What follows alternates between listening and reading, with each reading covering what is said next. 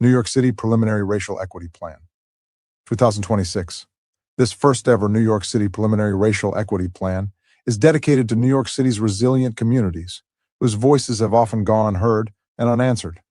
We honor the individuals and organizations, past and present, who have tirelessly advocated for justice and equity, whose experiences and insights have shaped our understanding of racism, illuminated our city's history of complicity, and pushed us to do better. May this work serve as a catalyst for change, fostering a future where all individuals can thrive in an inclusive and equitable society. Together, we commit to listening, learning, and taking action.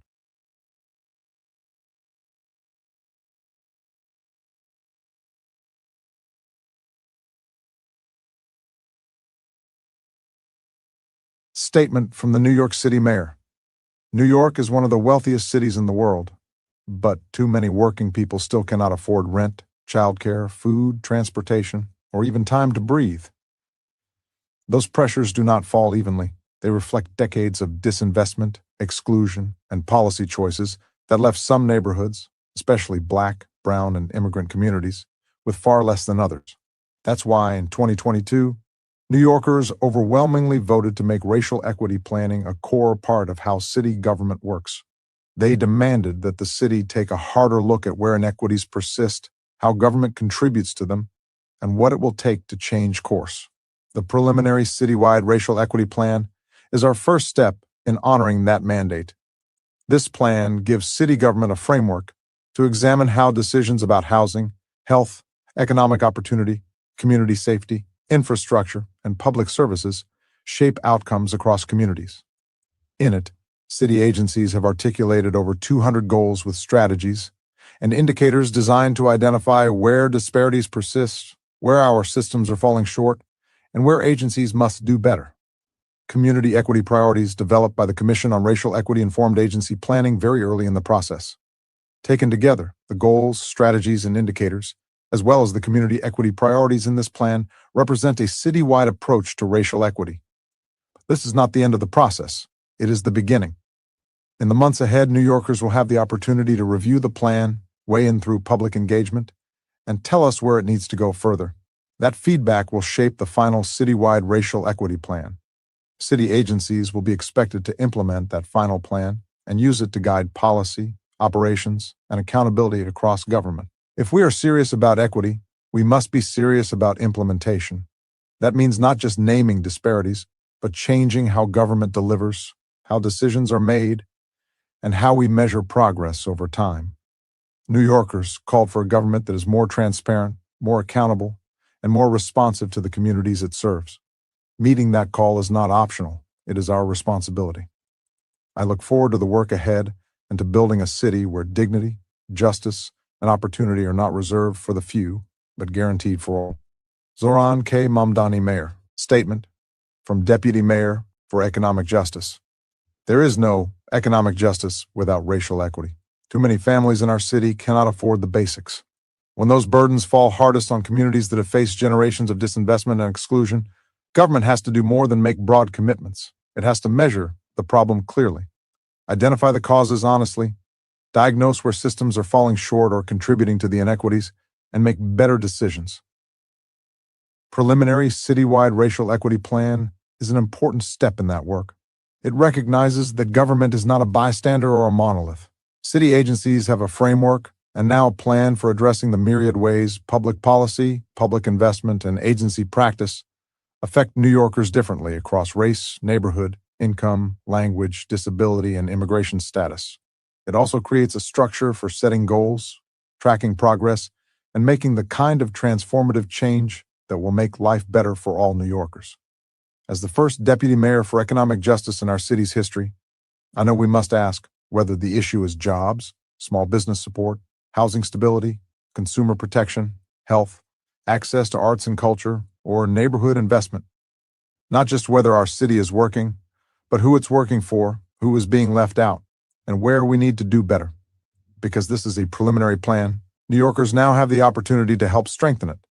That is how this process should work, with public input, accountability, and attention to the people most affected by these inequities. The plan will only be as strong as you help to make it. Julie Sue, Deputy Mayor for Economic Justice, Statement from Chief Equity Officer and Commissioner. New Yorkers across all 5 boroughs made clear their commitment to confronting systemic inequities by overwhelmingly voting in favor of a more just future. The release of the preliminary citywide racial equity plan is a testament to that collective mandate. This comprehensive effort reflects collaboration across 45 city agencies and the dedication of more than 200 public servants working toward a shared vision of equity, inclusion, and justice. The NYC Mayor's Office of Equity and Racial Justice is proud to lead and oversee this work, and as the new commissioner, I am committed to ensuring that this plan is implemented in practice. This plan affirms the city's commitment to advance racial equity, not only through impactful programs and policies, but also through sustained systemic reforms that will shape the lives of New Yorkers for generations to come. In its development, city agencies were tasked with examining the core levers of government: how we allocate resources, hire and support our workforce, procure goods and services, design policies and deliver programs, and exercise land use authority. By focusing on these foundational systems, we are embedding equity into the very structures of city government, ensuring our decisions and actions are grounded in fairness, accountability, and inclusion for all New Yorkers. We extend our deepest gratitude to our city agency partners for their leadership, collaboration, and commitment to transformative change. This work reflects a shared responsibility and a collective vision for a more equitable future. We encourage all New Yorkers to engage with this preliminary plan and share your feedback. Your voice is essential in shaping the path forward and ensuring that our efforts reflect the needs and experiences of the communities we serve. Together, we can build a city where equity is not just a goal, but a lived reality for all. Forward, Afua Adamensa, Esquire, New York City Chief Equity Officer Commissioner, NYC Mayor's Office of Equity and Racial Justice. Executive Summary. New York City's first ever preliminary citywide racial equity plan represents a historic milestone in the city's commitment to achieving racial equity. Developed by the Mayor's Office of Equity and Racial Justice in collaboration with 45 city agencies and more than 200 staff, this plan is a framework to ensure every New Yorker thrives in the city they call home. Our city is unwavering in its commitment to dismantling systemic barriers, impacting marginalized communities, and embedding racial equity in government services and systems. New York City's past shapes our present. The city's current state of persistent racial inequities in housing, education, asset building, health, safety, and governance is rooted in our 400-year history. Across generations, New Yorkers have led the charge for justice, continually pushing the city towards bridging the gap between our stated values and actions, and further embedding racial equity in every facet of life. This plan comes from a clear mandate by NYC voters. In 2022, New Yorkers passed ballot measures to create an Office of Racial Equity and a citywide racial equity plan.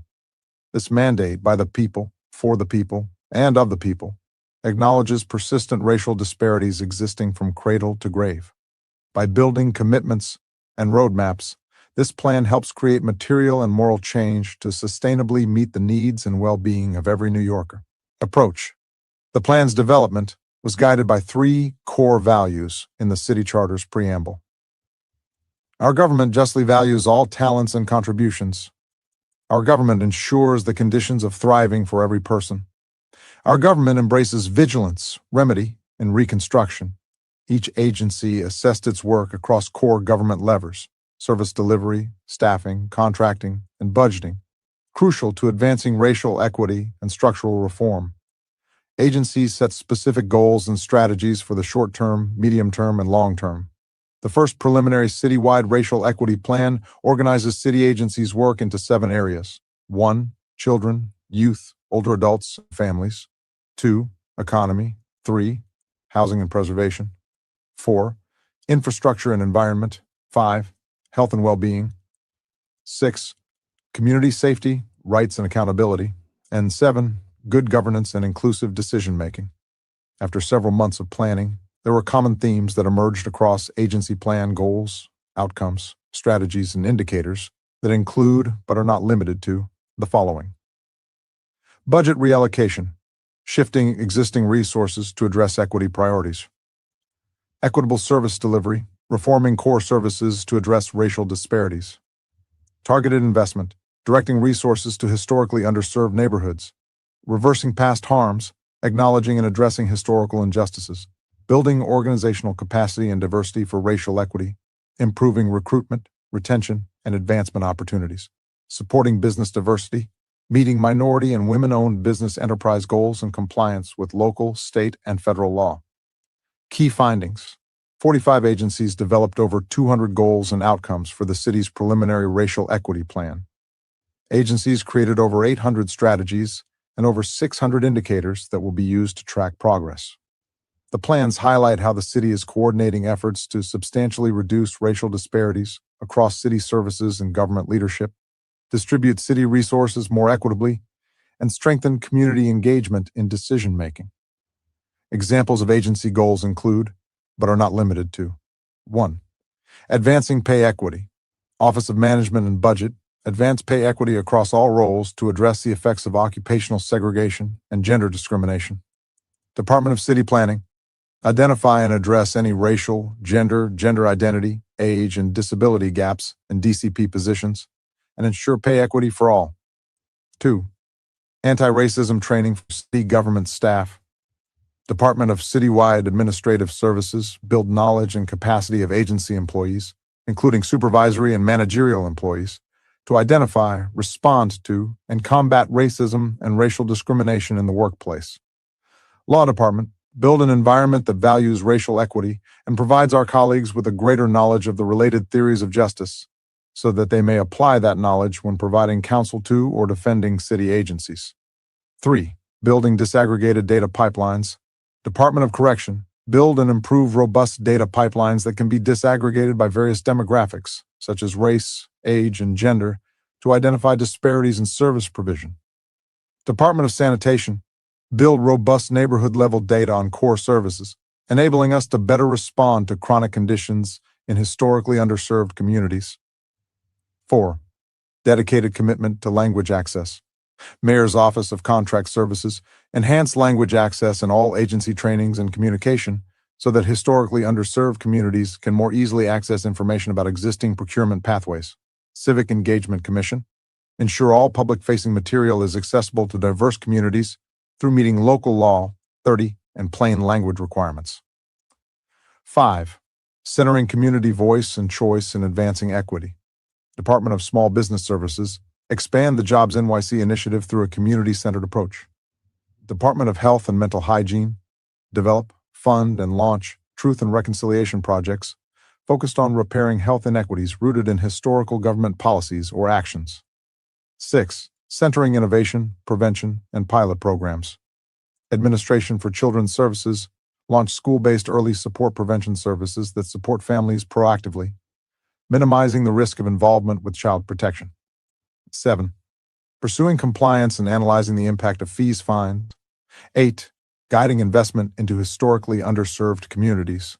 Department of Youth and Community Development, prioritize investments in communities with the highest needs using a data-driven approach. Department of Environmental Protection, prioritize agency investment in resilience projects for communities disproportionately impacted by flooding to better protect them from becoming more vulnerable to climate change. 9. Pursuing structural reform. Office of Technology and Innovation, build out My City to include additional city services while centering the needs of underserved communities to reduce barriers in access and usage of critical services. NYC Public Schools, disrupt historical inequities in college and career success by ensuring that all students graduate with a pathway to a rewarding career and long-term economic security. Path towards racial equity. Imagine New York City helping every New Yorker reach their full potential. Its services uplifting and empowering each person, reinforcing their dignity. The preliminary citywide racial equity plan establishes North Stars to provide us with an aspirational long-term vision that serves to guide the city's racial equity work. These include, but are not limited to, children and youth receiving quality public education that prepares them for college and career, regardless of zip code, no child living in poverty, and all families having economic security, all residents living in safe, dignified, and affordable housing, free of hazardous conditions. Minority-owned business enterprises are not underutilized in city contracting, every resident having access to quality, reliable, and affordable connectivity. This preliminary plan is a new chapter in New York City's sustained commitment to advancing racial equity. Through coordinated action, regular assessment, and continuous engagement, racial equity planning will build a more equitable city for more than 8.2 million New Yorkers and write the next chapter in this city's path towards equity and justice. This preliminary plan is open for public feedback, with the final citywide racial equity plan to be released following community engagement and input. The city is committed to the pursuit of racial equity through policies, practices, and programs that are designed and administered to meet the requirements of our federal and state constitutions and all applicable federal, state, and local laws. Introduction. Over the course of its history, New York City has been at the forefront of advancing racial equity in the U.S., shaping pivotal moments of progress while also facing backlash and setbacks along the way. It has been a historical and present battleground to a clash of ideas and a symbol of the arc of justice within United States history in confronting the contradictions of our declared values, creating a values gap. A country that proclaims all men are created equal, with inalienable rights, life, liberty, and the pursuit of happiness, one in its Declaration of Independence, is also a country which greatly profited off practices and systems of slavery since the founding of settlements and colonies in the 17th century. New York City's past is deeply intertwined with the structural racial inequities experienced by its communities of color. This first ever citywide preliminary racial equity plan comes within this context and reflects an evolution of 400 years of history shaping how the city responds and meets the moment of ensuring New York City centers racial equity in every facet of life. This report serves to contextualize the deep-rooted challenges marginalized communities have experienced in their lived experience, both present and past. It provides a roadmap for the governing bodies of the City of New York to actively acknowledge and address historical harms, and through a unified plan, move our city in the direction of progress. Every preliminary city agency plan documented here works together to build a strong foundation within our municipal government and outline a path toward racial equity. Racial equity, a mandate by the people, for the people, and of the people. Following the murder of George Floyd in 2020 and the ensuing racial reckoning and uprisings across the nation, New York City formed the NYC Racial Justice Commission. A charter revision commission, the RJC was tasked with identifying and dismantling the structural barriers to racial equity that exist within the city's governance. Following an extensive public engagement process, the commission proposed significant changes to the city charter, resulting in 3 historic ballot measures which overwhelmingly passed in November 2022. These measures included adding a preamble to the city charter that recognizes and commits to clearly outlined values and a vision for a just and equitable city for all, forming an Office of Racial Equity, creating the city's first racial equity plan, and creating a commission on racial equity to establish and sustain a new city government infrastructure that advances and evaluates racial equity to ensure accountability, and creating a true cost of living measure to track the cost of meeting essential needs and thriving in NYC. These milestones and our new charter amendments represent foundational steps in the city's efforts to institutionalize racial equity across its city services and systems. New York City's history is one of both progress and profound injustice. The journey towards racial equity cannot be understood without acknowledging the pivotal moments and themes that have brought us to the present. 1624, settler colonization and establishment of slavery. New York's history has been one of colonization, exploitation, and racial oppression. The land New York City stands on today once belonged to the Lenape people, who were forcibly displaced through settler colonialism. From the era of Dutch colonization to modern times, systemic racism has shaped the experiences of Black, Indigenous, Latin, Asian, Pacific Islander, Middle Eastern, and other communities of color. The story of racial injustice in New York City begins with the arrival of Dutch colonists in 1624, who established New Amsterdam on Lenape land, part of a larger indigenous territory known as Lenapehoking. The Lenape people, the original stewards of this land, were forcibly displaced by European settlers who claimed exclusive possession of the land, devastating the local environment and using military force to assert dominance. Prior to Dutch settlements, The pre-colonization Lenape civilization was dense and populous, with as many as 15,000 to 20,000 people living in what became the 5 boroughs. The Lenape built travel and trade routes through this land, including roads that later became Broadway in Manhattan and Flatbush Avenue in Brooklyn. Due to its strategic location, Manhattan was a trading hub and seat of government in Lenapehoking. As the colony expanded, the Dutch introduced slavery in 1626, using enslaved labor from Africa to build the colony's infrastructure. The establishment of Wall Street as a hub for trade included the buying and selling of enslaved people, solidifying the city's role in the transatlantic slave trade and the development of the United States economy. When the British took control of New Amsterdam in 1664, renaming it New York, they further entrenched the system of slavery, making New York the largest slaveholding city in the North by the early 1700s. The era of Dutch and British colonization entrenched a system of slavery that exploited black labor to build much of the city's early infrastructure, including Wall Street. The slave market as we know it was deeply prominent on Wall Street.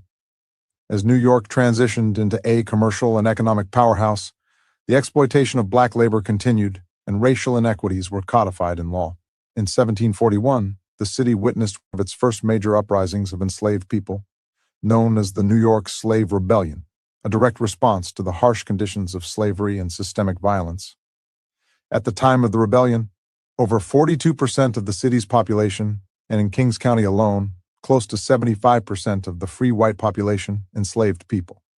Despite the formal Wall Street slave trade ending in 1762, enslaved people were bought and sold informally throughout the city. Although New York formally abolished slavery in 1827, the legacy of slavery continued to shape the city's economy and social structures long after. Wall Street and the economic legacy of slavery in New York City. New York's economic rise in the 19th century was built on the backs of enslaved people and the exploitation of black labor. Even after slavery was abolished in the state, black New Yorkers continued to face systemic exclusion from economic opportunities. The legacy of slavery persisted through Jim Crow laws, segregation, and economic disenfranchisement. However, during this period, New York also became a hub for abolitionist activities and developing the movement. Frederick Douglass gave lectures and mobilized communities in New York City to call for an end to slavery permanently. The Underground Railroad had various routes and safe houses that protected enslaved people in New York, led by New Yorkers like Harriet Tubman. Free, black communities like Weeksville and Brooklyn, established in 1838, and Seneca Village, established in the 1820s in Manhattan, flourished as places of refuge and self-determination. However, these communities experienced violence from governing bodies of New York City. Seneca Village, for instance, was destroyed through eminent domain in the 1850s to make way for Central Park, displacing free black communities in Upper Manhattan. Civil War, emancipation, and draft riots. While slavery was formally abolished in 1827, the city still played a role in facilitating slavery in the South up until the Civil War. The Civil War divided the city of New York. In the same year, the Emancipation Proclamation was issued to put an end to Union slavery. New York City witnessed one of the worst draft riots in the North. 11 black men were lynched, and entire black neighborhoods were destroyed, fundamentally changing how black New Yorkers lived and functioned in the city. After the emancipation, NYC witnessed a boom in the Reconstruction era, developing and building out its grid structure. With great wealth coming from new industries, industrialization also brought great inequality, impacting who received what, how, and why. Reconstruction also led to progressive protections and organizing with the creation of labor unions. New York City itself hosted some of the largest labor union protests and demonstrations. The Great Migration and Harlem Renaissance. The Great Migration, starting in the 1910s and 1920s, led to a large influx of black migrants moving from the rural South, where Jim Crow systems dehumanized and continued to hold systems of slavery and exploitation against black Americans.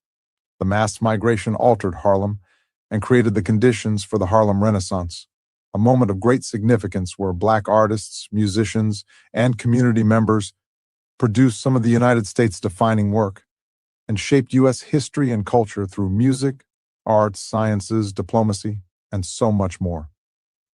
Despite these contributions and advancements, the Harlem uprisings of 1935 and 1943 signify how economic exploitation and police brutality impeded black liberation in New York City. segregation and desegregation, the struggle for racial equity.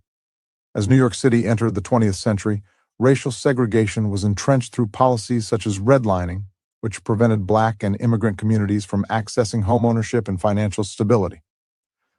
The Homeowners Loan Corporation and the Federal Housing Administration systematically denied loans to neighborhoods with predominantly Black populations, contributing to cycles of poverty and disinvestment that have persisted to this day. HULC provided MAP guidelines that set criteria for banks to offer mortgages. As of today, the median household net worth of white New Yorkers is roughly $276,900, nearly 15 times that of Black New Yorkers, $18,876.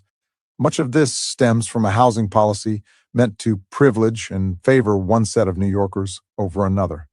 The civil rights movement of the 1960s saw significant victories, such as the desegregation of public spaces and schools, but the battle for racial equity in housing, education, and employment remained unfinished. The civil rights movement also ushered in advocacy for immigration protections, leading to the passage of the Immigration and Nationality Act of 1965 and fundamentally altering New York City's population. While these civil rights advancements occurred, the City of New York and its governing bodies also played a role in the mass displacement of Black and Latino New Yorkers in the Bronx, with the construction of the Cross-Bronx Expressway, created by public builders. The construction of these new highways in the 1950s and 1960s led to the mass displacement of at least 40,000 Bronx residents and the redlining of newly built environments. And yet, New York City agencies and bodies also played a role in the creation of human rights laws in the 1960s, inspired by civil rights era movements. Some agencies were created in response to the Young Lords, for example, who occupied Lincoln Hospital in 1969 and 1970, organized trash protests, and demanded better services. Just a few years later, new hospitals were created, and the development and formation of many agencies with responsibilities for social services were established, including the Department of Transportation, Department of Social Services, and Human Resources Administration. The Black Panther Party, which influenced the Young Lords, also built models of mutual aid in New York City in the 1960s, making sure every child received meals. Decades later, such models inspired New York City and many other localities to ensure every child received free meals, becoming a universal policy cornerstone so that no child goes hungry. The modern era, from civil rights to Black Lives Matter, the latter half of the 20th century saw New York City become a battleground for racial justice. The civil rights movement brought about significant legal changes, but racial disparities persisted. The fiscal crisis of the 1970s hit communities of color hardest, and the introduction of punitive policing policies in the 1990s further marginalized Black and Latino communities. This led to mass incarceration and systemic over-policing, where Black and Latino men were stopped and frisked on average 3 to 5 times more than any other group. More recently, the killings of Eric Garner in 2014 and George Floyd in 2020 reignited the fight for racial justice, leading to widespread protests and a renewed focus on systemic racism in policing, housing, education, and healthcare. The Black Lives Matter movement has galvanized a new generation of activists who continue to demand not only the end of police violence, but also the dismantling of all forms of systemic racism that pervade every aspect of life in New York City. This has all led us to the creation of this moment, right here, right now, to operationalize racial equity into every aspect of city life. Historical timeline. Note, this timeline is not meant to be a comprehensive summary of all historical events. Pre-1624, Lenape people reside on Lenapehoking land and have done so for over 11,000 years. The Munsee tribe inhabited modern-day New York region. Prior to European contact, the Lenape numbered 20,000. They traded, farmed, and hunted, were closely connected with the land, and are its rightful stewards. 1624, the Dutch established settlement on Lenapehoking land, specifically the colony of New Amsterdam, colonizing Lenapehoking, the land of the Lenape people. This marked the beginning of Dutch settlement in what is now NYC, alongside the introduction of slavery in the region in 1626. 1653, New Amsterdam is chartered and paves the way for the formal establishment of the city of New York later. 1664, British colonized New Amsterdam, seizing control from the Dutch and renaming it New York. This expanded English colonial practices, including the use of enslaved African labor, which became a key economic driver in the growing colony. 1712, First New York Rebellion of enslaved black people to fight for their abolition. 20% of the NYC population were enslaved. 1741, New York Rebellion of enslaved black people, involving a series of fires and alleged plot to revolt. Dozens were executed or exiled as a result. 42% of the population participated in the enslavement of African Americans. 1762, Wall Street slave market ends, banning the public sale of enslaved people. However, the economic entanglement of slavery with the financial institutions in NYC persisted for decades. 1776 to 87, American Revolution and Independence. U.S. adopts the Declaration of Independence on July 4, 1776, declaring all men are created equal and endowed them with inalienable rights of life, liberty, and the pursuit of happiness. Slavery continued to exist in NYC, contradicting stated ideals. Lenape people are fewer than 3,000, killed through infectious diseases, war, and genocide. New York briefly serves as the nation's first capital. 1801, Brooklyn Navy Yard established as a port. 1827, New York banned slavery, following gradual emancipation laws. Nevertheless, NYC remained a large hub for slavery. 1838, Weeksville Free Community, established by free African Americans and founded in Brooklyn, becoming one of the first self-sufficient black communities in the U.S., and offering refuge from racial discrimination and economic exclusion in NYC. 18 Fortman established. 1849, City Law Department established. 1858, Seneca Village, a predominantly black community founded in the 1820s, raised. Located in what is now Central Park, it was forcibly cleared by the city under eminent domain to make way for the park's construction. 1862, Department of Buildings established. 1863, Emancipation Proclamation issued by President Lincoln, declaring the freedom of enslaved people in Confederate states and marking a turning point in the national abolition of slavery. 1863, Draft riots, a violent response to the Civil War draft, during which mobs attacked black people, leading to the lynching of 11 black men and widespread destruction in African American neighborhoods. 1865, Fire Department created. 1870, Department of Health established. 1873, Department of Investigation established. 1879, Tenement Housing Act passes, mandating reforms in building design to improve the health and safety conditions in urban housing, which were primarily inhabited by the working poor, including many African Americans and immigrants. 1880 to 1918, Immigration Wave. 19th century social, political, and economic movements lead to waves from Ireland, Italy, and Western Europe. 1881, Department of Sanitation formed. 1895, Department of Correction established. 1896, Plessy v. Ferguson. The Supreme Court rules segregation as a practice is valid as long as public and private institutions can be separate but equal. The incorporation of NYC brought together Manhattan, Brooklyn, Queens, and Staten Island into a single municipality and laid the groundwork for modern urban planning, which would often disadvantage communities of color.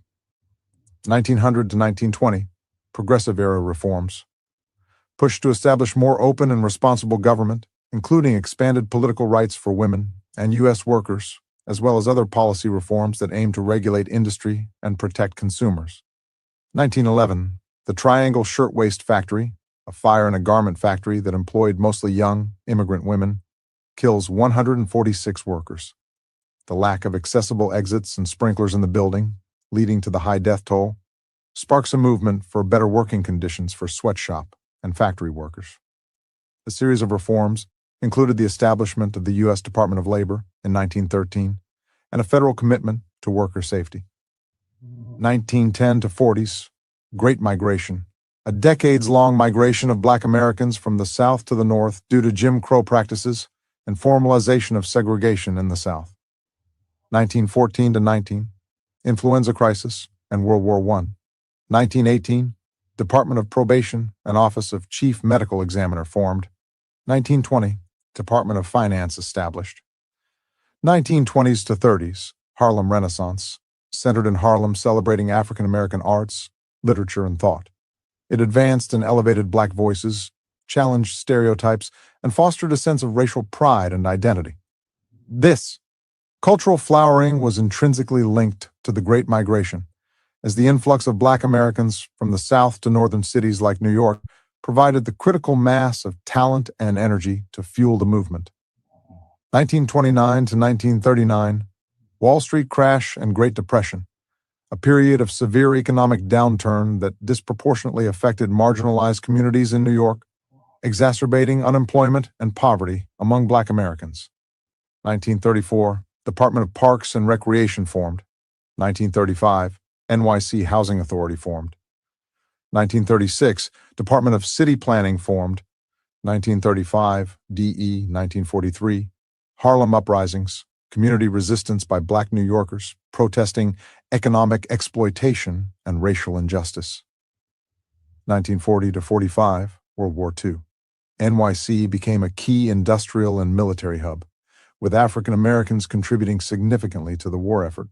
However, racial segregation in housing and employment persisted, leading to tensions that would contribute to the post-war civil rights movement. 1940s to 1950, Black New Yorkers desegregate spaces, engaging in direct action campaigns to desegregate restaurants, theaters, and other public spaces, and contributing to broader efforts to dismantle racial segregation in the North. 1947, Jackie Robinson joins the Brooklyn Dodgers, becoming the first African American to play in the MLB in the modern era, breaking the sport's racial barrier and symbolizing broader challenges to racial segregation. 1949, Federal Housing Act sparks urban renewal, funding urban renewal projects across the U.S. and in NYC. Many of these projects displaced African American and immigrant communities, perpetuating racial segregation. 1954, Brown v. Board of Education Supreme Court ruling, declaring segregation in public schools unconstitutional and overturning Plessy v. Ferguson. 1955, Commission on Human Rights formed. 1963, Cross Bronx Expressway completed, creating a major highway that cut through the heart of the Bronx and displacing 40,000 residents and businesses. 1964, Civil Rights Act signed. 1964, NYC school student boycott, where more than 400,000 students and parents participated in a citywide boycott of public schools to protest the ongoing de facto segregation in New York's educational system, highlighting racial inequities in schooling and the failure to adopt an effective racial integration plan. 1965, Immigration and Nationality Act of 1965 passes, fundamentally changing U.S. immigration policy by eliminating national origin quotas and prioritizing family reunification and skilled labor. This increased immigration from Asia, Africa, and Latin America, shaping NYC neighborhoods for decades to come. 1965, Landmarks Preservation Commission formed. 1965, NYC Human Rights Law passes, expanding the jurisdiction of the city's Commission on Human Rights to address discrimination in housing, employment, and public accommodations, particularly benefiting marginalized racial and ethnic groups. 1966, Human Resources Administration Department of Social Services formed. 1966, the Civilian Complaint Review Board is established in response to growing demands for accountability, creating an independent body to investigate police misconduct and make disciplinary recommendations to the NYPD Commissioner. 1967, Office of Labor Relations formed. 1968 to 1970, NYC Mayor Lindsay signs executive orders prohibiting discrimination in city employment and contracting based on race, sex, age, and disability. 1969, Stonewall uprisings led by LGBTQ plus people of color, particularly Black and Latina trans women. A series of spontaneous demonstrations against police harassment, which sparked the modern LGBTQ plus rights movement. Students at City College occupy buildings to protest admissions policies and a curriculum that failed to acknowledge their histories and cultures, demanding greater representation of Black and Puerto Rican students in studies, given the school's location in Harlem. 1969, Department of Consumer Affairs and the New York City Health and Hospitals Corporation formed. 1969 to 76, Young Lords activism, led by Puerto Rican youth, African Americans, and Latine New Yorkers. The group demanded better city services like sanitation, education, and health care. In 1970, they occupied Lincoln Hospital in the South Bronx to demand accessible and adequate care in what they called the butcher shop, where patients of color experienced high mortality rates. Their work drew national attention through its framing of racial and economic justice as a public health issue. 1970s. NYC public school desegregation efforts through busing and other measures faced significant resistance, highlighting the ongoing racial divide in education despite legal mandates for integration. 1970s to 80s, the Bronx is burning. A wave of landlord arson, redlining, and city disinvestment led to the intentional destruction of housing at a massive scale, displacing Black and brown residents and devastating entire neighborhoods. 1971, Taxi and Limousine Commission formed. 1973, DJ Kool Herc pioneers hip-hop at Bronx Party. 1975, NYC fiscal crisis nearly bankrupts NYC, leading to severe cuts in public services and programs, which disproportionately impact low-income and marginalized communities. 1975 to 79, Department for the Aging, Department of Records and Information Services, Department of Environmental Protection, Department of Transportation, Department of Cultural Affairs, Department of Housing Preservation and Development, Office of Administrative Trials and Hearings, all formed. 1977, NYC blackout. A massive power outage during an economic recession heavily impacts New York and struggling New Yorkers. 1978, NYC Mayor Koch signs executive order prohibiting discrimination based on sexual orientation in city employment, services, and contracting. 1980s to 90s, war on drugs, U.S. government campaign to reduce illegal drug use through harsh law enforcement and penalties, disproportionately impacting communities of color and leading to mass incarceration. 1981, first mainstream news on HIV/AIDS. The New York Times publishes one of the first major articles on AIDS amid widespread government indifference. While initially framed as a disease affecting only gay men, the epidemic devastates Black and brown communities, sex workers, and people who use intravenous drugs. With little institutional support, people living with HIV/AIDS in New York City organize their own care, advocacy, and survival, eventually forming more than 200 grassroots organizations. 1988, Tompkins Square uprising, where clashes between police and demonstrators in the park erupt over gentrification, homelessness, and police brutality, exposing deep social tensions in the city. Mayor's Office of Contract Services formed. 1989, charter amendments adopted by referendum provide for the establishment of the Equal Employment Practices Commission and an Office of Financial and Economic Opportunity authorized to establish programs for minority and women-owned businesses. 1989, Central Park 5 case, where 5 Black and Latino teenagers were wrongfully convicted of rape in Central Park. The case was highly publicized, and they were imprisoned based on coerced confessions. In 2002, they were exonerated after another person confessed to the crime, raising significant concerns about racial bias in the criminal justice system and the treatment of youth of color. 1990, David Dinkins becomes the first Black mayor of New York City. 1990, Americans with Disabilities Act is enacted, expanding civil rights protections for people with disabilities and reshaping access to New York City's public services, infrastructure, and employment. 1990s to 2000s, stop-and-frisk policing leads to disproportionate stops of Black and Latino men for searches without probable cause. The majority of these stops do not result in arrests or reductions in crime. Continuing a pattern of hyper-surveillance and racialized harm, the policy adds to growing mistrust between communities of color and the NYPD.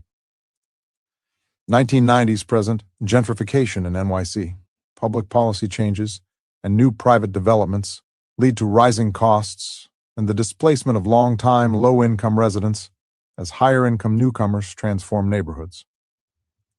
1991, Economic Development Corporation formed. 1992, The city's first program for minority and women-owned businesses is established by regulation. 1993, Department of Homeless Services formed as separate agency. 1994, Department of Information Technology and Telecommunications formed. 1996, Administration for Children's Services, Department of Youth and Community Development, Mayor's Office of Criminal Justice, Department of Design and Construction, and Department of Citywide Administrative Services formed. 1999, killing of Amadou Diallo.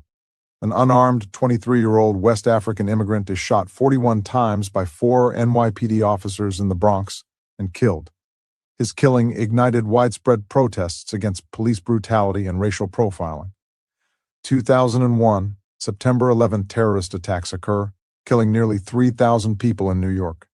The ensuing war on terror ushered in an era of mass surveillance and profiling of Arab, South Asian, and Muslim communities. 2001-2, Department of Education, Department of Small Business Services, NYC Emergency Management, and Business Integrity Commission Incorporated. 2005, Local Law 129 enacted. Participation goals created for city's MWBE program, increasing number of MWBEs certified from 700 to 30,500 under NYC Mayor Bloomberg. 2006, killing of Sean Bell. A 703-year-old is killed by NYPD officers after 50 shots are fired into his car in Queens. His killing sparks protests against police brutality, impunity, and racial profiling. 2007-8, Great Recession. Financial crisis triggered by the collapse of the housing market leads to a deep recession that causes widespread job losses and evictions, with Black and brown communities disproportionately affected. 2010, Mayor's Office of Media and Entertainment established. 2011, the Occupy Wall Street movement emerges in Zuccotti Park, driven by widespread frustration with corporate power, high unemployment, and deep economic inequality. The movement popularizes the slogan, "We are the 99%, highlighting extreme concentration of wealth in the United States. 2012, Superstorm Sandy causes widespread destruction in NYC, particularly in low-lying and coastal areas, with marginalized communities facing disproportionate damage and slower recovery efforts. 2013, Trayvon Martin, an unarmed 17-year-old Black teenager, is fatally shot in Florida by George Zimmerman, a civilian neighborhood watch volunteer. His killing and Zimmerman's acquittal sparked national outrage and galvanized the Black Lives Matter movement. 2014, killing of Eric Garner. An unarmed 43-year-old Black man is killed by NYPD officers during an arrest for allegedly selling loose cigarettes. His killing is captured on video, where he repeatedly says, "I can't breathe," which becomes a rallying cry for the BLM movement. 2014, killing of Mike Brown Jr. An unarmed 18-year-old Black teen is shot by police in Ferguson, MO, sparking national protests, including in NY, against police violence and racial injustice fueling growth of the BLM movement. 2016, Department of Veteran Services created. In 2017, Local Law 90 is enacted, strengthening language access requirements across NYC agencies to ensure meaningful access to services for New Yorkers with limited English proficiency. 2017, Muslim ban. The Trump administration restricts entry into the U.S. from several Muslim-majority countries, sparking mass protests across the nation for being discriminatory and anti-immigrant. 2018, Civic Engagement Commission created. 2020, killing of Breonna Taylor. A 26-year-old Black woman is shot and killed by police in Louisville, KY, in her apartment during a nighttime police raid. Her death, and the delayed response to it, sparks nationwide protests against excessive force and drives momentum of the Say Her Name movement. 2020, NYC is the national epicenter of the COVID-19 pandemic, with Black, brown, and working-class communities disproportionately impacted due to structural health and socioeconomic inequities. COVID-19 widens existing racial gaps in life expectancy, making inequities in health outcomes more visible. 2020, NYC Task Force on Racial Inclusion and Equity forms under former NYC Mayor de Blasio and former NYC First Lady Shirlane McCray to identify disparities and respond to disproportionate effects. 2020, murder of George Floyd and protests. An unarmed 46-year-old Black man is murdered in Minneapolis, MN, when a police officer kneels on his neck for over 9 minutes. This sparks international protests, including in NYC, demanding an end to police brutality. 2021, Stop Asian Hate movement, emerges in response to increased anti-Asian racism and violence during the pandemic. It aims to raise awareness, combat discrimination, and promote safety and equality for Asian Americans and Pacific Islanders in the U.S. 2021 NYC Charter Revision Commission, formed under NYC Mayor de Blasio, and tasked with examining structural racism and putting forward ballot questions aimed at eliminating barriers and promoting racial equity. 2021, NYC Department of Health and Mental Hygiene passes resolution officially declaring racism a public health crisis. 2022, NYC voters pass racial justice ballot measures, marking a significant step toward institutionalizing racial justice reforms in the city. 2023, killing of Jordan Neely. A 30-year-old black man experiencing homelessness and mental health distress dies after being placed in a chokehold on the NYC subway by Daniel Penny, a civilian.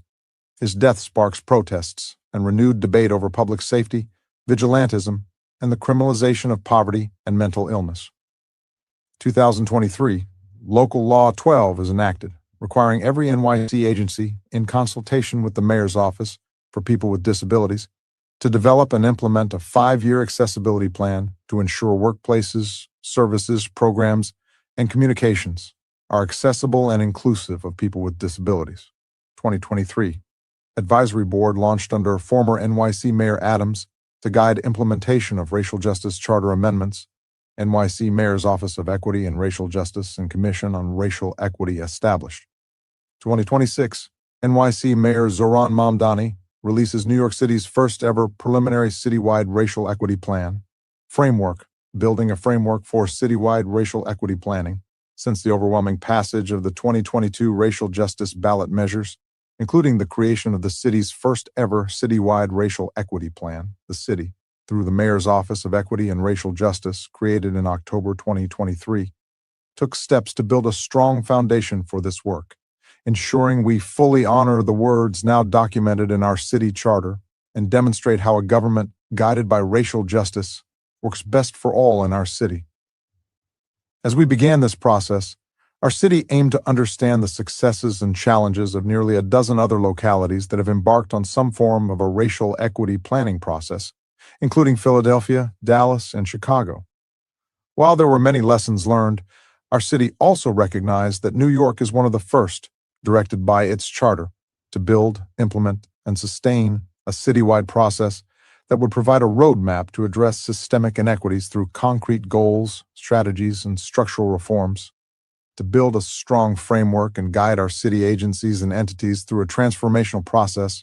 A NYC Advisory Board was formed to help the city implement the Racial Justice Charter amendments, starting with the Citywide Racial Equity Plan. The board launched in 2023 with over a dozen members, including local nonprofit leaders from diverse communities across the city, civil rights trailblazers, as well as former government leaders who understand municipal operations.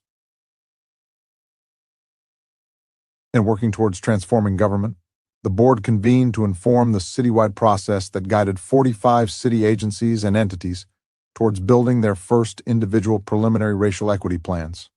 The framework created to guide our city's planning process was also built on the foundational values outlined in our preamble, which declares NYC a multiracial democracy and informs how the city carries out its duties, obligations, and authorities. The 3 core foundational values include the following. Our government justly values all talents and contributions. Our government ensures the conditions of thriving for every person. From the very beginning, our goal was to ensure that every city agency creating a plan put these core values into action so that together these plans are transformative and begin addressing the foundations of government.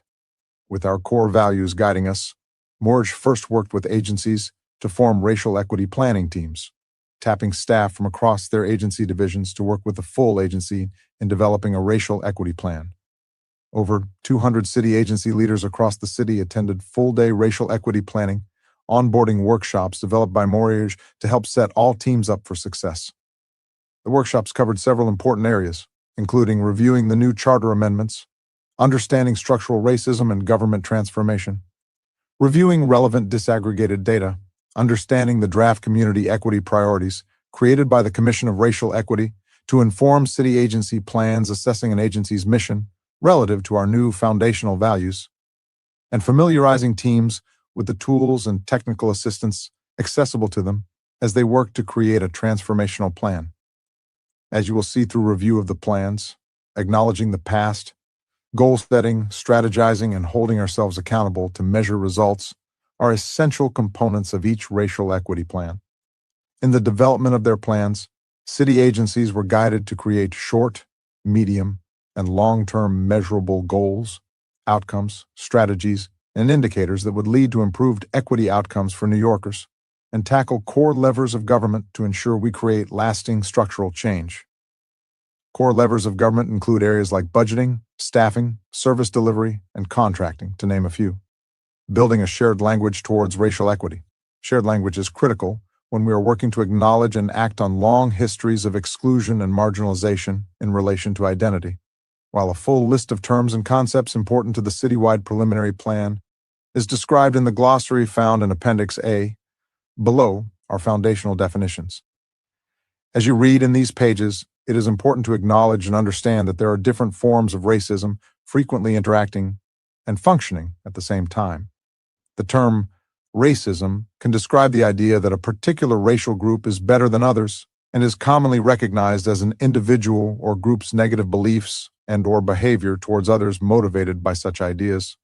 But just as often, it refers to policies and practices that create unequal outcomes, whether or not those institutions intend to do so, existing inequities that spread within a system of various institutions, as well as different systems that interact to perpetuate widespread racial inequality. We define racial equity to refer to an outcome, the achievement of equity with a particular focus on race, or the intersection of race with other characteristics of identity. Working toward racial equity means the intentional closing of gaps in policy, practice, and allocation of city resources through the prioritization of access, opportunities, and resources to those people and communities who, based on, or at least in part due to race, have historically faced or currently face marginalization or oppression, underinvestment, disinvestment, or under-resourcing.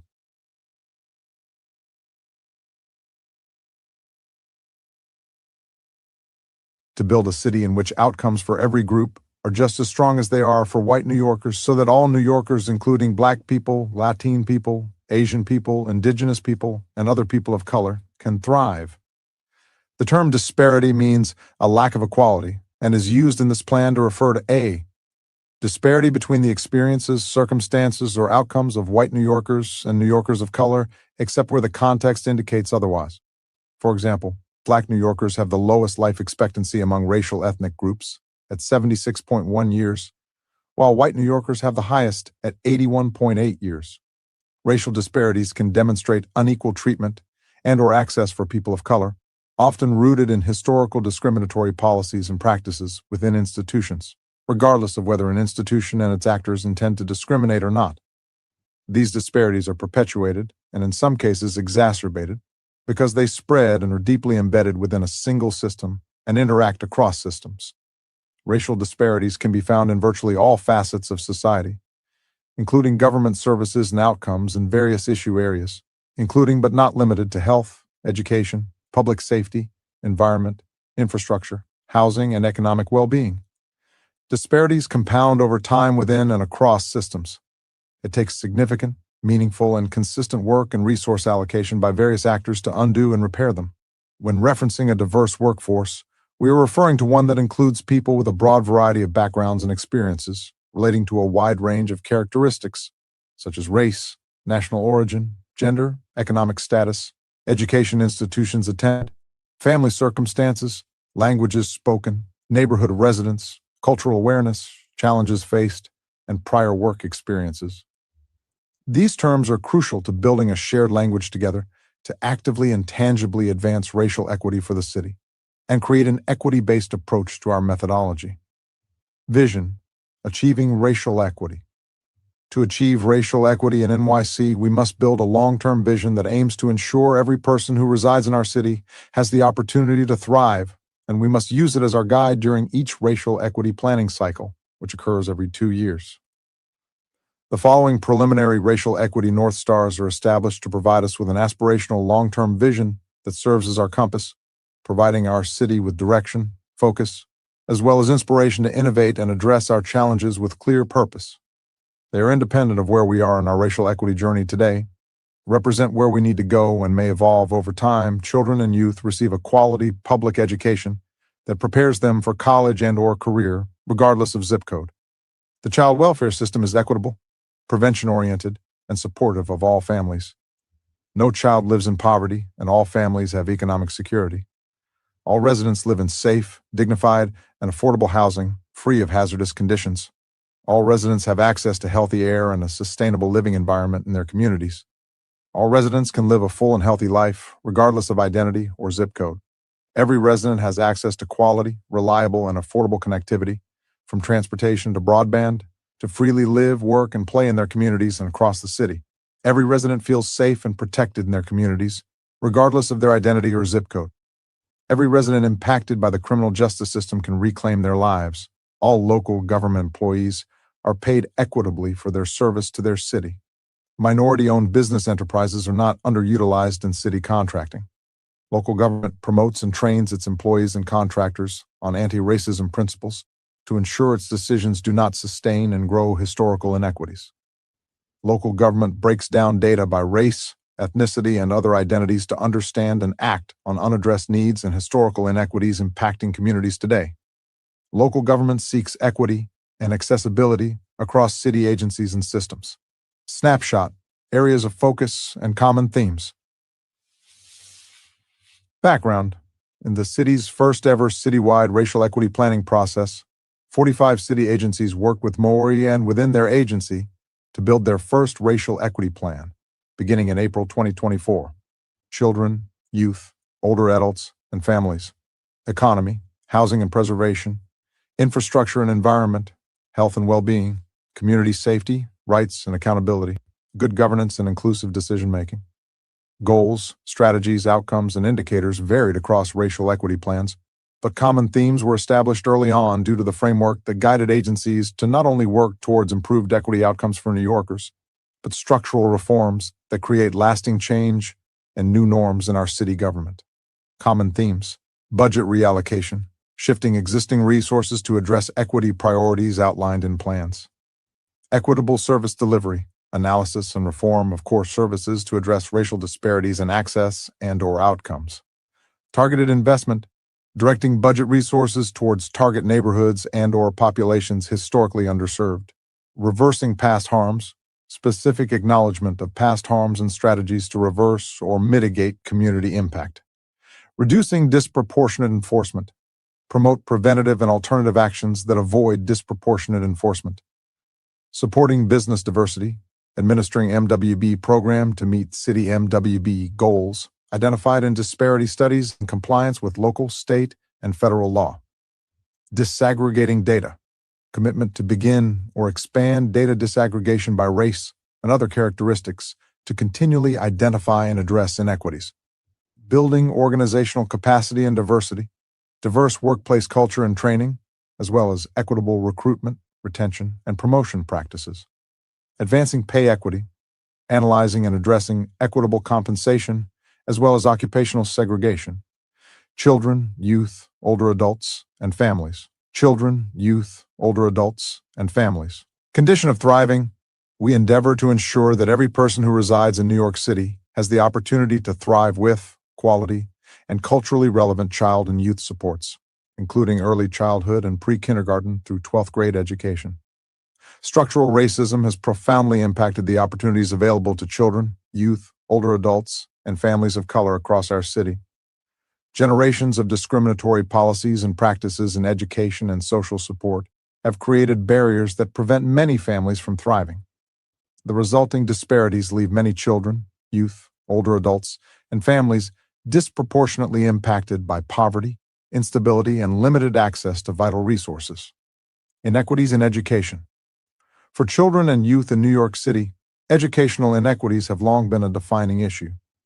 The roots of these disparities trace back to the origins of free public schooling in the early 19th century, where access was initially limited to white children.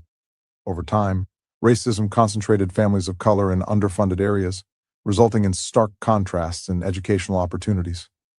Children of color continue to face barriers to accessing quality early education, disproportionate rates of inappropriate discipline, over-referral for special education, and lower levels of academic readiness, all of which have profound lifelong effects on students of color, limiting their career options, earnings potential, and overall sense of well-being and happiness. Today, over 70 years after the Supreme Court unanimously ruled in Brown v. Board of Education that separate but equal education is inherently unequal, that reality continues to be borne out.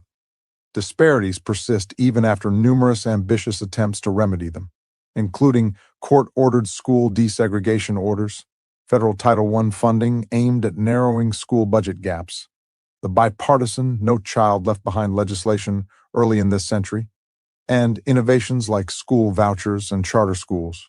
A McKinsey and Company analysis shows that, at the pre-pandemic pace, achieving educational parity would take between 60 to 160 years. The pandemic only exacerbated those gaps, with much larger declines for Black students in National Assessment of Education Progress math scores compared to their white peers.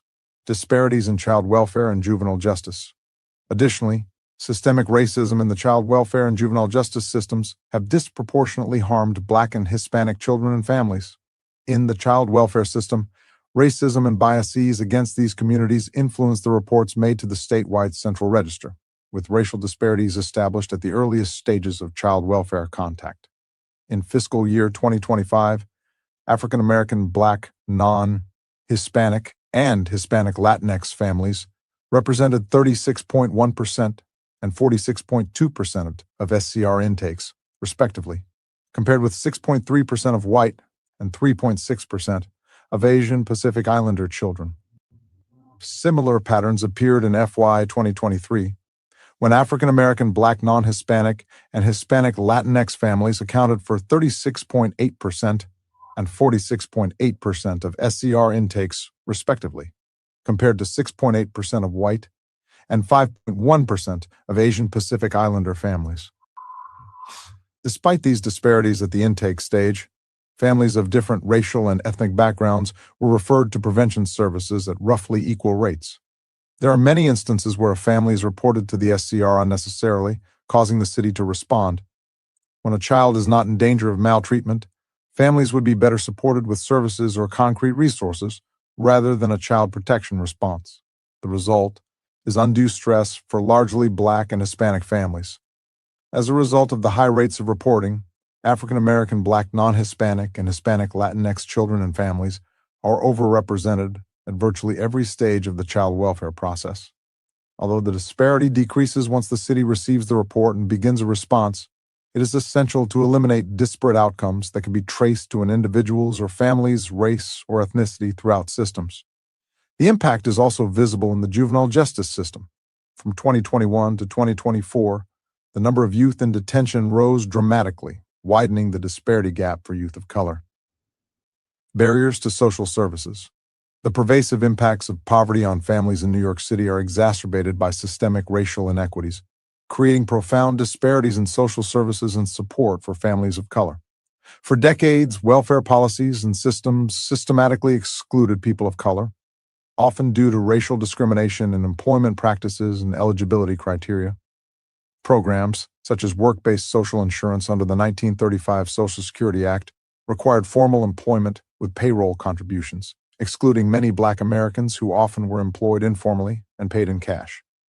Additionally, public assistance programs such as the Aid to Dependent Children primarily benefited white widows, further marginalizing people of color who needed support. New York City is home to over 8.2 million residents, with 2/3 identifying as people of color, 18% living below the poverty threshold, and 23% identifying as not able to speak English very well or at all. Through anti-poverty programs and initiatives, the city serves low-income New Yorkers, a disproportionate number of whom are people of color, reflecting the ongoing impact of structural racism.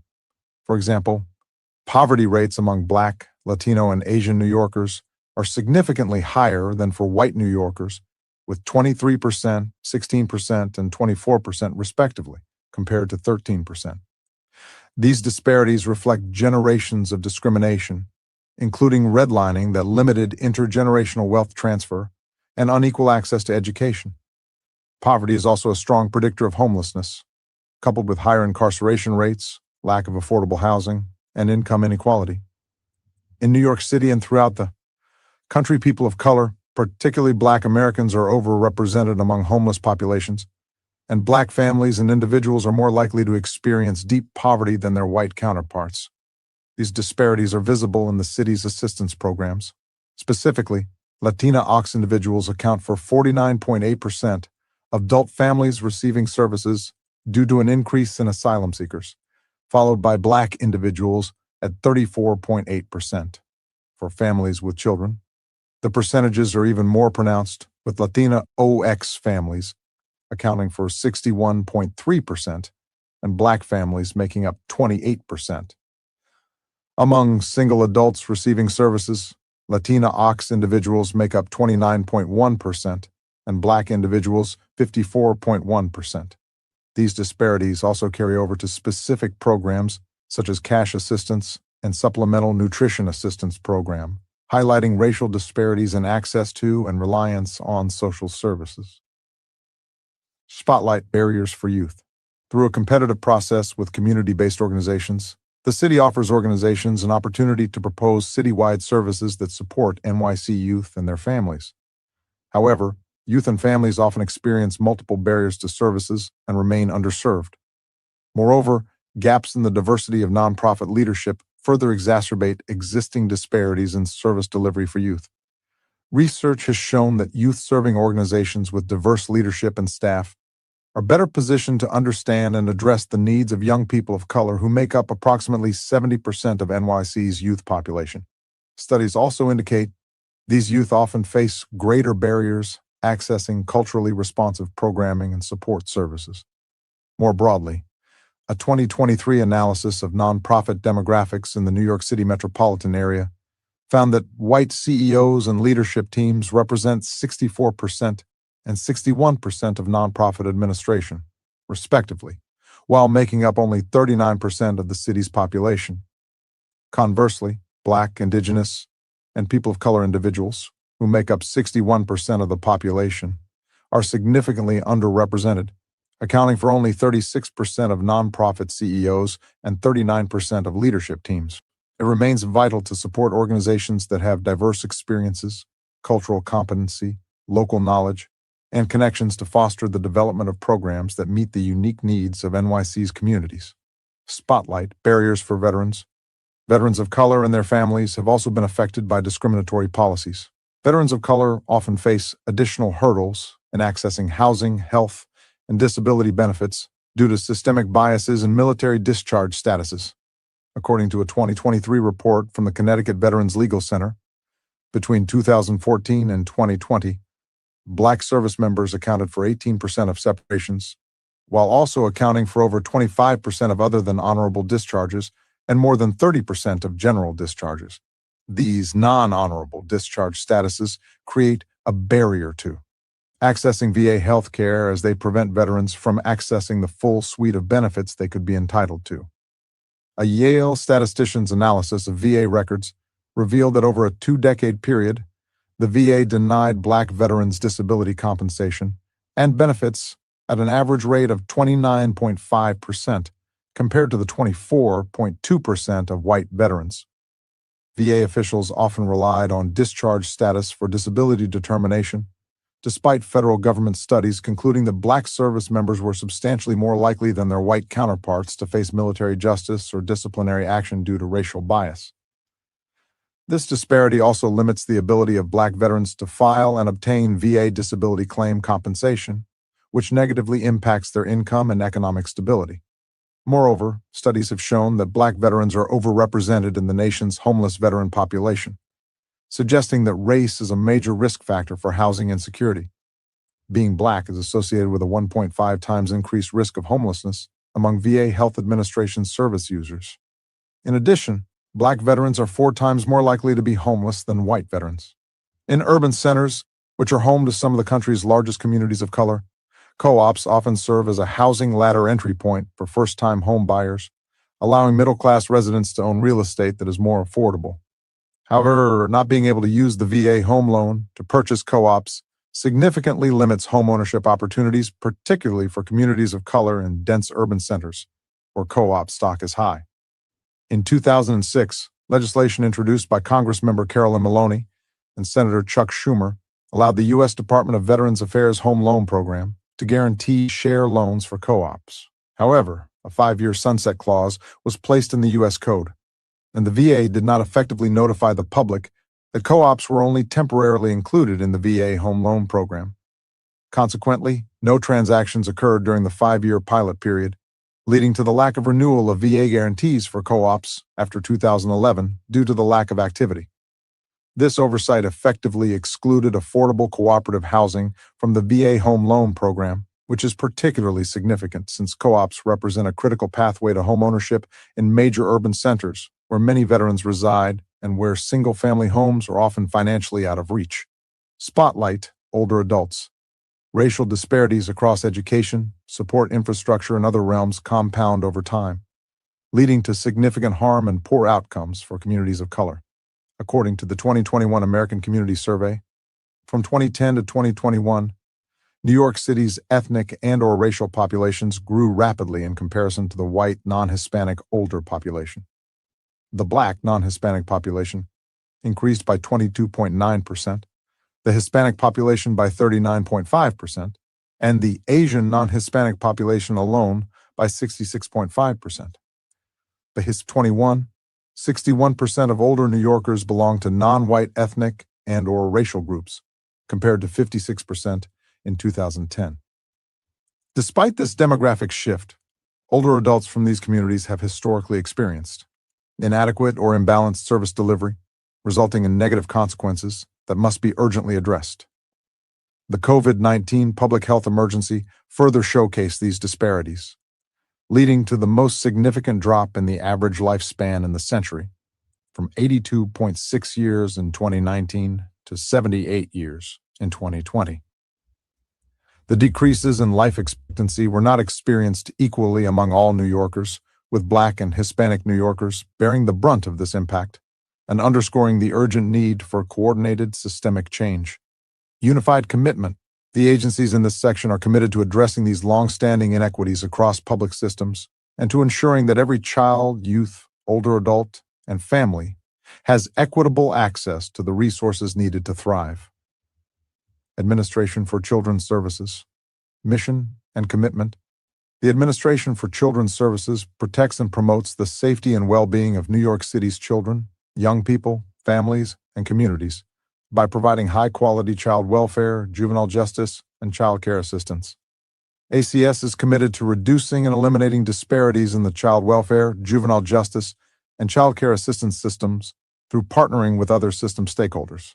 ACS sees it as our responsibility and our role because it is our mission to protect children and promote the success of children, families, and communities.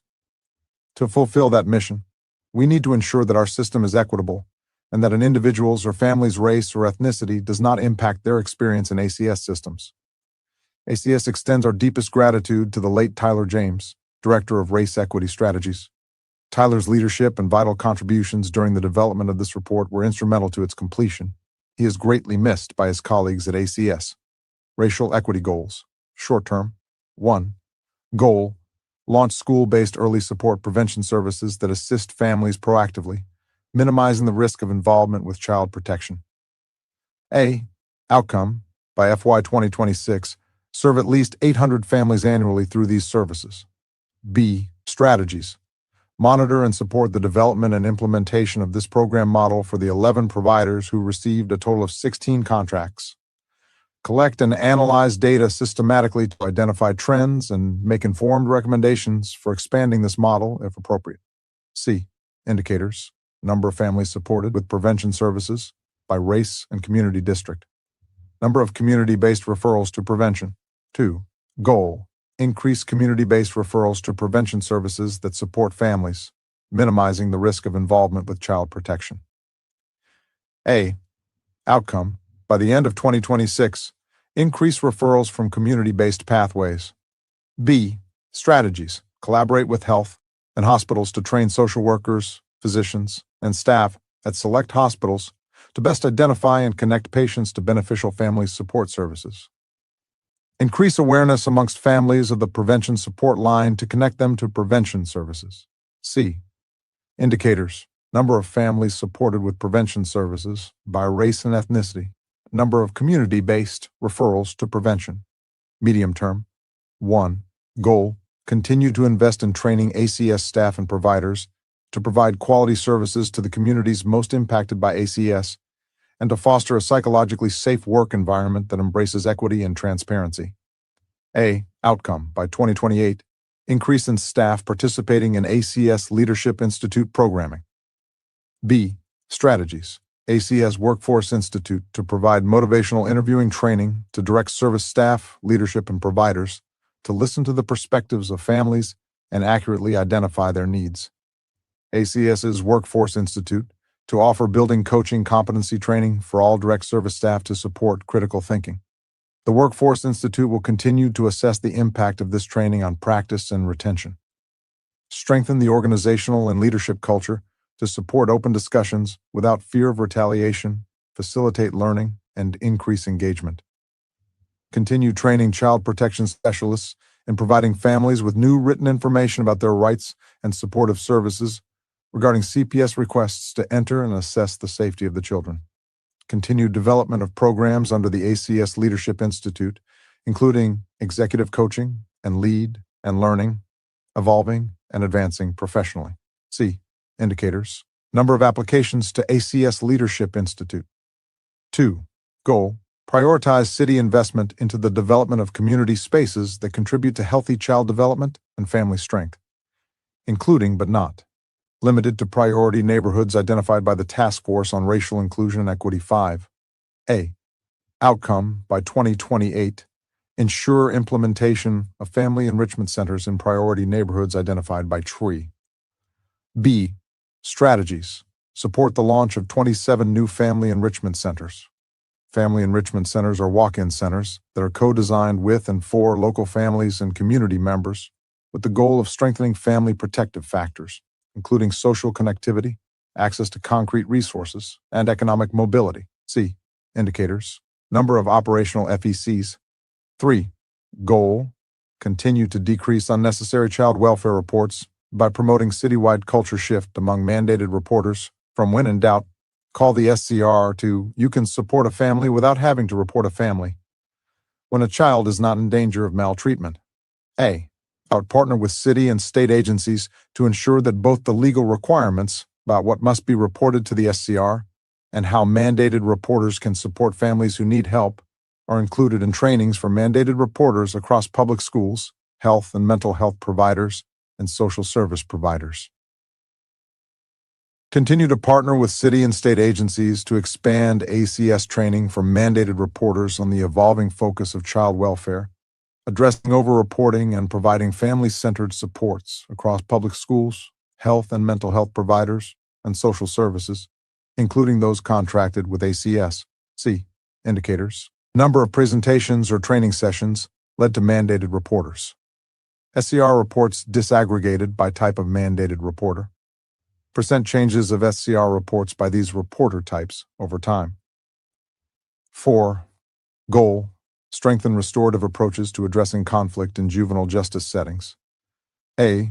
Outcome, by 2028, ensure restorative justice practices are embedded within secure detention. B. Strategies, continue recruiting, training, and developing restorative justice facilitators within the Division of Youth and Family Justice. Convene restorative justice circles to collectively repair harm between youth, family members, and employees. C. Indicators, number of active trained restorative justice facilitators. Description of restorative practices in the secure facilities. Long-term. 1. Goal, ensure a fully staffed and supported workforce, prioritizing critical frontline titles to facilitate high-quality service delivery and prevent high caseloads from leading to inequitable outcomes for families. By 2034, on a continuous basis, hire critical frontline staff ahead of attrition so that actual headcount is not below 85% of budgeted headcount. B. Strategies. Expand and implement recruitment strategies to support efficient hiring and onboarding for critical frontline titles ahead of attrition. Continue to hire operational support staff in key positions to support critical frontline staff. C. Indicators. Attrition rates for critical frontline and support titles. Hiring rates for critical frontline and support titles. Headcounts for critical frontline and support title. Percent of actual headcount compared to budgeted headcount. 2. Goal. Support young people in preventing contact with the juvenile justice system and strengthen re-entry for those in the juvenile justice system and provide support in their communities. A. Outcome. By 2034, ensure that 100% of juvenile justice strategies have a focus on prevention and rehabilitation and expansion of community-based programs. B. Strategies. Assess the efficacy of existing juvenile justice prevention and early intervention strategies. Explore the expansion of community-based programs to serve young people before they come to the attention of the family court. Expand Fair Futures to provide youth with coaches and housing and educational specialists to put them on a path to success and independent living. C. Indicators. Enrollment in Fair Futures. Utilization of Family Assessment Program. 3. Goal. Strengthen existing initiatives with foster care providers to ensure timely permanency and well-being of youth. A. Outcome. By 2034, ensure that 100% of foster care practices and strategies prioritize timely permanency, safety, and stability, and enhanced well-being. B. Strategies. Expand kinship foster care placement to support successful reunification of children to their families. Continue to work with foster care providers to advance respectful and effective practices with families that lead to timely, safe, and stable placements. Continue to leverage initiatives such as Fair Futures, College Choice, and Career Choice to bolster youth well-being. C. Indicators. Proportion of all children in foster care placed with kin. Moves in foster care per 1,000 care days. Children maltreated during family foster care placement per 100,000 care days. 4. Goal. Continued development of collaborative assessment, response, engagement, and support program. A. Outcome. By 2034, ensure that more than 30% of cases are diverted to the CARES program. B. Strategies. Continued expansion of units with the Division of Child Protection. CARES is an alternative response to a child welfare investigation for low and moderate risk reported concerns of alleged child abuse and maltreatment.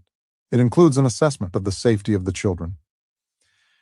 In 2014, CARES began in 4 Division of Child Protection units, and presently, ACS has 64 CARES units within the Division of Child Protection located throughout NYC. C. Indicators. Number of CARES cases. Percent of new child protection cases that are CARES. 5. Goal. Strive to ensure that first-hand experiences of families and youth impacted by child welfare and juvenile justice guide our work. A. Outcome. By 2034, ensure robust infrastructure and processes for working with parent advocates and parents youth involved or formerly involved with our systems, and continue to use youth experience and family experience surveys to guide decision-making. B. Strategies. Continued development of Parents Empowering Parents case planning units. Continued development of parent and youth advisory bodies. Continued use of youth and family experience surveys. Collaborate with Commission on Racial Equity to engage stakeholders with lived experience around systems improvement and accountability. C. Indicators. Number of meetings and events held with parent and youth advisory bodies. Conduct youth experience survey annually. Conduct family experience survey annually. Draft community equity priorities referenced. Second, ensure and appropriately fund community members most harmed by racism, including youth. Participate with government staff throughout decision-making, planning, and implementation when creating new or reviewing existing rules, legislation, budgets, and programs. 10th, increase and appropriately fund the number of organizations working with NYC government to provide health, mental health, and substance use programs that understand the lived experience of community members most harmed by racism. Spotlight wins. School-based early support request for proposal resulted in 16 awards for programs that began at the start of FY25, which is part of ACS's efforts to increase community-based supports. ACS has re-envisioned the model for our programs, formerly known as ACS Beacon Prevention, to partner closely with schools to connect families to supports and services well before concerns warrant a call to the SCR. Providers will connect families to community resources that can meet concrete needs, assist with case management, support caregivers, and avoid unnecessary child welfare investigations. The partnering schools are concentrated in tri-neighborhoods and other areas of need. Successful RFP resulting in 27 new contracts for FECs, which is part of ACS's efforts to increase community-based supports. A list of FECs and their locations is available here. FECs are walk-in centers that are co-designed with and for local families and community members with the goal of strengthening family protective factors, including social connectivity, access to concrete resources, and economic mobility. Family enrichment centers are in tri-neighborhoods, expanded parents empowering parents citywide. As of November 30th, 2025, over 90 parent advocates have been hired across 20 foster care agencies. The Parents Empowering Parents strategy embeds parent advocates in all enhanced family foster care case planning units. Parent advocates work closely with parents to engage and support their partnership in service and permanency planning. ACS sees PEP as a race equity strategy because parents who are better engaged can reach service planning milestones and address the issues that brought the family to the child welfare system sooner, creating opportunities for safe reunification in a timely manner. Since January 2023, ACS has conducted or co-led 435 presentations, reaching 27,000 plus mandated reporters in New York City. Entitled The Evolving Focus of Child Welfare, Addressing Overreporting and Providing Family-Centered Supports, these sessions provide information about new training requirements for mandated reporters in New York State and guidance on how to assess when a report to the state's central register for child abuse and maltreatment is and is not necessary. We explain a shift underway within child welfare in New York, which is moving the messaging to mandated reporters. From when in doubt, call the SCR to "You can support a family without having to report a family." The sessions provide detailed information on ACS-funded and other supports and services available for families in New York City, and ways to build towards a culture shift from reporting to supporting families with successful engagement, relationship building, and service referrals. ACS has conducted over 230 sessions, reaching 16,000 plus school and child care staff, over 110 sessions reaching 6,000 plus social services staff, and over 70 sessions reaching 3,000 plus health and mental health staff. Department for the Aging. Mission and commitment. The NYC Department for the Aging works to eliminate ageism and ensure the dignity and quality of life of approximately 1.8 million diverse older New Yorkers, and to support their caregivers through service, advocacy, and education. Research shows that older New Yorkers live longer and are happier when they age in a city without barriers to services such as healthcare, housing, food, and employment. NYC Aging recognizes its role in addressing these inequities and is proud to have provided services to 4,000 caregivers, secured employment for 372 older adults, and served 6,452,188 meals at older adult centers and 3,827,579 meals through the home-delivered meals programming, totaling 10 million, and served 79,767 meals in FY 2025. NYC Aging remains steadfast in its role and responsibility to address the effects of structural racism on older adults and ensure that NYC is a city where all can thrive and age in place. Racial equity goals. Short term. 1. Goal: prioritize training staff on inclusive program delivery that enhances productivity and career advancement and fosters belonging. Training helps staff to better meet the needs of an exponentially growing, diverse, older adult community. A. Outcome: by the end of 2026, ensure that 100% of selected staff are trained. B. Strategies: implement a multi-month learning academy for non-supervisors and new frontline supervisors. The curriculum includes a mixture of communication, technical, and self-improvement skills. personnel compliance training. C. Indicators, percent of staff trained, medium term. 1. Goal, prioritize agency resources to address historical inequities in underserved neighborhoods. A. Outcome, by 2028, ensure that the demographic served by agency-funded older adult centers mirrors each community district's racial and ethnic makeup. B. Strategies, establish new contracts with providers that require programming that aligns with the cultural interests of the population being served. C. Indicators, number of average daily participants at older adult centers, demographics of OAC populations and community districts, including race and ethnicity. 2. Goal, ensure that diverse communities feel a sense of inclusion and belonging at older adult centers and through home-delivered meal programs by prioritizing cultural competency standards, especially through meals served. A. Outcome, by 2028, OACs and HDM programs verify via surveys that older adults are satisfied with the meals served at OACs and through the HDM program. B. That meals at older adult centers and those that are home-delivered are appropriate to the older adult participants' cultural and religious backgrounds. Continue gathering data through a 5-year research grant from the Administration for Community Living to implement 18 pop-up cafes, which serve culturally appropriate meals to the older adults.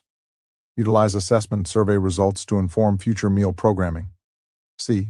Indicators, number of older adult center total meals, percent of older adults stating always or often that the menu at their older adult center has enough food or dishes that represent my culture. Percent of older adults stating always or often that the menu at their home-delivered meal program has enough food or dishes that represent my culture. Client and neighborhood demographic data, including race and ethnicity. 3. Goal, expand NYC aging staff workforce to meet the demand of the growing older adult community using equitable recruitment and unconscious bias-free hiring processes. A.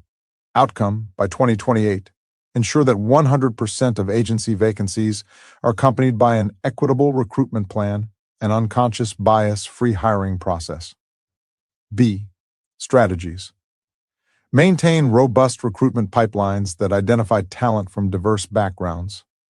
Continue to utilize structured interviewing in the hiring process indicators. C. Demographics of workforce, including race, ethnicity, and gender, for solely informational purposes. Long-term. 1. Goal, increase the participation of underserved older adults in NYC aging services to build an age-inclusive city for all New Yorkers. A. Outcome, by 2035, expand NYC aging's reach from the current 12% to 15% of the older adult population, ensuring that interested clients from communities of color are proportionally represented. B. Strategies, implement programming that matches neighborhood demographics and addresses age and racial disparities in service delivery. Prioritize public engagement and ensure that older adults and providers have an accessible and efficient feedback loop with the agency. Continue to identify grant opportunities within our existing network and pursue public-private cross-sector partnerships to reach new and isolated populations. C. Indicators, percent of older adults residing in New York City who receive NYC aging service by race, ethnicity, and gender. Draft community equity priorities referenced. 4th, ensure and appropriately fund government and organizations working with NYC government, provide program services, and share written information in the city's top languages at an accessible level. Spotlight wins. NYC Aging has published and continues to build upon its community care plan, which is a guide or blueprint to help eliminate silos and ensure older adults age in place in their community. Additionally, the plan provides useful data on NYC demographics, partner organizations, and national statistics. The plan seeks to ensure the following elements in NYC aging operations. More multicultural programming to appeal to the interests of varied groups, including immigrants. Services that better reflect demographic changes in the older adult population, specifically requiring providers to consider language and cultural competencies. And fairly but intentionally award OAC contracts in neighborhoods identified by the NYC Task Force on Racial Inclusion and Equity as needing an infusion of resources to promote greater equity for low-income, ethnically diverse, immigrant, and other groups with particular needs. NYC Aging has developed language, specifically citing racial and cultural needs, to be used in nearly all NYC Aging solicitations. For example, proposers for solicitations are asked to explain how they will be sensitive and responsive to issues relating to culture, religion, socioeconomic status, gender equity, sexual orientation, and immigrant adjustment. The Cabinet for Older New Yorkers was established in September 2022, which is an interagency collaborative established to realize and institutionalize an age-inclusive New York City through structural, legislative, and systemic solutions. The Cabinet includes 30 New York City government agencies covering health, housing, public safety, social services, transportation, and more.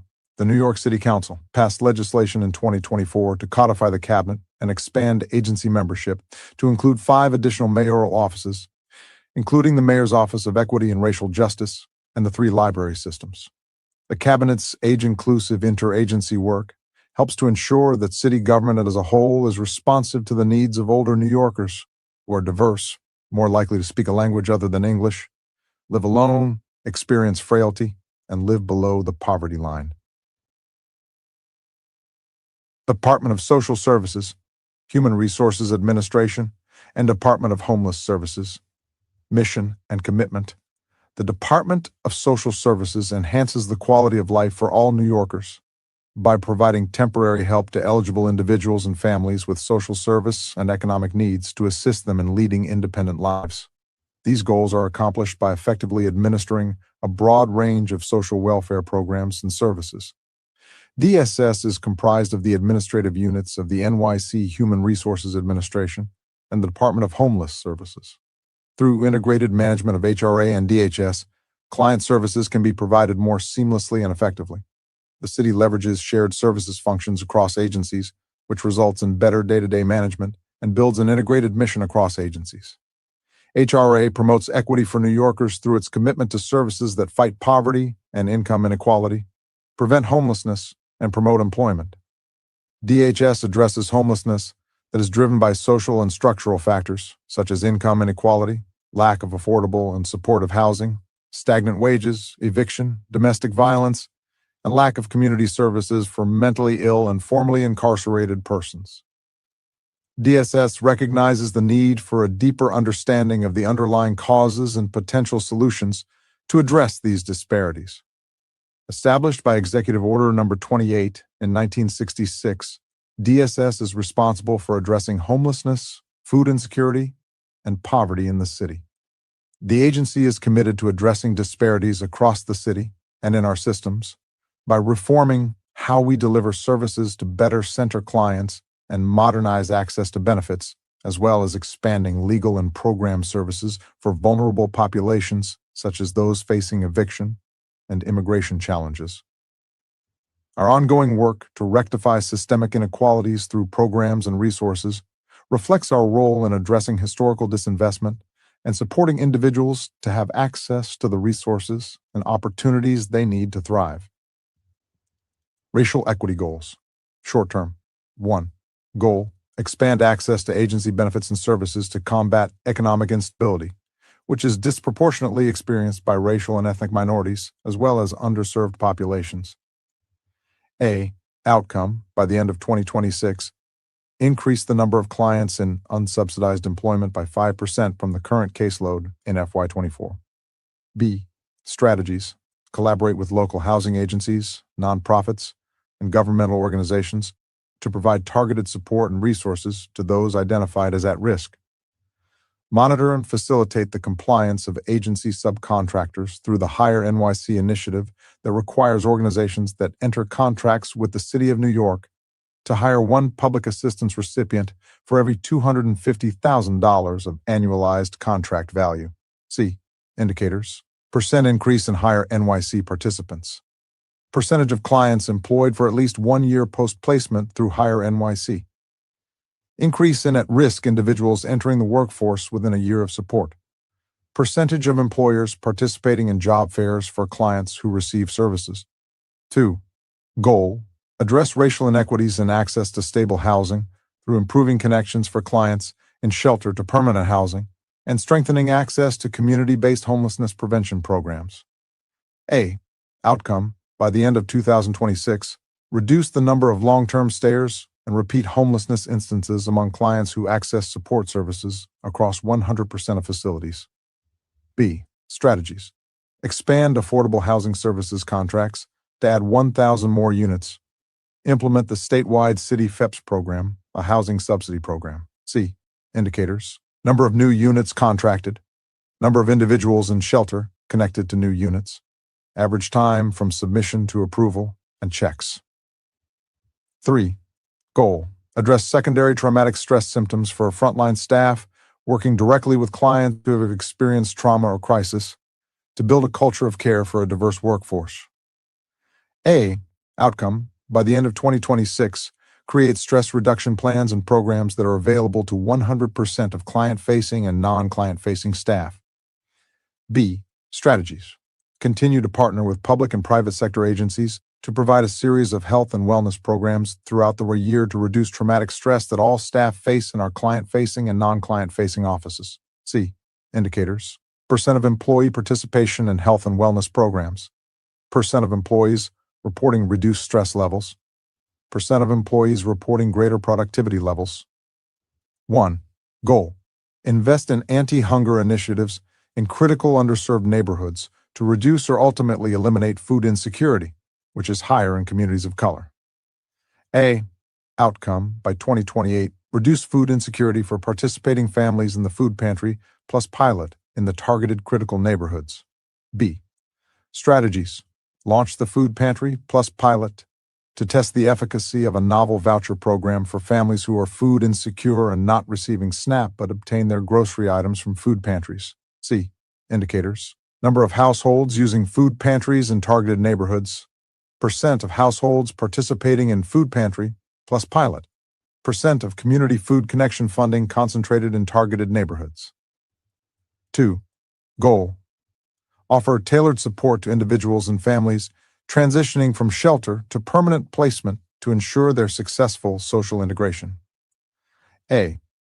Outcome, by 2028, increase the percentage of clients transitioned from hotels to permanent living arrangements up to 35%. B. Strategies. Offer tailored support to vulnerable clients to transition from shelter to permanent placement. Focus on equitably distributing borough-based shelters near schools, healthcare, and other community services and resources that provide specific accommodations, such as legal services and interpretation or translation capabilities outside of the shelter. C. Indicators. Percent of clients in new shelters connected to services. Percent of clients transitioning to permanent living arrangements. 3. Goal. Ensure that DSS workforce development programs connect clients to career pathways that help reduce income inequality for underserved populations. A. Outcome, by 2028, increase the number of clients who experience income stability or growth through career pathways by 25%. B. Strategies. Conduct a needs assessment to identify specific workforce development needs in underserved populations. Develop and customize career pathways and training programs based on the assessment. Collaborate with agency partners to align resources and expertise. Launch pilot programs in select underserved communities. Monitor and evaluate the impact of the programs. C. Indicators.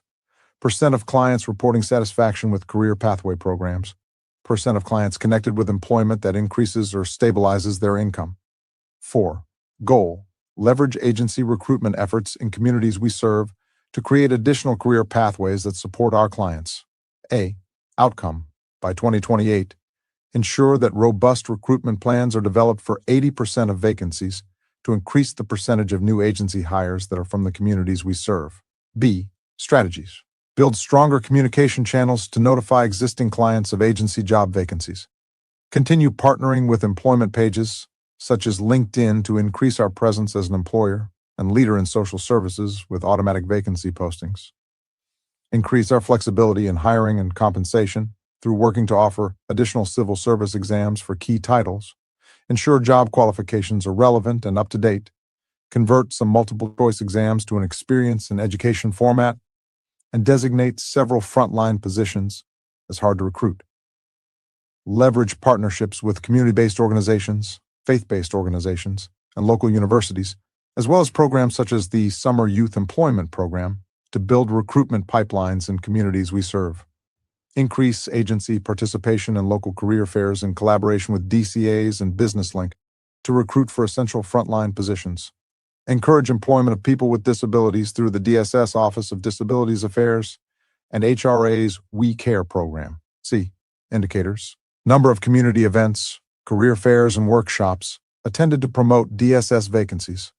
Number of newly developed community partners and stakeholders in workforce development.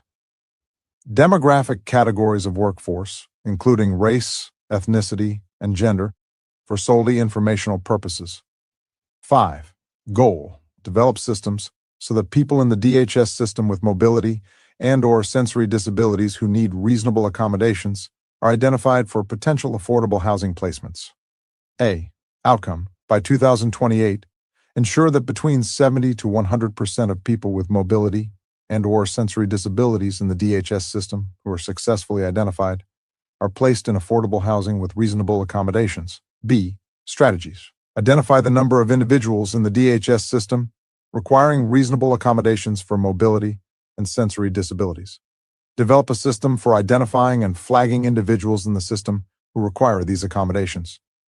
Coordinate with HPD to identify affordable housing buildings with available disability set-asides. Train staff on how to use the identification system and ensure that individuals are appropriately matched with supportive housing. Regularly monitor and evaluate the effectiveness of the system and adjust as necessary. C. Indicators: number of DHS clients with an approved supportive housing application, mobility and/or sensory disabilities, and a reasonable accommodation granted by DHS placed in supportive housing. 6. Goal: DSS has had a 30% goal for MWBE utilization and will continue to implement and evaluate goals going forward to ensure they are consistent with federal, state, and local law. By 2028, maintain consistent implementation and assessment for MWBE utilization. B. Strategies: survey underrepresented MWBEs who have been invited to bid or propose to better understand barriers to participation. Connect underrepresented MWBEs who have successfully grown their businesses with city contracting to present to MWBEs looking to grow their businesses. C. Indicators: percent of all contracts awarded to MWBE vendors. MWB contracts awarded disaggregated by race and ethnicity. Long-term. 1. Goal: in collaboration with the state, work to update antiquated public assistance benefit policies and benefit levels to help reduce household poverty, eliminate racial disparities in economic security, and bring clients closer to the NYC true cost of living. A. Outcome: by 2034, decrease the number of households living below the poverty line due to antiquated public assistance benefits by 25%. B. Strategies: develop key list of priorities to increase antiquated benefit levels. Create multi-year stakeholder engagement plan and legislative and state agency strategy. Leverage other poverty reduction efforts to coordinate strategy to increase public benefit levels to adequate levels to support households' self-sufficiency. C. Indicators: percent of clients receiving public assistance who have more access to benefits. Percent reduction in number of people entering shelter in NYC. Percent unemployment in NYC. 2. Goal: invest in the creation of predictive tools to anticipate housing instability in order to systematically prevent homelessness and racial disparities within it. A. Outcome: by 2034, increase the early intervention rate for households identified as being at risk of housing instability. B. Strategies: improve the targeting of home bases homelessness prevention services. O. Conduct a thorough assessment of the target population to understand their specific needs and challenges. Prevent chronic homelessness among multi-system involved single adults. O. Continuously evaluate and adjust the targeting and delivery of services based on feedback and outcomes. O. Develop intervention plans for individuals at risk of chronic homelessness, focusing on early intervention and support. C. Indicators: cost savings associated with preventing homelessness, such as reduced emergency shelter usage or decreased demand for other crisis services. Percent decrease in emergency shelter usage Draft community equity priorities referenced. Fourth, ensure and appropriately fund government and organizations working with NYC government, provide program services, and share written information in the city's top languages at an accessible level. Spotlight wins. Connection to permanent housing. DHS successfully connected over 18,500 households in shelters to permanent housing, marking a 24% increase compared to FY 23%. Affordable Housing Services Initiative. New York City is tackling its housing crisis by launching the Affordable Housing Services Initiative.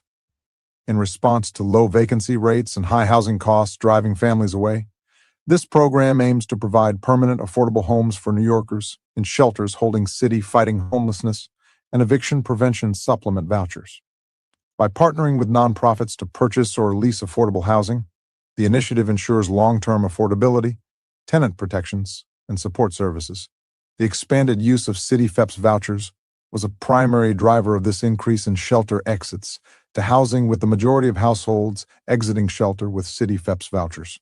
In all, over 13,000 households, including those in the community, were able to use a city FEPS voucher to obtain housing in FY 24, a record in itself, and a 42% increase over FY 23 figures.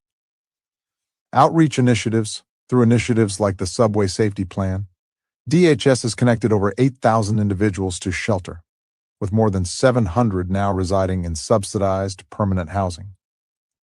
In 2024, HRA took swift action to reduce the SNAP and CA processing backlog by 97%, while concurrently strengthening access to these benefits and providing these critical benefits to more New Yorkers in need. Nearly 2 million New Yorkers rely on SNAP and CA to meet their daily needs. DSS recognizes domestic violence as a significant cause of homelessness among families in New York City and highlights the necessity for safe, trauma-informed support for survivors. To support this, DHS has partnered with New Destiny on Project Home, which provides housing search assistance and aftercare services to 100 domestic violence survivors with children residing in DHS shelters. These families will be paired with specialized housing navigators who are experienced in domestic violence and affordable housing, working closely with each family to swiftly secure permanent housing. In partnership with the City Council, the agency increased investments in the Fair Fares transit discount, allowing HRA to expand program eligibility from 120% of the federal poverty level to 150% of the FPL.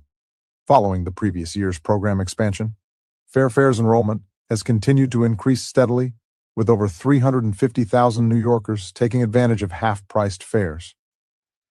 The agency provides various resources for job seekers, including Hire NYC, which connects New Yorkers in CA to city contractor jobs, and Jobs Plus, offering employment services in 40 NYCHA developments across all boroughs.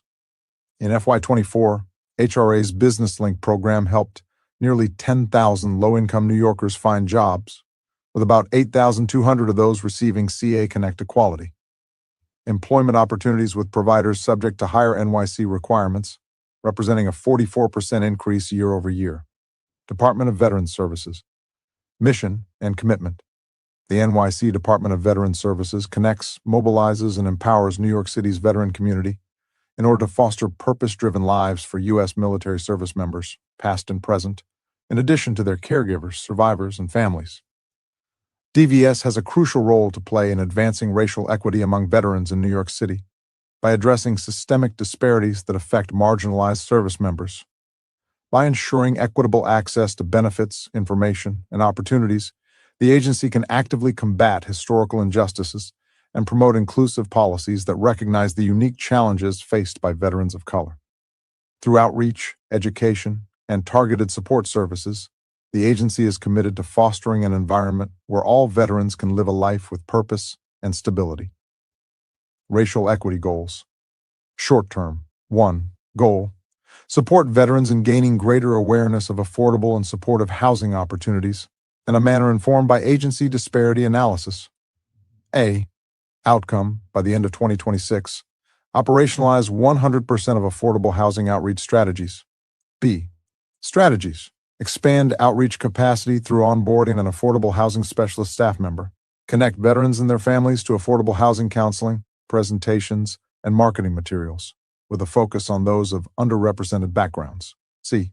Indicators. Number of veterans and their families who live in historically underserved and underinvested council districts that accessed housing services from DVS.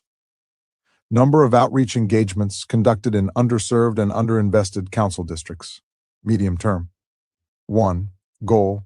Pursue structural reform to rectify policies that have consistently been harmful to the socioeconomic mobility of veterans, including veterans of color. A. Outcome. By 2030, inform and support veterans, particularly those who live in historically underserved and underinvested neighborhoods, with all changes in laws and policies related to the VA, home loan, and co-op ownership. B. Strategies. Partner with congressional legislators to advocate for a rule change that would allow the VA home loan to be used for purchasing co-op apartments in an effort to create more opportunity for first-time home buying, particularly for veterans of color. Inform veterans in New York City with information about changes to the VA home loan and other financing resources. C. Indicators. Number, demographics of veterans and their families who access the VA home loan to purchase co-ops in historically underserved and underinvested zip codes in NYC. Long term. 1. Goal. Enhance the city's capacity to assist veterans who seek to have their discharge status upgraded and identify and address any systemic harms contributing to the rates of homelessness for veterans who often face housing insecurity due to ineligibility for VA care and housing support because of their discharge status. A. Outcome. By 2034, expand the number of legal service providers that offer free legal services to veterans living in underserved and underinvested zip codes, including those living in shelter and supportive housing, for the purposes of upgrading their discharge status. B. Strategies. Advocate for more legal service providers to offer discharge upgrade services to expand the DVS Discharge Upgrade Assistance Legal Services Program. Increase the number of veterans' benefits claims and housing claims filed in a manner informed by agency disparity analysis. C. Indicators. Number of legal service providers providing free legal services to veterans living in underserved and underinvested zip codes, including those living in shelter and supportive housing, for the purposes of upgrading their discharge status. Draft community equity priorities referenced. 6th. Ensure and appropriately fund prevention and provide legal and financial support for families facing eviction, lease theft, and deed theft. 13th. Increase and appropriately fund access and opportunity for communities harmed by racism to purchase government and non-government land. Spotlight win. Since 2016, the New York City Department of Veterans Service has placed more than 1,400 veterans in supportive and permanent housing. Department of Youth and Community Development. Mission and commitment. The New York City Department of Youth and Community Development invests in a network of community-based organizations and programs to alleviate the effects of poverty. DYCD's programs provide opportunities for New Yorkers and communities to flourish. DYCD supports New York City youth and their families by funding a wide range of high-quality youth and community development programs. These include after-school and summer programs in schools and community centers, as well as workforce development, health and safety initiatives, family support, and literacy services. DYCD is committed to providing opportunities for New Yorkers to reach their full potential. This includes opportunities for individuals, communities, minority and women small business owners, and emerging nonprofits led by leaders with cultural community knowledge and experience. Racial equity goals. Short term. 1. Goal. Increase capacity building of emerging nonprofit organizations to compete for opportunities and effectively manage contracts. A. Outcome. By the end of 2026, create and promote knowledge and skill-based opportunities to nonprofit organizations in DYCD's contracting process. B. Strategies. Establish an internal work group to identify barriers in contracting for nonprofit organizations. Establish a training program that addresses the needs of these organizations. Provide technical assistance to these organizations. C. Indicators. Number of capacity building offerings and interventions. Number of participants who implement knowledge skills learned. Number of organizations that received interventions and applied to a DYCD solicitation. Medium term. 1. Goal. Increase awareness and understanding of DYCD's programs and strengthen community voice by expanding opportunities for input that informs decision-making. A. By 2028, increase awareness of DYCD programs. DYCD has established clear, accessible ways for community members to share feedback, and that feedback is tracked and used to guide outreach, planning, and programmatic decisions. B. Strategies. Create an inventory of current public engagement practices across the organization to understand who is being reached, how feedback is collected, and where gaps exist, and use this information to improve outreach and decision-making. Perform targeted outreach to communities with the highest need for DYCD's programming, and ensure outreach is accessible to those who do not speak English well or at all. Leverage DYCD networks to build awareness and receive community feedback. Establish public engagement tracker and feedback loops for new outreach efforts. Establish a language bank program of multilingual staff who can provide input from a language and cultural competency perspective on outreach strategies and participate in content development. C. Indicators. Number of engagement touchpoints and participant mix by geography, language, and target populations. Percent of outreach that reaches high-need geographies communities. Number of partner events with DYCD networks as outreach multipliers. Long-term. 1. Goal. Prioritize DYCD's investments in communities with the highest needs using a data-driven approach. A. Outcome. By 2034, apply DYCD's equitable investment methodology to 100% of city tax levy-funded DYCD programs. B. Strategies. Calculate needs based on poverty data and program-specific data. Conduct outreach and engagement to solicit input on refining the methodology for the applicable solicitations. C. Indicators. Number and percent of participant slots allocated to top 10% of neighborhoods with the highest levels of poverty. Number, percent, and demographics of participants enrolled in our programs. Draft community equity priorities referenced. Second, ensure and appropriately fund community members most harmed by racism, including youth. Participate with government staff throughout the decision-making, planning, and implementation when creating new or reviewing existing rules, legislation, budgets, and programs. Spotlight wins. Transformative social-emotional learning. Social and emotional learning is the process through which people apply knowledge and skills to develop healthy identities. It is also a process where they learn to manage emotions and set and achieve goals. Individuals also learn to feel and show empathy for others, establish and maintain supportive relationships, and make responsible and caring decisions. DYCD expects all programs to help participants develop the core SEL competencies that they need to thrive and grow. DYCD revised the SEL framework to include an equity lens. This revised approach is transformative SEL. Transformative SEL includes developing a sense of identity, agency, belonging, curiosity, and problem-solving. This can empower individuals to address inequities and build safe and healthy communities. DYCD is currently working on applying this framework to DYCD program areas. Equitable investment methodology. DYCD contracts with nonprofit organizations to deliver programs and services. Organizations are selected through a competitive process. In 2021, DYCD began developing an equitable investment methodology. This approach prioritized places with the highest concentration of people living in poverty. This approach aligns with DYCD's mission as an anti-poverty agency. This method also takes into account the targeted population for program goals. DYCD is currently working on applying this methodology to program solicitations. DYCD expects that this approach will bring programs closer to communities with the highest need. Summer Youth Employment Program expanded initiatives. DYCD's Summer Youth Employment Program is the nation's largest youth employment program. It provides 100,000 NYC youth between the ages of 14 and 24 with career exploration opportunities and paid work experience each summer. DYCD ensures that SIEP serves young people who need this experience the most by doing targeted outreach. SIEP prioritizes residents who live in New York City Housing Authority. It also prioritizes youth who live in the 6 precincts with the highest levels of gun violence. After the application was released in January 2025, DYCD conducted recruitment events in these precincts. DYCD also targeted youth with barriers to employment.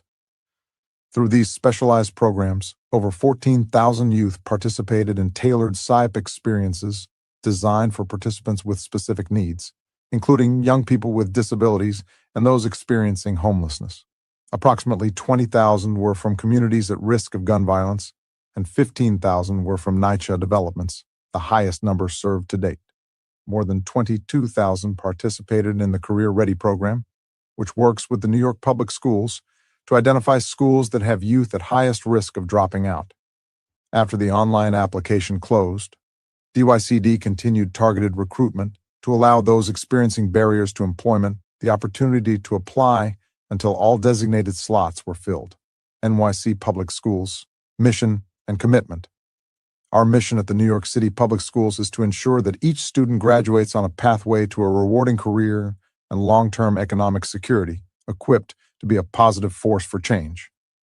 The overarching goal of this plan is to ensure academic success for all NYC students, with a deliberate focus on eliminating long-standing racial disparities that disproportionately affect Black and Brown learners. Every action, investment, and policy shift is designed to create learning environments where every student, regardless of race or zip code, has equitable access to rigorous instruction, supportive school cultures, and meaningful opportunities to thrive. The Chancellor is committed to ensuring that every student attends a school that is academically rigorous, safe, and truly integrated. We look forward to working with the New York City Public Schools community, families, parent leaders, advocates, and educators to build on this plan and meet those goals. Racial equity goals, short term. 1. Goal: ensure that NYCPs makes consistent and timely payments to community-based organizations, family child care networks, and other partners who play a key role in serving communities of color. A. Outcome: by the end of calendar year 2026, increase the percentage of early childhood programs with registered contracts whose correctly submitted invoices are paid on a monthly basis. B. Strategies: enhance existing fiscal training and technical assistance, supports to all organizations that contract with the Division of Early Childhood to ensure a greater understanding of timelines, submission expectations, and overall process for timely payments. Work to develop an enhanced system and tool that will support tracking, analyzing, storing, and organizing engagement and communication with NYCPs. In a thorough review of current standard operating procedures for invoicing and payment distribution. Increase internal capacity to lower caseloads to improve response times and technical assistance. C. Indicators: percent of providers submitting invoices within required timeline. Percent of providers receiving monthly payments. 2. Goal: build a workforce that emphasizes culturally responsive and sustaining instruction and recognizes and addresses the role of implicit bias. We recognize that implicit bias training should not be treated as a one-off workshop or isolated professional development requirement. Instead, it is positioned as a core foundational element that underpins all K-12 priorities, beginning in every early childhood program. By embedding implicit bias awareness and culturally responsive practices across all levels of the system, NYCPs ensures that educators, leaders, and staff have the mindset and skills necessary to recognize inequities, disrupt harmful patterns, and make decisions that advance academic success for every student. A. Outcome: by 2027, increase the number of teachers who receive professional learning in implicit bias and culturally relevant pedagogy. B. Strategies: reinvest in hiring a team of skilled trainers to staff an access and equity team to develop and facilitate a multi-part professional learning series on implicit bias. Invest in training Department of Early Childhood Education, assign leadership coaches and social workers to support these efforts at the individual program level and effectively provide strength-based feedback. Develop support and training in schools to implement culturally responsive and sustaining materials. C. Indicators: percent of leadership coaches and social workers who have completed a multi-part professional learning series on implicit bias. Percent of early childhood program leaders who have completed a multi-part professional learning series on implicit bias. Percent of program leaders who have participated in a pilot program to facilitate this content with their larger team and provide feedback. Percent of schools using hidden voices and Black Studies curriculum. 3. Goal: Address the disproportionate placement of Black boys with disabilities in District 75 schools during the kindergarten individualized education program process. A. Outcome. Reduce the percentage of Black boys with disabilities placed in District 75 schools as they enter kindergarten. B. Strategies. Enhance district-level monitoring and accountability structures to track referral and placement data, allowing for ongoing assessment and adjustment of practices, with a particular focus on the kindergarten IEP process.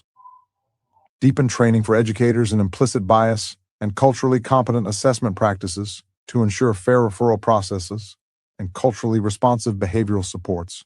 Engage families and communities in the referral process to ensure transparency and cultural relevance. Devote more resources toward the multi-tiered system of supports while ensuring that all classrooms are universally designed. C. Indicators. Percent of Black boys in NYCPs referred to special education. Percent of Black boys with disabilities placed in District 75 schools. Percent of Black boys in NYCPs receiving support services within general education settings in their home-zoned schools. Medium term. 1. Goal.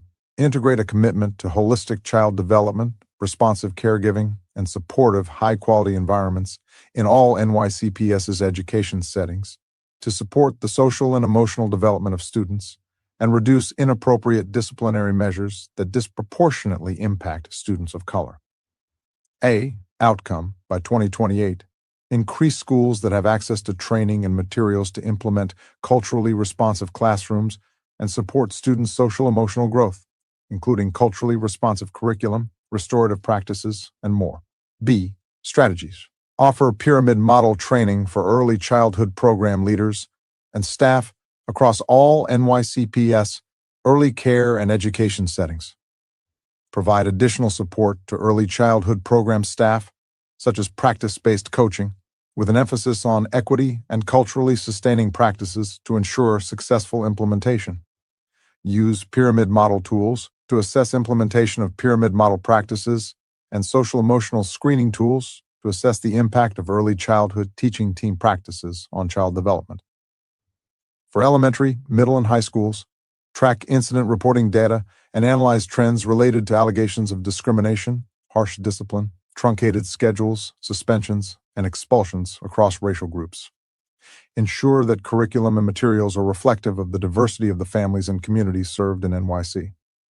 Offer high-quality, ongoing professional learning opportunities to support teaching teams with curriculum implementation. Develop collaborative, strength-based partnerships with families to increase family engagement so that all families are valued members of the school program community and see themselves reflected in the curriculum. Develop data systems to review and identify student-level achievement gaps across racial groups and program types. C. Indicators. Percent of early childhood leadership coaches, social workers, and instructional coordinators who have become master cadre teachers and will have completed pyramid model equity coaching training. Percent of the implicit bias pilot group who use data collection to report how pyramid model training has impacted their practices. Percent of early childhood programs that have received both hard and digital copies of the curriculum, translated into at least 4 of the 9 NYCPS languages. Percent of early childhood LCS, ICS, and SWs who offer ongoing professional learning to support curriculum implementation, offering trainings in other languages to meet the needs of early childhood educators. Percent of early childhood programs surveyed to ensure the curriculum meets the needs of their communities. Percent of schools utilizing hidden voices and the Black Studies curriculum. Percent of teachers trained in culturally responsive and sustaining practices, including culturally responsive curriculum implementation and restorative practices. 2. Goal. Ensure that students with disabilities are able to attend school in their local communities by providing the necessary supports in their zone district schools, with a particular focus on disparities that result in Black boys being almost 3 times more likely than Black girls to be placed in District 75 schools. A. Outcome, by 2028, achieve a 75% reduction in the number of Black boys bused to District 75 schools. B. Strategies. Create pathways for students to transition back to their district schools, expand specialized programs to include seats in every district indicators, demographics of students by race and gender attending District 75 schools outside their local communities. Percentages of students by race and gender originally in District 75 schools who are now enrolled in local schools offering inclusive education. Number of new specialized programs that provide high-quality and intensive inclusive opportunities. 3.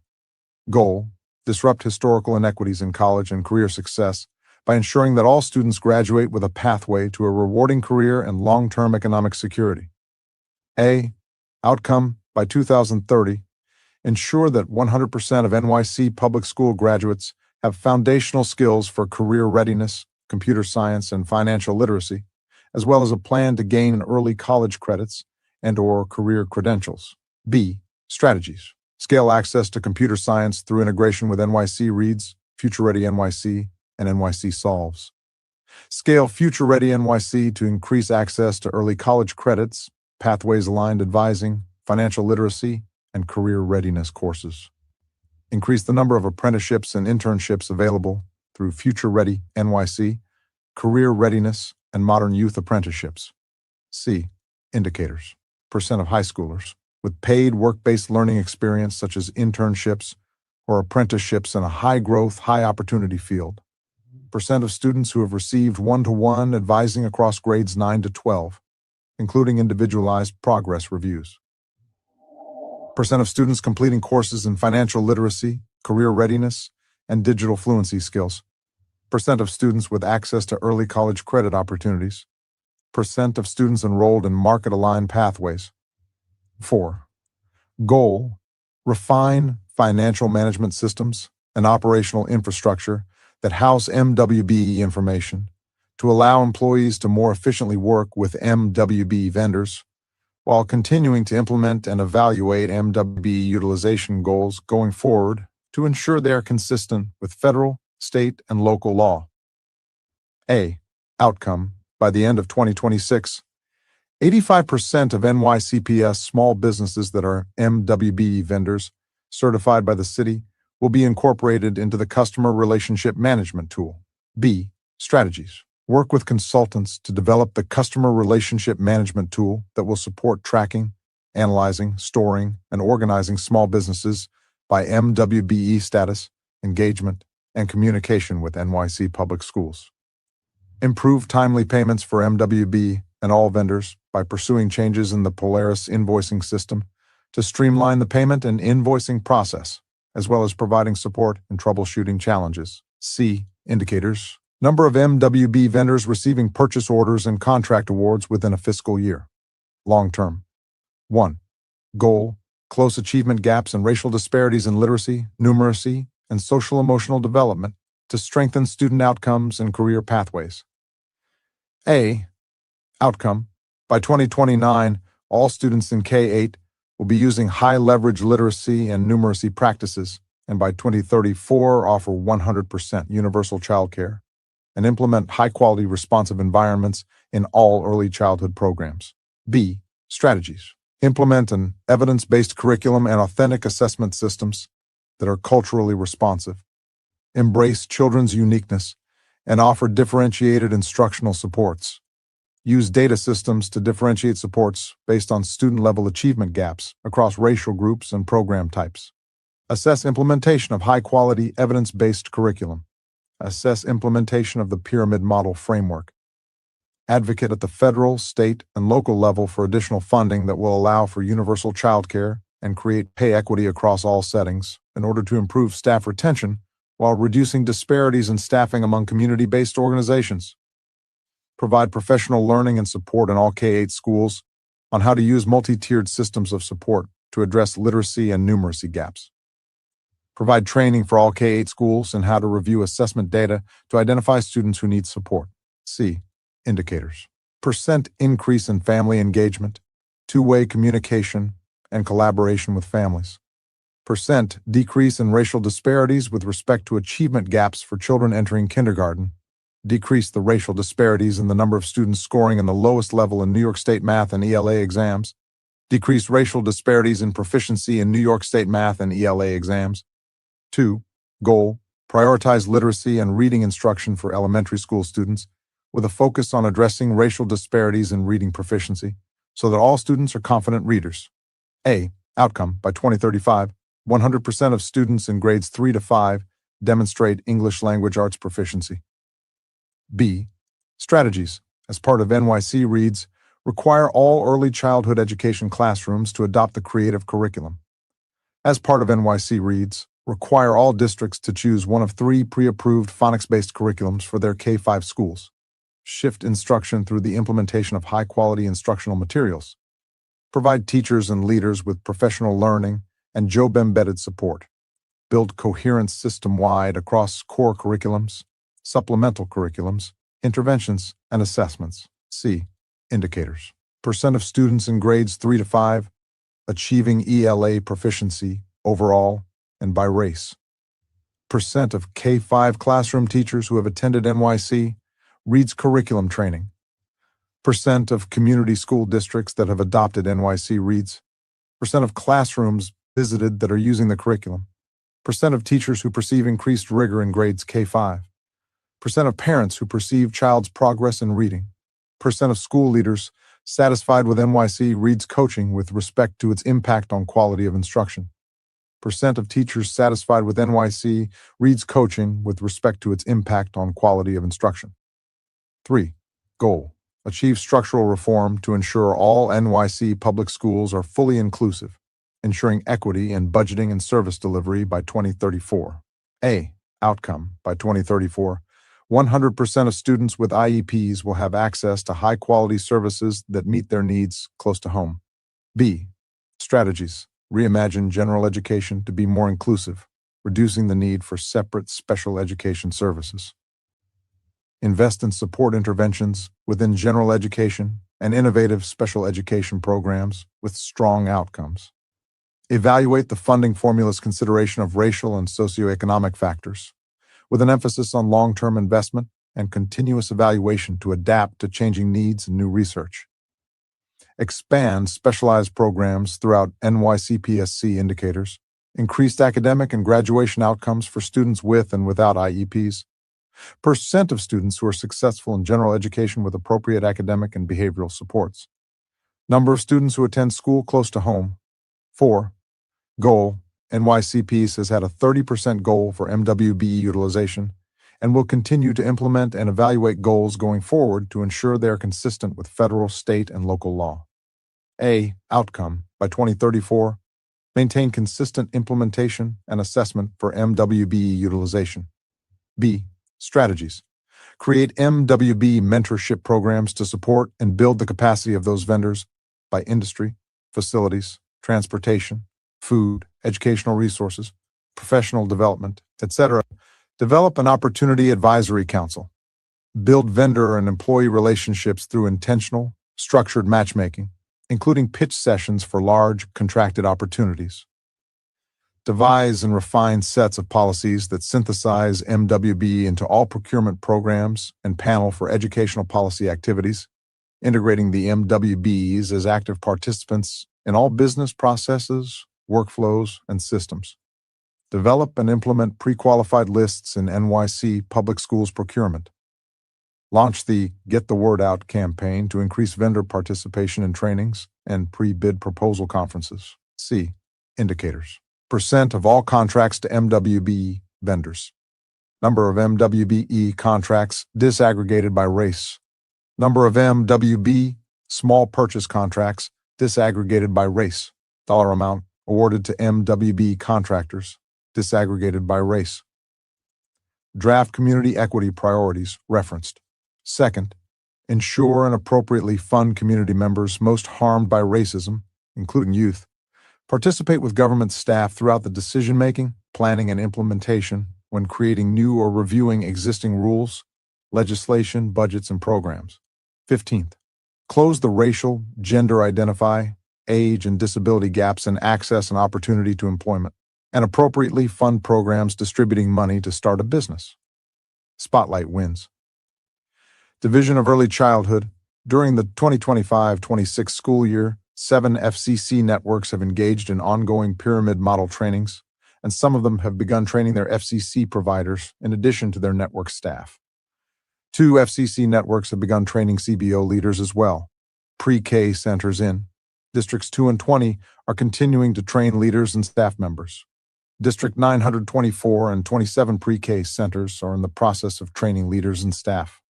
Several other district pre-K centers have expressed interest in the trainings. The DC continues to host information sessions on program-wide implementation of the pyramid model trainings to connect programs with NYS training and coaching resources. In addition, the DC Inclusion Support Team uses the pyramid model as a framework for multi-tiered systems of support to build capacity for inclusive practices. They have also offered citywide training on the pre-referral process to reduce bias and reduce over-referrals for special education evaluations.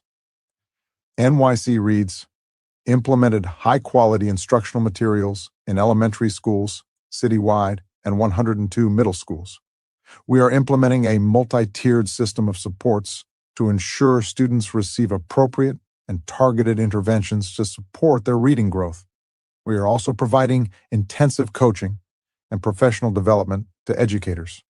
Special education. In school year 2024, the Autism Program Expansion Pilot has reduced District 75 placements by 50% and increased local program availability in 3 districts. These programs support students with autism close to home, enabling them to learn alongside peers in inclusive environments. 95% of students in these programs graduate in 4 years, far outpacing their peers without disabilities. Pathways. In school year 2024-25, approximately 15,000 students and 135 schools participated in labor market-aligned pathways via Future Ready NYC in fields including healthcare, technology, business, education, human and social services, and HVAC decarbonization. These students received career-connected instruction, early college credit associated with a career of interest, financial literacy, paid work-based learning, and support to build a strong plan for their future. In school year 2024-25, students at Future Ready NYC high schools had higher percentages than citywide averages for Black and Hispanic students, as well as multilingual learners and students with high economic needs.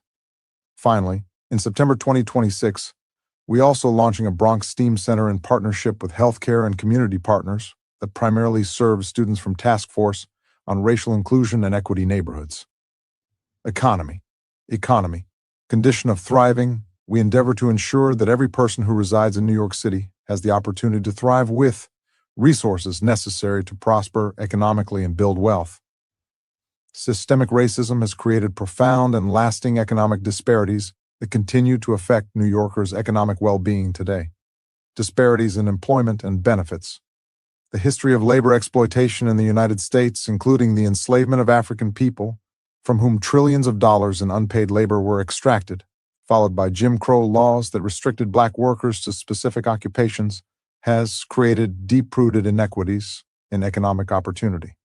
Even transformative worker protection legislation, like the New Deal, deliberately excluded occupations predominantly held by Black individuals, such as domestic and agricultural work, from crucial wage and labor protections. These historical injustices laid the foundation for persistent racial disparities in employment, wages, benefits, and wealth accumulation that we see today. Black workers continue to face systematically higher unemployment rates than white workers, with Black women in particular experiencing some of the highest rates of workplace discrimination and wage inequality. This burden is especially significant, given that 84% of Black mothers serve as primary breadwinners for their families. Hispanic and Asian American workers also face substantial wage gaps and barriers to advancement, while immigrant workers are disproportionately vulnerable to workplace exploitation and wage theft. Spotlight. Innovation industries. Black, Indigenous, and people of color communities are underrepresented in innovation industries, including life sciences, technology, and the green economy, among others. Uppers made up 60% of the total NYC workforce, but represented less than half of the tech sector.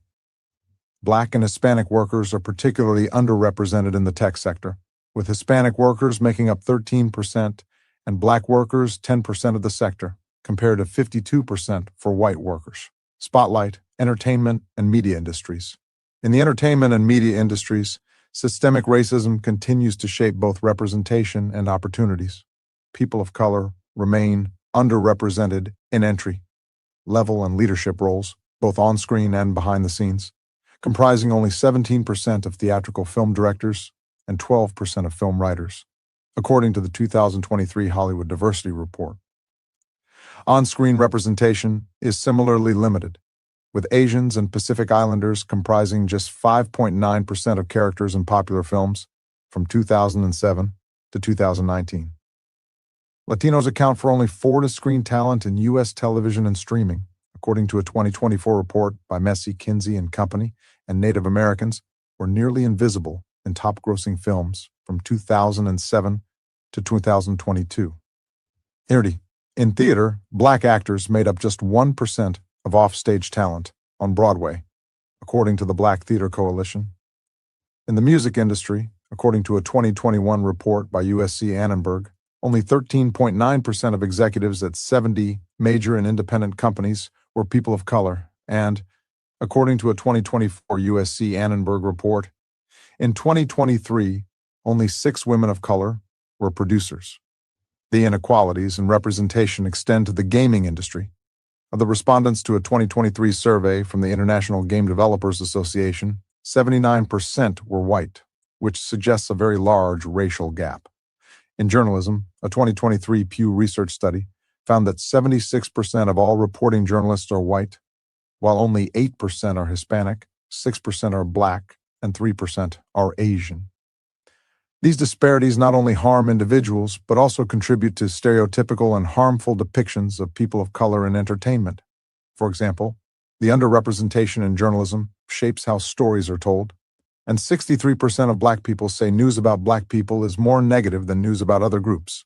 The digital divide also limits access to critical information, with 35% of Black households and 36% of Hispanic households lacking broadband access in New York City, according to the U.S. Census American Community Survey, 2020 5-year PUMS data. With less access to information, as well as financing, mentorship, networking, and training, people of color have limited opportunities for growth in the entertainment industry. Beyond employment, communities of color face systemic barriers in accessing financial services and building intergenerational wealth. They are more likely to be unbanked or underbanked, face predatory lending practices, and carry disproportionate debt burdens. Medical debt, the leading cause of bankruptcy in the United States, falls most heavily on Black, Hispanic, and immigrant communities who are more likely to be uninsured or underinsured. These communities also face higher rates of consumer fraud and deceptive business practices, compounding the economic challenges they face. Obstacles to small business ownership, entrepreneurship, and partnership opportunities. These barriers have also hindered those in historically underserved communities from accessing opportunities for economic growth, such as support for small businesses, entrepreneurship, manufacturing, and city contracting. NYC has one of the strongest small business ecosystems in the world, with over 200,000 small businesses employing more than half of the city's private sector workforce. Small business owners strengthen the city's economy, create jobs in the communities they serve, and reflect the diverse population that makes up NYC. Since 1992, NYC government has hired consultants to perform disparity studies on the utilization of minority and women-owned businesses in the relevant market relative to their availability.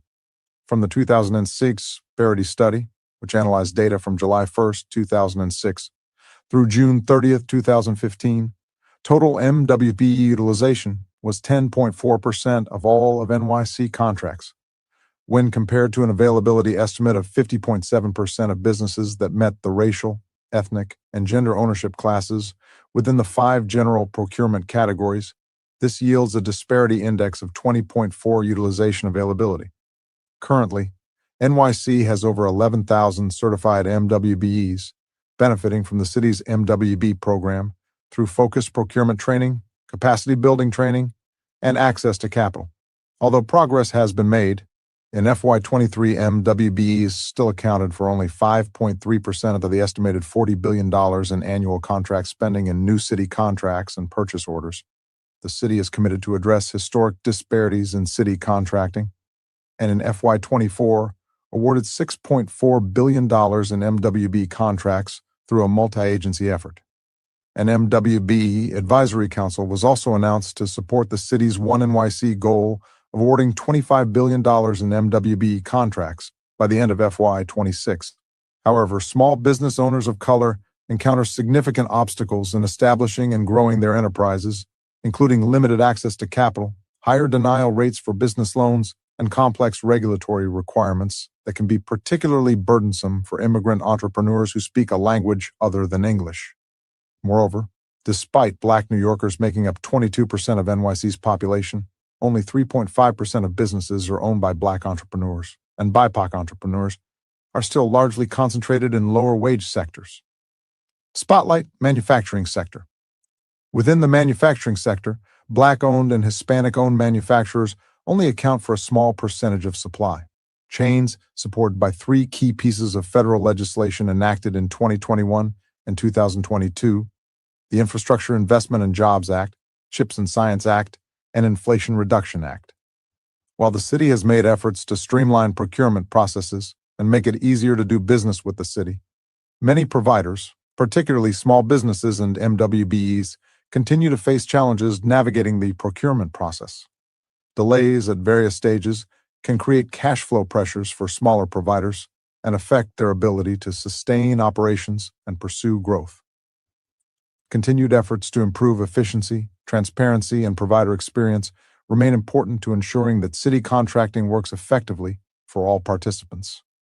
Spotlight partnerships with arts and cultural organizations. New York City leads the nation in arts and culture investment, supporting over 1,000 nonprofit organizations annually. However, there are gaps in resource distribution that have generated inequities in access for all New Yorkers to benefit from the transformative power of the arts. Specific neighborhoods and communities, often those with larger populations of people of color, have long received less arts and cultural funding, mirroring broader systemic inequities. Arts organizations often face obstacles in securing consistent, unrestricted funding.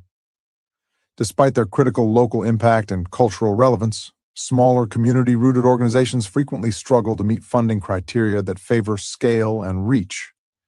This affects organizational growth and hinders community development, as studies show that access to cultural resources is linked to improved outcomes in education, health, and social cohesion.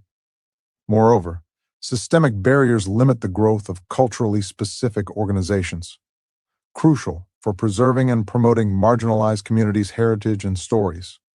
Organizations rooted in communities of color often lack the resources to secure larger grants, resulting in a cycle of under-resourcing that curtails innovation and engagement. Building a representative, diverse cultural workforce is critical to achieving equitable arts access. People of color are underrepresented in arts leadership, limiting opportunities for individuals from diverse backgrounds to lead, influence, and participate fully in shaping New York City's cultural landscape. Barriers to entry, like low or unpaid entry-level positions, and inequitable hiring practices, including those that do not consciously and effectively consider talent from all communities, restrict career paths for people with less privileged backgrounds, and perpetuate disparities in the arts workforce. Unified commitment. The agencies in this section recognize the critical need to address these systemic barriers and are committed to creating an inclusive, equitable economy where all New Yorkers can thrive. Brooklyn Navy Yard Development Corporation. Mission and commitment. The Brooklyn Navy Yard Development Corporation's mission is to fuel New York City's economic vitality by creating and preserving quality jobs, growing the city's modern industrial sector and its businesses, and connecting the local community with the economic opportunity and resources of the Yard. Through our work managing the Brooklyn Navy Yard Industrial Campus on the City of New York's behalf, we are committed to building new, inclusive paths to economic opportunity that result in greater access and improved economic outcomes for business owners and workers, including other diverse business owners and workers. To accomplish these responsibilities, BNYDC is implementing targeted efforts to ensure that our organizational practices are shaped through the lens of equity. We are committed to leveraging the Yard for creating and preserving accessible opportunity through industrial and manufacturing jobs, growing the city's modern industrial sector and its businesses, and connecting diverse communities with the economic opportunity and resources of the Yard. Goals. Short term. 1.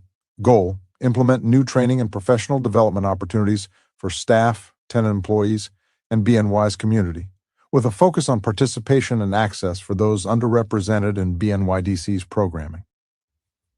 A. Outcome: by the end of 2026, offer training and professional development opportunities for staff, tenant employees, and BNY's community, in a manner that is reflective of the diversity of NYC. B. Strategies: develop an internal professional development policy and offer new programs to best meet staff needs. Launch new external training to support additional New Yorkers in receiving the skills needed to obtain green jobs. C. Indicators: number of staff trained, disaggregated by demographic information available, and compared to total staff population. Number of training programs offered externally, number of program participants. Medium term. 1. Goal: support MWB participation in agency procurements while continuing to implement and evaluate goals going forward to ensure they are consistent with federal, state, and local law. By 2028, maintain consistent implementation and assessment for MWBE utilization. B. Strategies: collaborate with SBS to support outreach and engagement with certified MWBE vendors in connection with BNYDC procurements. Utilize procurement tools that facilitate participation by certified MWBE vendors in agency contracting opportunities. C. Indicators: number of MWBE vendors responding to BNYDC procurements. 2. Goal: increase the number of first-generation college students from local New York City Housing Authority developments participating in workforce and education programs to support elimination of disparities in employment and education. A. Outcome: by 2028, increase the number of first-generation college students from local NYC developments participation in workforce and/or education programs by 20%. B. Strategies: initiate targeted outreach to the 4 surrounding NYC developments and local school partners to increase the youth and community resident engagement at BNYDC events and public programs. C. Indicators: number of first-generation college students from local NYCHA developments participating in workforce and education programs. Long-term. 1. Goal: support new and growing businesses in advanced manufacturing, clean technology, and emerging industries ecosystems by increasing awareness of opportunities for tenancy among potential small business tenants and positioning BNYDC to be a centralized and coordinating hub for small businesses, including MWBES. A. Outcome: by 2034, achieve a tenanting strategy that attracts diverse tenants underrepresented to the yard. B. Strategies: develop a small space program where we match small businesses with smaller spaces to create new pathways for business growth at the yard. Develop a small business tenant improvement fund to support renovation of spaces to meet business needs, starting with a pilot using $3 million of city capital earmarked for tenant improvements for incoming small business tenants. C. Indicators: tenant data, disaggregated by identity of owners, analyzed with job density, job creation, and other mission-aligned metrics. Draft community equity priority referenced. 3rd, close the racial, gender identity, age, and disability gaps in salaries for city employees and staff at organizations working with NYC government. 15th, close the racial, gender identity, age, and disability gaps in access and opportunity to employment, and appropriately fund programs distributing money to start a business. Spotlight wins. In March 2024, BNYDC announced that it signed a lease with IO Labs for a new $25 million state-of-the-art manufacturing, incubator, and accelerator facility focused on helping health and beauty businesses launch and grow in New York City. As part of New York City's Climate Week in September 2024, the Brooklyn Navy Yard partnered with the Unoya Group on the Bold Eco Solutions Diverse Minds Forum at Climate Week, with the aim to address the disparities for visibility and funding for entrepreneurs in the climate space. This event convened a panel of industry influencers to explore how technologies and strategies led by diverse leaders are redefining and expanding the landscape of climate technology. The audience was filled with investors, innovators, and ecosystem builders primed to learn from industry experts and to delve into a transformative discussion. The event closed with a robust networking session with 60-plus attendees. In September 2024, the Brooklyn Navy Yard hosted its first-ever Green Skills Summit, bringing together workforce development leaders to shape the future of green-collar jobs training, including increasing access to job opportunities for underrepresented groups in the tech and innovation sectors. The event included 150 attendees representing 40-plus different organizations and featured a diverse set of speakers addressing talent development and training issues in renewable, wind power, electrification, and building decarbonization. This summit was designed to support the city's commitment of building NYC's green-collar workforce to 400,000 employees by 2040 and connecting New Yorkers to family-sustaining jobs through the industries that help combat climate change. Department of Consumer and Worker Protection. Mission and commitment. The NYC Department of Consumer and Worker Protection protects and enhances the daily economic lives of New Yorkers to create thriving communities. DCWP is the nation's leading municipal enforcement agency charged with delivering economic justice. DCWP leverages its authority to bring New Yorkers real economic relief and protect them from predatory, deceptive, and unfair practices that violate their consumer and workers' rights. Cutting-edge protections, such as the city's Consumer Protection Law, Protected Time Off Law, Fair Workweek Law, and delivery worker laws, including the minimum pay rate for delivery workers. Through licensing more than 45,000 businesses in over 45 industries, DCWP ensures fair competition and a level playing field for responsible small businesses that are integral to New York City's vibrant communities. DCWP also provides essential services, such as free tax preparation and financial counseling, to ensure New Yorkers keep more of what they earn and can plan for their futures. DCWP is committed to making sure New York City is a fairer, more affordable place to live.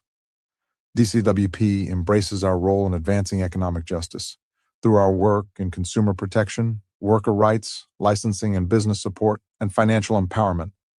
We recognize the challenges ahead, including resource constraints, evolving economic conditions, and the need to build trust with communities that have historically been underserved by government institutions.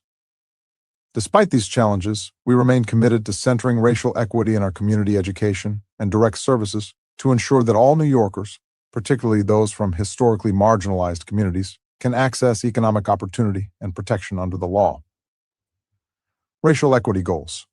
Short term. 1. Goal: expand financial empowerment resources to youth under 18 to build generational wealth and economic stability. A. Outcome: by the end of 2026, establish comprehensive youth financial empowerment and consumer protection programming, reaching students and their families across NYC with a focus on the Task Force on Racial Inclusion and Equity Neighborhoods. B. Strategies: develop age-appropriate financial empowerment interventions for youth under 18, including foundational financial concepts, consumer protection concepts, and experience with banking. Partner with schools and youth programs to deliver financial empowerment education.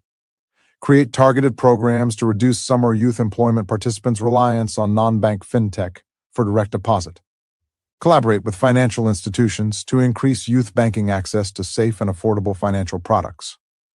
C. Indicators: number of youth with bank accounts, number of SIEP participants using non-bank fintech, number of students receiving financial empowerment education, number of schools programs participating in financial literacy and consumer protection initiatives.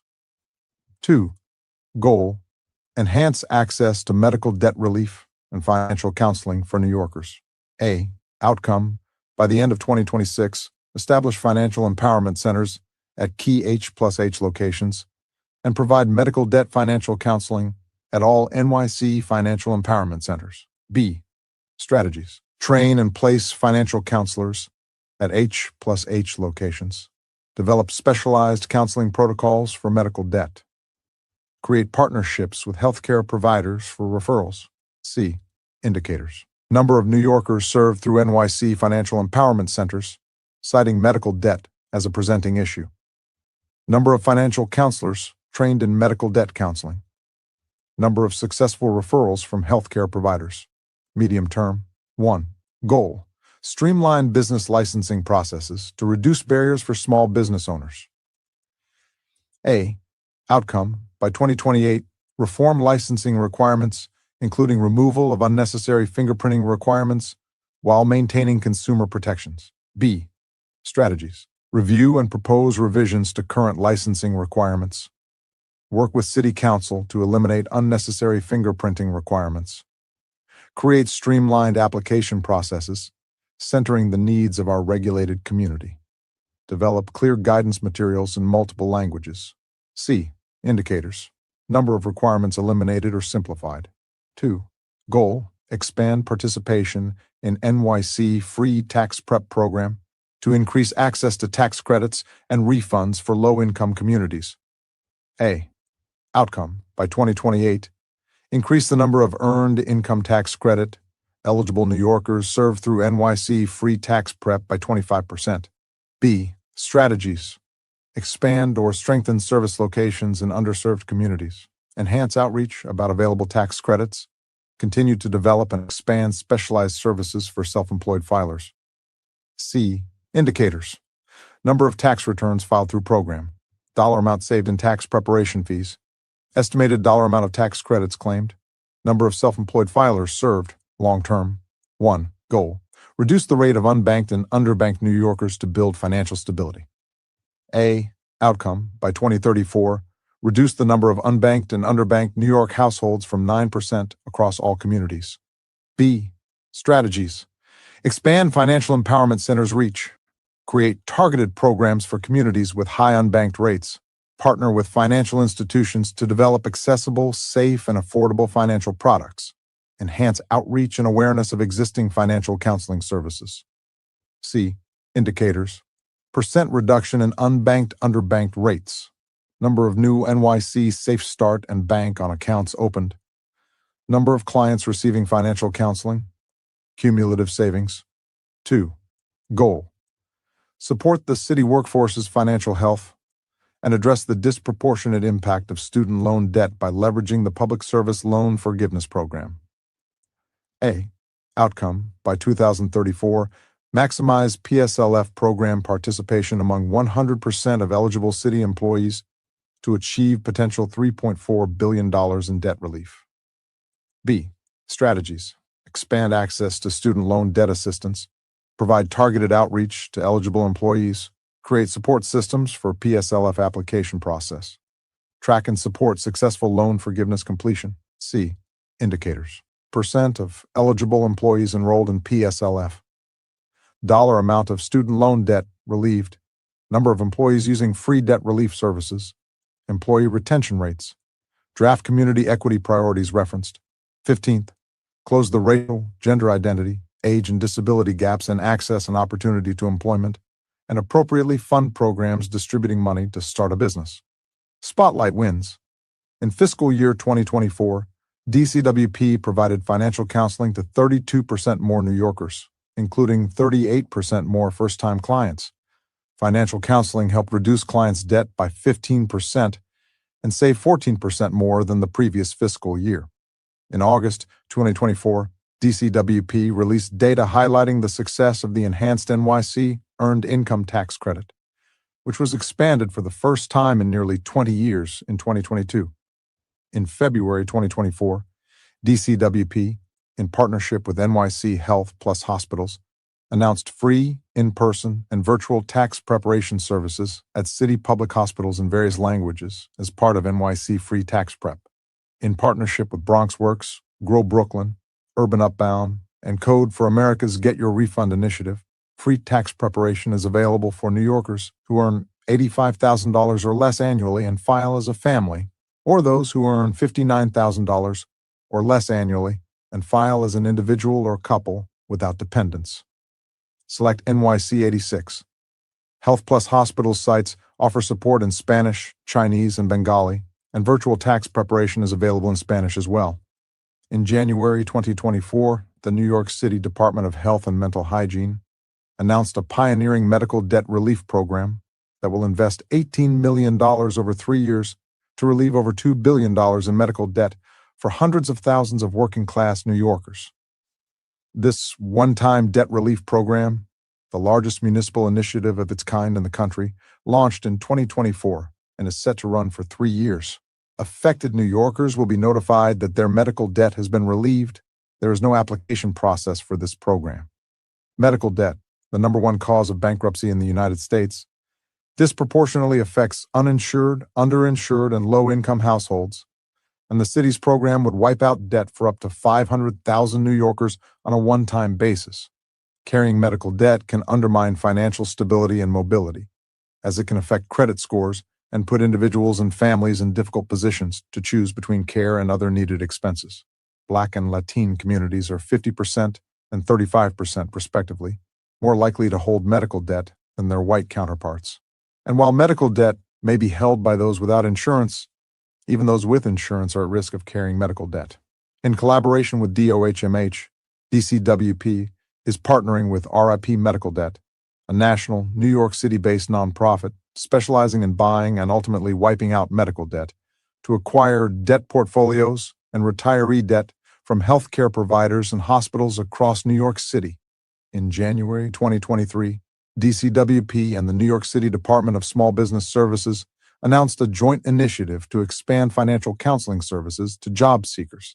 The expansion of DCWP's one-on-one financial counseling services at SBS's 5 main workforce career center hubs in each borough provides a one-stop shop for New Yorkers to access free, professional, and confidential financial counseling, along with job readiness services and connections to workforce development training. DCWP's financial empowerment centers have served more than 68,000 clients, helping them collectively save more than $10.5 million and reduce their debt by more than $90 million since the inception of the program in 2008. Department of Cultural Affairs. Mission and commitment. The Department of Cultural Affairs is the largest municipal funder of culture and is committed to providing access to art and culture for all New Yorkers. Among our primary missions is to ensure adequate public funding for nonprofit cultural organizations, both large and small, throughout the 5 boroughs. To promote and advocate for quality arts programming, and to articulate the contribution made by the cultural community to the city's economic vitality. Through our Materials for the Arts program, DCLA provides free supplies for use in arts programs offered by nonprofit groups and NYC public schools. Racial equity goals. Short-term, 1. Goal: increase awareness of grant opportunities in racially diverse and historically underserved communities to support access to cultural experiences. A. Outcome: by the end of 2026, expand DCLA's direct engagement efforts by engaging in at least 2 community outreach events in historically underserved communities. B. Strategies: work with trusted community leaders or organizations to co-host and/or participate in events and programs likely to attract arts organizations and members of the public. Promote events through multiple channels, ensuring the messaging resonates with the residents of the neighborhood. C. Indicators: number of community outreach events attended, number of new organizations submitting grant applications. 2. Goal: take steps to reduce any unconscious bias in the grant-making process. A. Outcome: by the end of 2026, ensure that over 80% of the staff in the DCLA programs unit complete unconscious bias training, and that external decision-makers involved in the grant-making process are aware of and encouraged to participate. B. Strategies: offer unconscious bias training resources for panelists. Improve training on recognizing and mitigating unconscious bias, which includes workshops on cultural sensitivity, equitable decision-making, and strategies to evaluate applications objectively. C. Indicators: percent of DCLA program unit staff trained. Medium term. 1. Goal: support the capacity building of cultural organizations led by or serving communities of color. A. Outcome: by 2028, support cultural organizations that are led by or serve communities of color in identifying and applying to grant opportunities. B. Strategies: explore capacity building initiatives such as grant writing workshops, leadership development, financial management, and/or other technical assistance, and ensure outreach to encourage participation of cultural organizations that are led by or serve communities of color. Solicit feedback from cultural organizations to determine if the training opportunities are supporting them in better competing for funding and sustaining their operations. C. Indicators. Number of cultural organizations engaged in capacity-building initiatives. Number of cultural organizations led by or serving communities of color that apply for CDF support. 2. Goal. Build diverse grant-making panels to ensure that the voices of underrepresented groups have meaningful participation in funding decisions. A. Outcome. By 2028, increase DCLA's recruitment efforts for panels in tri-equity neighborhoods. B. Strategies. Collaborate with organizations, networks, and leaders from underrepresented communities to identify and recruit diverse panel members, which ensures that recruitment reaches beyond traditional networks and includes individuals with lived experiences that reflect the priorities of marginalized groups. C. Indicators. Number of recruitment events attended. Long-term. 1. Goal. DCLA has had a 30% goal for MWBE utilization and will continue to implement and evaluate goals going forward to ensure they are consistent with federal, state, and local law. A. Outcome. By 2034, maintain consistent implementation and assessment for MWBE utilization. B. Strategies. Provide outreach and networking opportunities through workshops and mentorship programs. Simplify the application requirements and process to reduce bureaucratic hurdles and provide strong technical assistance. Provide training including workshops on proposal writing and financial management, and explore providing capacity-building grants. C. Indicators. Percent of agency-awarded contracts to MWBEs, disaggregated by race, ethnicity, and gender. Draft community equity priorities referenced. Second, ensure and appropriately fund community members most harmed by racism, including youth. Participate with government staff throughout the decision-making, planning, and implementation when creating new or reviewing existing rules, legislation, budgets, and programs. 15th, close the racial, gender identity, age, and disability gaps in access and opportunity to employment, and appropriately fund programs distributing money to start a business. Spotlight wins. Grant-making. Since 2018, we have embarked on a holistic evaluation of our Cultural Development Fund award process to introduce a range of new reforms that promote equity. We are committed to increasing access to DCLA's competitive grant-making process. For example, our minimum funding level increased from $5,000 to $10,000, and we introduced multi-year grants to enhance financial stability for our partners. In addition, last year we supported over 30 new organizations and promoted grant opportunities in underserved communities. This initiative strengthens our mission to reach and support organizations and communities that previously received limited funding. Capital spending. We are committed to leveraging our capital spending to preserve, renovate, and celebrate arts and cultural spaces to ensure that all New Yorkers can see their stories represented in our cultural sector. On March 28, 2024, we announced in collaboration with the Department of Design and Construction a $24.1 million city-funded renovation project for the New York and Poets Cafe on Manhattan's Lower East Side. This is a commitment to preserving the legacy of the Puerto Rican diaspora and African American culture, while strengthening the community bonds of the vibrant Lower East Side neighborhood. On October 3, 2024, we also announced in partnership with DDC a $3.9 million restoration project for the historic Hunterfly Roadhouses in the Weeksville Heritage Center in Brooklyn, which educates and preserves the history of Weeksville, one of the largest pre-Civil War free Black communities in the United States. Department of Small Business Services, Mission and Commitment. The NYC Department of Small Business Services helps unlock economic potential and create economic security for all New Yorkers by connecting New Yorkers to good jobs, creating stronger businesses, and building thriving neighborhoods across the 5 boroughs. SBS is dedicated to promoting equitable economic development and enhancing economic mobility. SBS acknowledges that there are historically underserved and underrepresented populations within the 3 targets of our work: job seekers, businesses, and neighborhoods. To achieve our mission, creating economic security for all New Yorkers, SBS places a strong emphasis on tailoring employment and business services for low to moderate income individuals and underserved small businesses. SBS draws inspiration in our approach to equity of opportunity from a speech given by Congresswoman Shirley Chisholm to the House of Representatives. Congresswoman Chisholm outlines the interconnectedness of economic justice and non-discrimination, saying, "Unless we defeat the enemies of poverty and racism in our own country and make our talk of equality and opportunity ring true, we are exposed hypocrites in the eyes of the world when we talk about making other people free."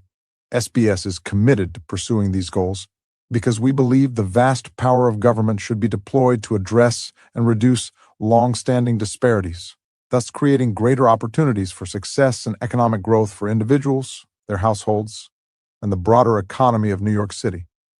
Racial equity goals, short term. 1. Goal: expand agency programmatic focus on connecting underserved businesses to capital. A. Outcome: by the end of 2026, launch at least 2 new programs that focus on capital access for underserved businesses. B. Strategies: increase awareness and usage of funds finder tool and add additional local community development financial institution partners. In partnership with the NYC Economic Development Corporation, launch NYC Future Fund and Cannabis NYC Loan Fund programs to provide access to capital to underserved small businesses that historically had difficulty demonstrating creditworthiness in traditional lending screens. C. Indicators: number of new capital access programs launched that are focused on underserved businesses.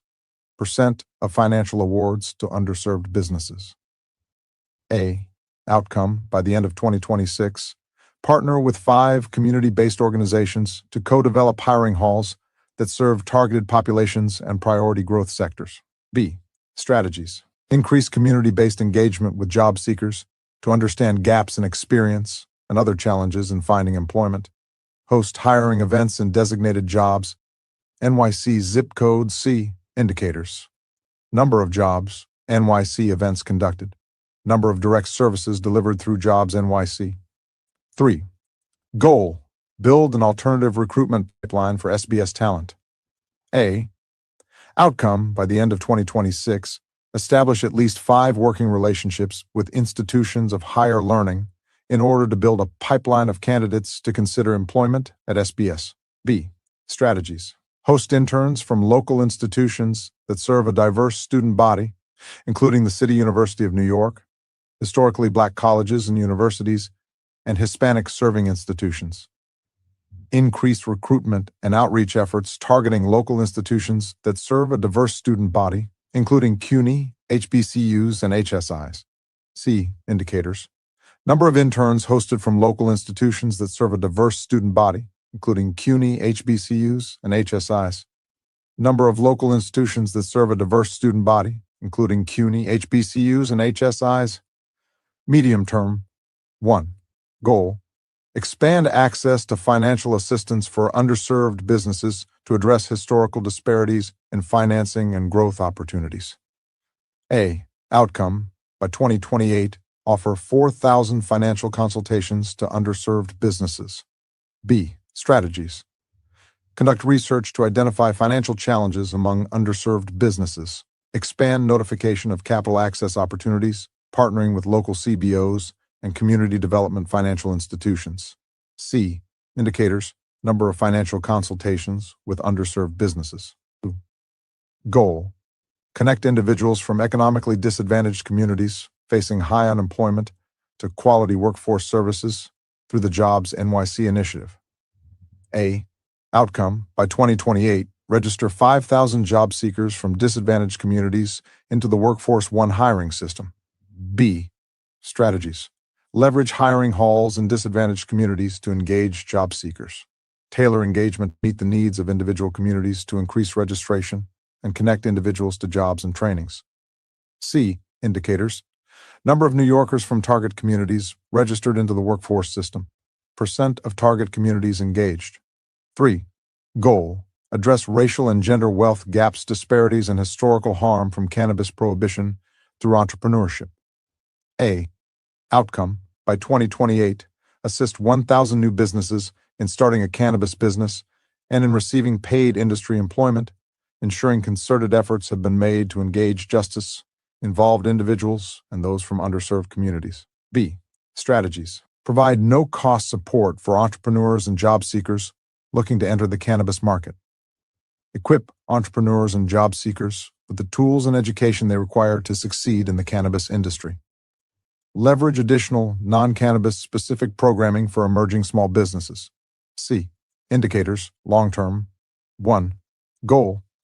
Expand efforts to notify small businesses and MWBEs about agency solicitations and contracts. A. Outcome, by 2034, achieve an increase in engagement with underutilized firms. B. Strategies, provide capacity building services to MWBEs and EBEs as necessary. SBS will tailor programs and solutions based on the needs of such firms to small businesses. C. Analyze the sectors where sizable procurements are anticipated indicators. Number of New Yorkers engaged about agency solicitations and contracts. Number of businesses awarded city contracts. Number of MWBEs awarded city contracts. Draft community equity priorities referenced. 15th, close the racial, gender identity, age, and disability gaps in access and opportunity to employment, and appropriately fund programs distributing money to start a business. Spotlight wins. In 2025, 3 out of every 4 MWBEs awarded city contracts had first received procurement and capacity building assistance from SBS. Between January 2023 and January 2024, SBS and partners supported 1,046 businesses through the NYC Small Business Opportunity Fund, with loans totaling more than $85 million in affordable low-interest capital. Since 2024, SBS expanded services for people with disabilities and connected New Yorkers with disabilities to over 1,350 jobs. Since 2022, SBS and Link NYC have provided eligible businesses with free marketing and promotion through the Link Local program. Economic Development Corporation. Mission and commitment. The New York City Economic Development Corporation aims to create a vibrant, inclusive, and globally competitive economy for all New Yorkers by strengthening confidence in NYC as a prime business location, fostering innovative sectors with an emphasis on equity, developing healthy neighborhoods as places to live, learn, work, and play, and delivering sustainable infrastructure for communities and New York City's future. NYC EDC is dedicated to advancing a more equitable, resilient, and sustainable economy that lifts every community, ensuring that all New Yorkers can participate in and benefit from New York City's economic growth. In advancing this mission, NYC ADC is committed to addressing economic disparities in diverse entrepreneurship, contracting, and workforce development to create an inclusive economy for all New Yorkers. This commitment is critical to overcoming the recognized historical and ongoing barriers faced by underserved communities in New York City. Racial equity goals. Short term. 1. Goal. EDC has a 30% goal for MWB utilization and will continue to implement and evaluate goals going forward to ensure they are consistent with federal, state, and local law. A. Outcome, by the end of 2026, maintain consistent implementation and assessment for MWB utilization. B. Strategies. In industry sectors where disparities have been shown to exist, rate procurement proposals more favorably that actively promote MWB utilization and create opportunities for historically underutilized MWBEs. Integrate the MWBE small purchase procurement method into the procurement process in industry sectors where disparities have been shown to exist, offering more avenues for MWBE participation. Advance the use of MWBEs in internal discretionary spending activities that do not require competitive procurement processes. Expand capacity building program offerings, adapting to evolving market conditions and ensuring MWBEs have the resources and support they need to successfully bid on NYC EDC contracts and other procurements. C. Indicators. Number of MWBEs served by MWBE capacity building programs. Percent and dollars of contract amounts awarded to MWBE firms. Percent and dollars of contract amounts awarded disaggregated by race, ethnicity, and gender. 2. Goal. Expand access to career pipelines that lead to long-term economic mobility for underserved communities. A. Outcome. By the end of 2026, establish economic mobility networks in priority neighborhoods. Invest approximately $2 million to create an economic mobility network, a coalition of workforce providers that will create programs tailored to the unique needs of the neighborhood.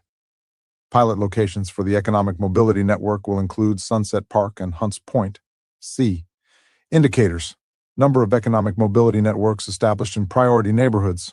Number of workforce programs launched by the economic mobility networks. Number of individuals receiving training from and/or job placement through economic mobility networks. Demographics of individuals receiving training from and/or job placement through economic mobility networks by race and ethnicity. 3. Goal: build a diverse NYC EDC workforce through equitable recruitment, hiring, and retention practices. A. Outcome: by the end of 2026, ensure that 100% of hiring managers have completed the interview training sessions. Develop partnerships with at least 2 institutions to increase diverse representation of interns and fellows placed across departments. Evaluate the current mentorship program and continue to build employee resource group programming. B. Strategies: establish equitable interviewing practices and offer equitable interview training sessions twice a year for all hiring managers to ensure fair, consistent, and equitable approaches to interviewing. Identify and develop new pipeline partnerships with targeted institutions, foundations, and local schools to strengthen recruitment of interns and fellows from underrepresented communities based on agency disparity analysis. Evaluate and restructure current mentorship program to ensure it is equitably serving employees of different backgrounds and experiences by formalizing objective setting and learning offerings and implementing evaluation and impact measures. Establish a structured employee resource group program which celebrates the inclusion of diverse perspectives, identities, and experiences in the workplace. See indicators: percent of hiring managers who have completed interview training, percent of interns and fellows who are from underrepresented groups for solely informational purposes, percent of staff participation in the ERG program, and the number of cultural events planned and supported by ERG leaders to celebrate diverse experiences and backgrounds.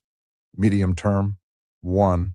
Goal: expand NYCEDC's financial investment into economic mobility strategies to support disadvantaged New York City communities and reduce income and wealth disparities. A.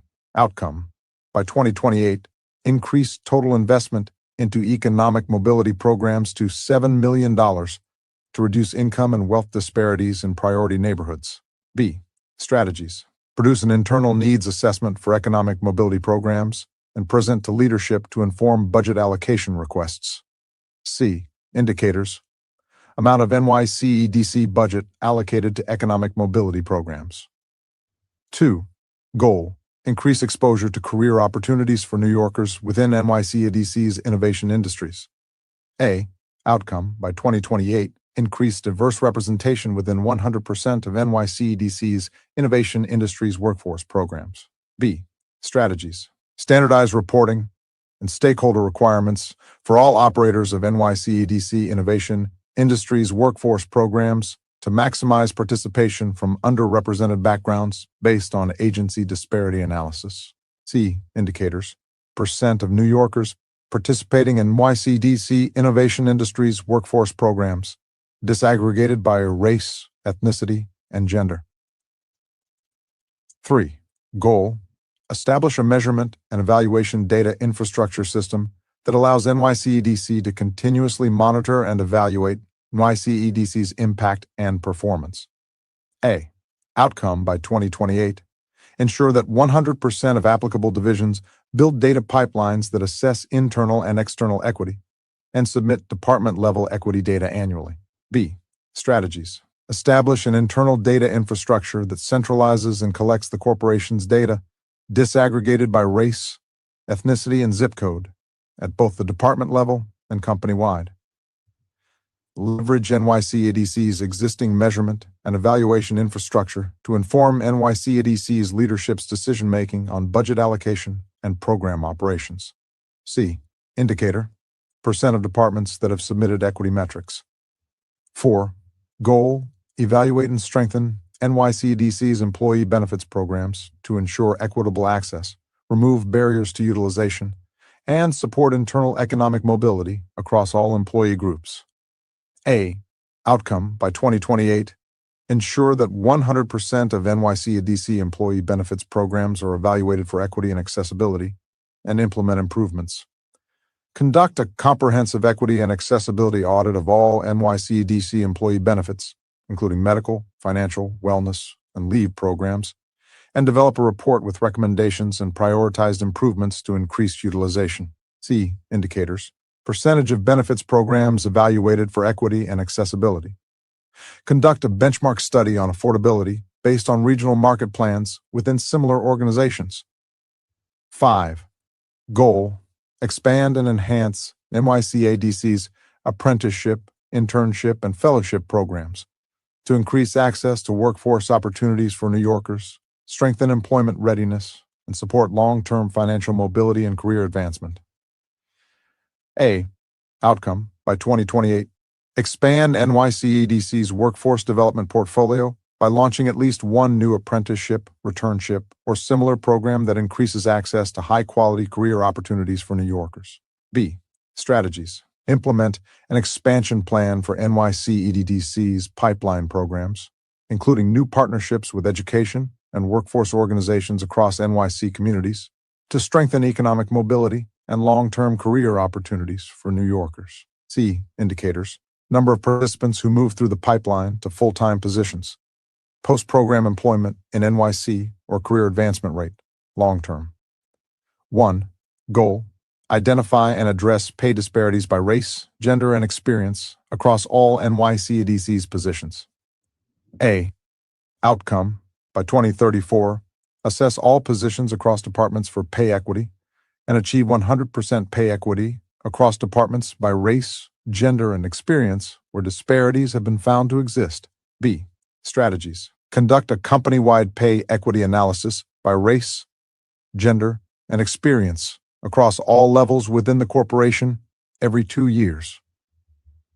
Upon completion of such analysis, NYCADC will make salary adjustments to the positions, if any, which are not in parity compared to their counterparts, and update all job descriptions to reflect new compensation ranges and education requirements, as applicable. See indicators. Percent of positions whose salaries are at pay parity compared to counterparts. Percent of positions that received salary adjustments. Draft community equity priorities referenced. 5th, evaluate and remove, where needed, racial, ethnic, and poverty-based bias in computer-based instructions that produce inequities including but not limited to healthcare, housing, education, policing, criminal justice, employment, and social service. 15th, close the racial, gender identity, age, and disability gaps in access and opportunity to employment, and appropriately fund programs distributing money to start a business. Spotlight wins. Organizational wins. Equity and Community Impact Division. In 2022, NYCEDC created a new division, Equity and Community Impact, to ensure the corporation advances equity across its projects and contracting activities by providing technical assistance, measurement and evaluation, strategy, and stakeholder engagement. Diversity, Inclusion, and Learning Department. In 2022, NYCEDC created a new department, Diversity, Inclusion, and Learning to advance equitable programming and career development while ensuring equity across organizational policies and employee metrics and reporting. Future Innovators in Real Estate Fellowship Program, launched by NYCEDC in 2023. This paid 16-month program prepares CUNY and SUNY graduates for careers in real estate development. In FY26, NYCEDC began its second Fire Fellows cohort and placed all 4 inaugural fellows in full-time roles.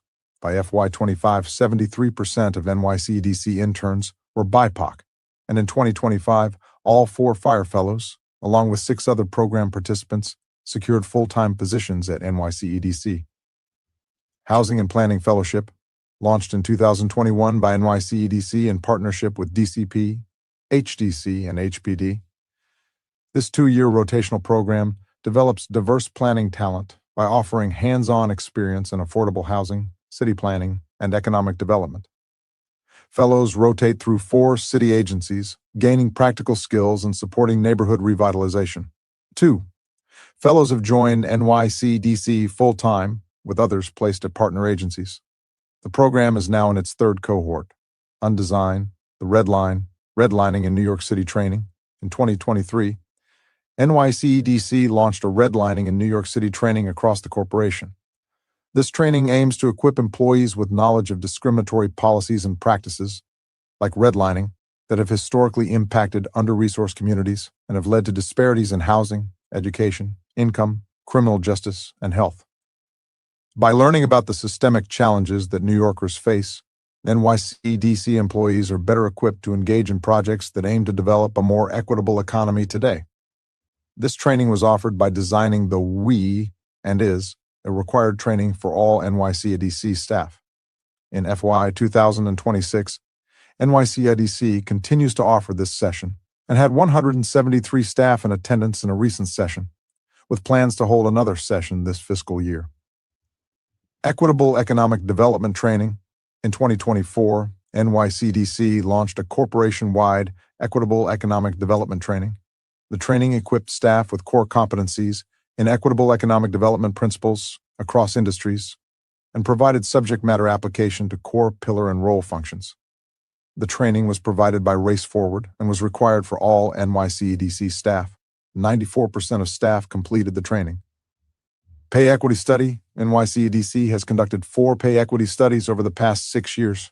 Pay equity is a framework whereby pay for employees performing the same duties, regardless of gender, race, or any other defining characteristics, is analyzed. We review our salaries and pay structure regularly to ensure that we are paying employees fairly and equitably across the board, ensuring equal pay for similar work. NYCDC is committed to conducting a pay equity study every 2 years to ensure salaries are also aligned with market rates. Employee population. NYCDC's employee population was composed of 55% BIPOC representation in FY25, upholding its commitment to mirror the racial demographics of New York City's population.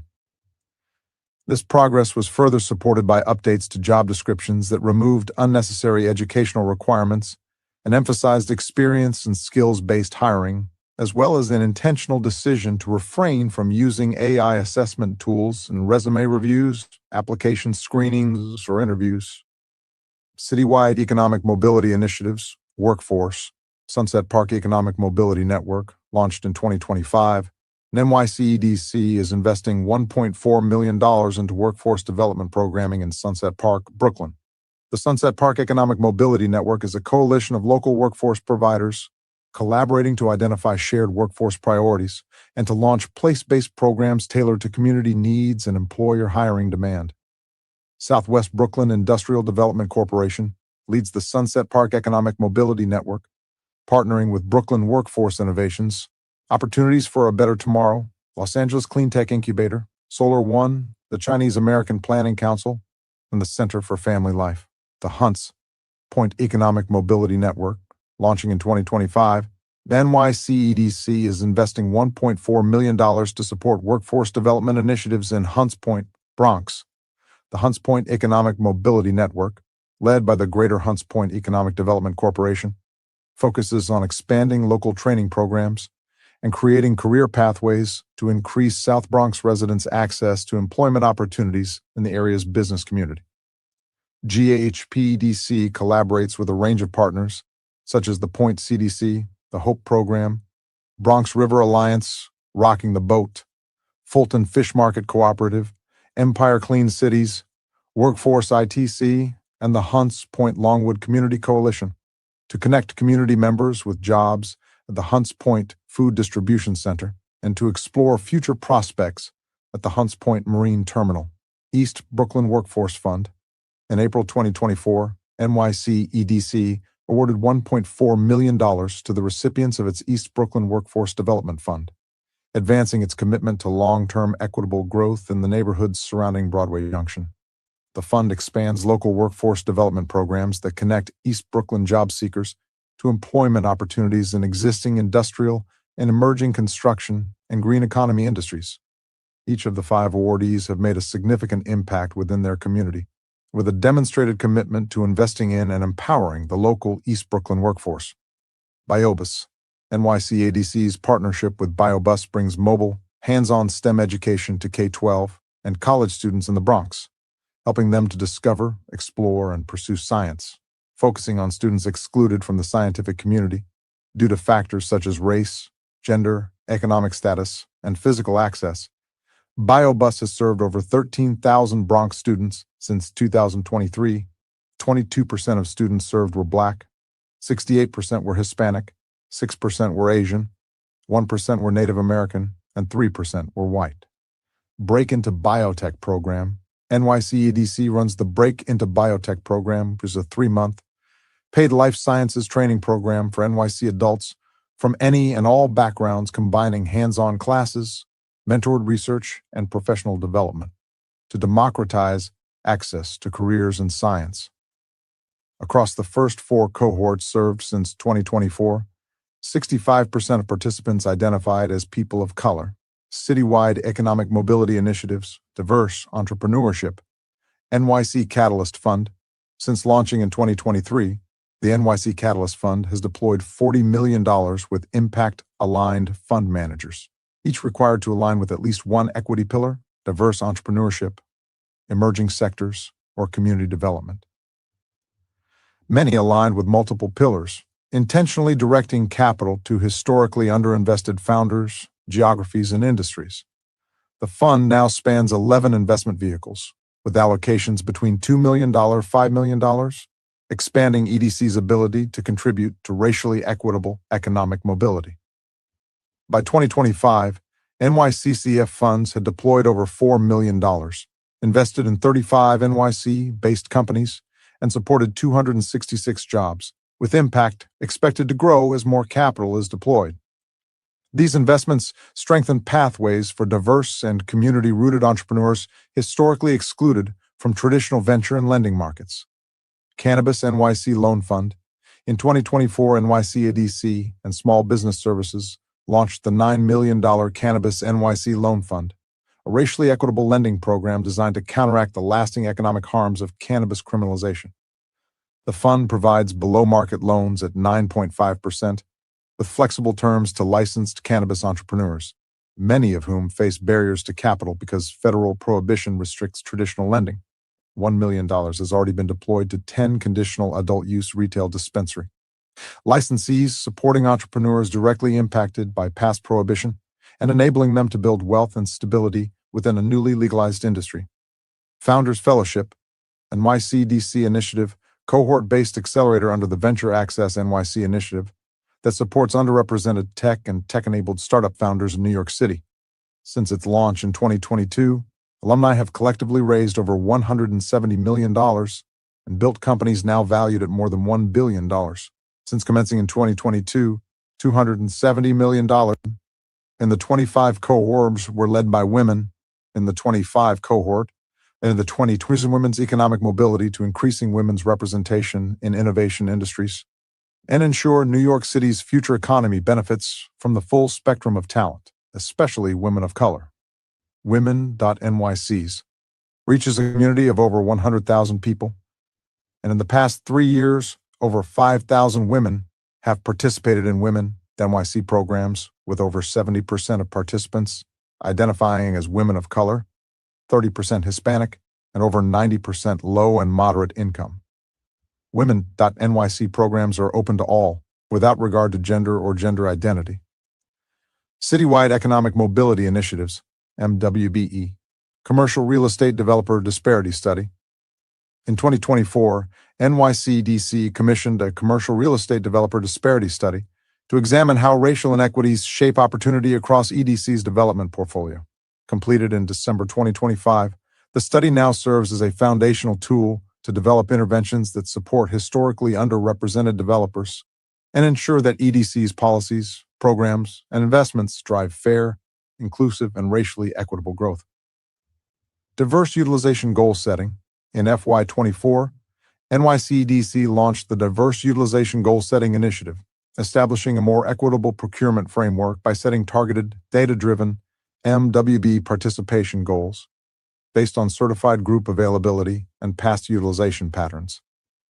This marked a shift from generic goal setting toward a race and gender-conscious model that actively addresses historic underutilization. MWBE capacity building programs, Construct NYC, and Waterfront Pathways delivered strong equity outcomes. Both programs scaled significantly in size and diversity and produced measurable economic mobility for MWBEs through deeper technical training, improved industry alignment, and expanded opportunity pathways. O. Capacity Building alumni secured $35.7 million in EDC contract awards in FY25, which demonstrated a direct and powerful link between training and equitable procurement outcomes. O. Over 1,157 hours of technical assistance were delivered in FY25, significantly expanding the pool of market-ready MWBEs across multiple sectors and reducing historical barriers to contracting. Construction management. In 2025, EDC achieved a major structural milestone in its construction manager portfolio. 6 of 12 CNM retainer awardees were MWB firms, including graduates of EDC's own capacity building programs. This marked a significant shift toward racial equity in core project delivery roles, embedding MWB representation in long-term, high-value CM contracts. Measurement and evaluation. In 2023, NYC launched a company-wide effort to monitor and evaluate equity by establishing a measurement and evaluation role. This role is a core pillar of the Equity and Community Impact Division, leading the corporation to quantify its impact across company-wide key performance metrics. Disadvantaged Communities Index. NYC has developed a Disadvantaged Community Index, a neighborhood-based index aggregating key indicators of economic vulnerability, enabling EDC to assess how projects and investments align with community need and economic justice priorities. Social Impact Dashboard, launched in 2024 as an expansion of EDC's agency-wide outcome reporting efforts with an intentional focus on equity and community impact. The dashboard sets out 25 to 30 metrics across 5 pillars, focused on social and economic outcomes with the goal of further disaggregating data to highlight equity gaps. The dashboard aims to map and measure all of EDC's projects, programs, and investments against the Disadvantaged Communities Index to better understand how EDC's investments align to community disadvantage and need. The index itself was designed to incorporate key pillars needed for an individual to achieve economic security to support their individual and family well-being. Business Owner Survey. In 2024, NYC EDC conducted a Sunset Park Business Owner Survey to better understand the diversity of the business community within the EDC assets and how we can be more supportive in expanding access to entrepreneurship opportunities. Results of such study found that overall, 4,160 people are employed, 41% of businesses are diverse-owned, 27% of businesses are woman-owned, and 5% businesses are LGBTQIA-owned. Industry equity analysis. To better inform industry strategy with an eye towards economic justice, EDC's economic research and policy team often collaborates with other EDC teams to analyze gaps in representation and opportunities for economic mobility in our priority sectors, which serves to inform strategic decision-making on policy and projects.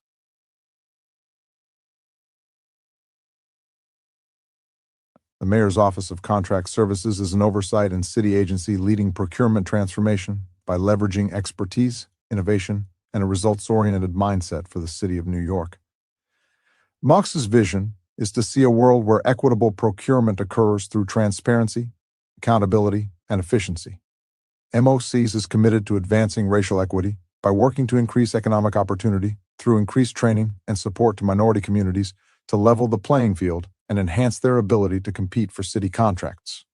MOCs intends to leverage its strategic partnerships with internal and external stakeholders to inform policy decisions and measure the effectiveness of equity initiatives in procurement. MOC's Learning and Development Team collaborates with partner agencies and vendor groups to deliver presentations to vendors, participate in tabling events, host mocks in the streets, and perform outreach. During fiscal year 2024, L&D has conducted and/or participated in over 30 events, reaching over 500 million WBE-certified vendors. MOCs recognizes that achieving true equity in city contracting requires ongoing effort, collaboration with various stakeholders, and a willingness to challenge and transform outdated systems and practices. By acknowledging our past shortcomings and committing to concrete actions, we strive to create a fair and equitable procurement environment. Racial equity goals. Short term. 1. Goal: prioritize agency outreach and engaging underutilized vendors based on agency disparity analysis. A. Outcome. By the end of 2026, increase outreach campaigns, trainings, and tabling at events that focus on increasing awareness for underutilized vendors by 10%. B. Strategies. Expand tabling events in task force on racial inclusion and equity neighborhoods, and encourage the attendance of underutilized vendors attending trainings. Develop outreach campaigns targeting underutilized vendors. C. Indicators. Number of underutilized and disadvantaged vendors, including MWBEs, responding to solicitations annually. 2. Goal. Enhance language access in all agency trainings and communication so that historically underserved communities can more easily access information about existing procurement pathways. A. Outcome. By the end of 2026, build language accessibility pathways for 100% of passport trainings and educational guides offered by MOCJs to be available in all 10 designated citywide languages. B. Strategies. Prioritize identifying electronic tools, such as but not limited to Microsoft Teams or Zoom meetings with live captioning systems in various languages, to increase language accessibility for trainings regarding the passport system. Consider acquiring either translator or AI-generated live system. C. Indicators. Percent of trainings that are multilingual accessible. Medium term. 1. Goal. Pursue a human-centered design approach to passport to center the experience and accessibility of prospective small, disadvantaged, and/or MWBE vendors, and address any application barriers. A. Outcome. By 2028, decrease the number of annual service desk tickets by 25% as the need for vendor support decreases. B. Strategies. Engage vendors through one-to-one discussions and focus groups to identify challenges and ensure changes to passport that address their experiences. Provide transparency on passport updates through newsletters and other forms of communication. Equip city contracting staff with resources and education needed to reduce cycle times. C. Indicators. Number of discussions with small and disadvantaged vendors, including MWBEs, on human-centered design changes. Long-term. 1. Goal. Expand availability of potential bidders and contractors by improving procurement-related procedures. B. Strategies. Develop the agency's legislative agenda to identify potential changes to existing rules that will advance more equitable access to resources and contracting opportunities, such as reducing administrative burdens. Lead on key initiatives such as the Joint Task Force to get nonprofits paid on time, and the NYC Capital Process Reform Task Force, which focus on bringing down cycle times, untangling the regulatory web, and getting bureaucracy out of the way so contractors can do the work they are hired to do. C. Indicators. Percentage of all city contracts awarded to MWBE vendors. Number of MWBE contracts awarded citywide, disaggregated by race and ethnicity. Number of total value of city contracts awarded to MWBEs. Number of all city contracts awarded to small, disadvantaged, MWB, and first-time vendors. Draft community equity priorities referenced. 5th, evaluate and remove, where needed, racial, ethnic, and poverty-based bias in computer-based instructions that produce inequities, including but not limited to healthcare, housing, education, policing, criminal justice, employment, and social service. 15th, close the racial, gender identity, age and disability gaps in access and opportunity to employment, and appropriately fund programs distributing money to start a business. Spotlight wins. MOCJs launched a comprehensive communications and training plan for Passport Release 5.1, including web guides that are more accessible. The 4. Pass to port trainings on the new fall. 2023 functionalities yielded a total of 1,673 registrants, and 1,373 functionalities yielded as vendor trainings, half of which were in person, for nearly 3,000 vendors, including MWB, Mayor's Office of Media and Entertainment. Mission and commitment to support and strengthen New York City's creative economy and make it accessible to all. The Mayor's Office of Media and Entertainment is comprised of 4 divisions. The Film Office, which facilitates film and television production throughout the 5 boroughs. NYC Media, the city's official broadcast network and production group. The Press Credentials Office, which issues press cards. And MOM is committed to addressing the long-standing racial disparities in New York City's entertainment and media industries. We recognize the historical underrepresentation of people of color in both on-screen and behind-the-scenes roles, and we are dedicated to increasing diversity in the industry. MOM will continue to support initiatives that create equitable access to opportunities in media, combat harmful stereotypes, and ensure that the entertainment sector reflects the true diversity of New York City's residents.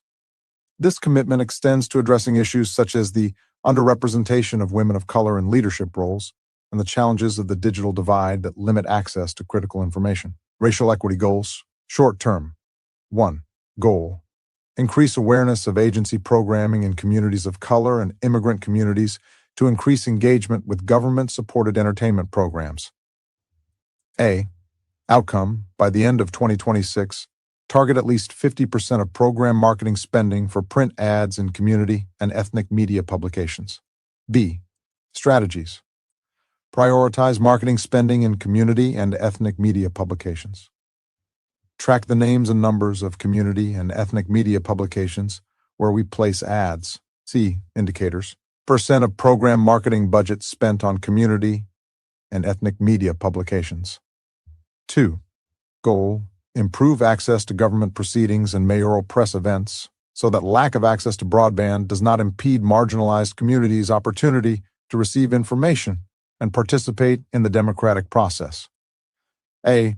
Outcome: by the end of 2026, MOM's NYC Media will nearly double the number of government proceedings and mayoral press events that are broadcast live by leveraging our new TV channel, NYC Gov 2. B. Strategy: launch a new broadcast channel, NYC Gov 2, that will cover more live city council proceedings and mayoral events. We have procured a contractor and obtained a location for the new master control facilities, and we're in the process of building out the space and coordinating with external entities. See indicators. Number of viewers of NYC Gov 2. Facilitate access to training and placement based on real-time labor market shifts through certificate programs, including audio production. A. Outcome: by the end of 2026, achieve an increase in opportunities for New Yorkers from diverse and underrepresented communities to be hired to creative industry jobs in NYC based on agency disparity analysis. B.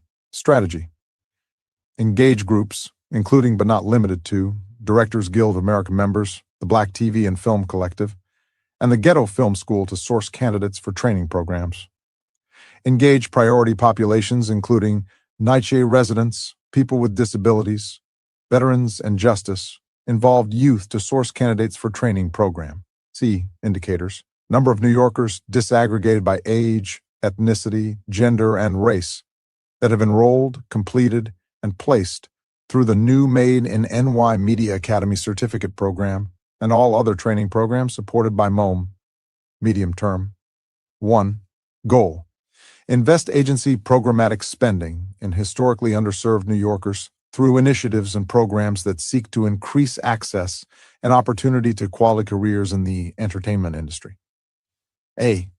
Outcome: by 2028, invest at least 50% of spending for workforce development and education in programs that aim to increase access to entertainment careers for historically underserved communities based on disparity analysis. B. Strategies: provide funding to CUNY Brooklyn College to launch the first public music business BA program in NYC in FY 2026. Launch the Line Producer Unit Production Manager Training Program to help place mid-career film and television workers into senior-level positions. MOM is in discussions with a studio to replicate a mid-career line producer, unit producer manager training program from another filming hub. Implement networking events to introduce graduates of some of our workforce programs to entertainment companies that are hiring. Collect lessons learned about access to good jobs from providers and participants in MOM-funded programs. C. Indicators: dollars allocated to entertainment workforce development and educational programs that predominantly enroll members of underserved communities. 2. Goal: conduct outreach to attract diverse candidates for openings in the agency's production editing team and continue to help ensure that the programs broadcast on NYC Life represent NYC's diverse population. A. Outcome: by 2028, Achieve an increase in qualified underrepresented applicants for the positions. B. Strategies. Expand the websites and organizations where job postings are listed to attract more underrepresented candidates based on agency disparity analysis. Implement a structured interview technique to reduce any instances of bias in hiring. C. Indicators. Number of diverse job boards where positions are posted. Demographics of workforce, new hires, and applicants. Demographics of applicants and staff hired for open positions. 3. Goal. Identify and address salary stratification amongst staff at MOM so that income and wealth inequality are not further exacerbated through internal practices. A. Outcome. By 2028, review salaries for all positions and propose adjustments that align with the NYC True Cost of Living measure. B. Strategies. Undertake a salary and title review. C. Indicators. Percent of salaries that are at least equal to the area median income. Percent of salaries that surpass NYC's TCOL. Long term. 1. Goal.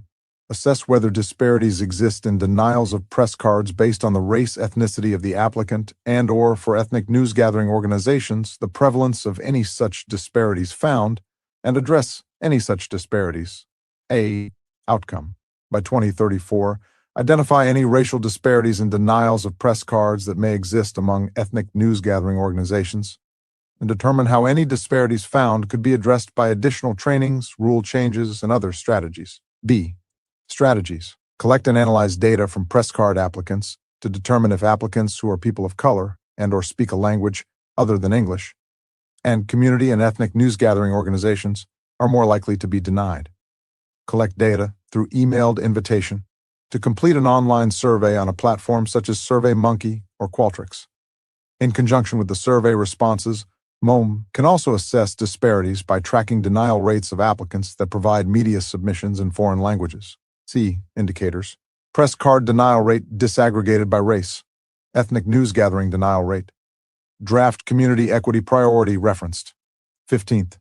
Close the racial, gender identity, age, and disability gaps in access and opportunity to employment, and appropriately fund programs distributing money to start a business. Spotlight wins.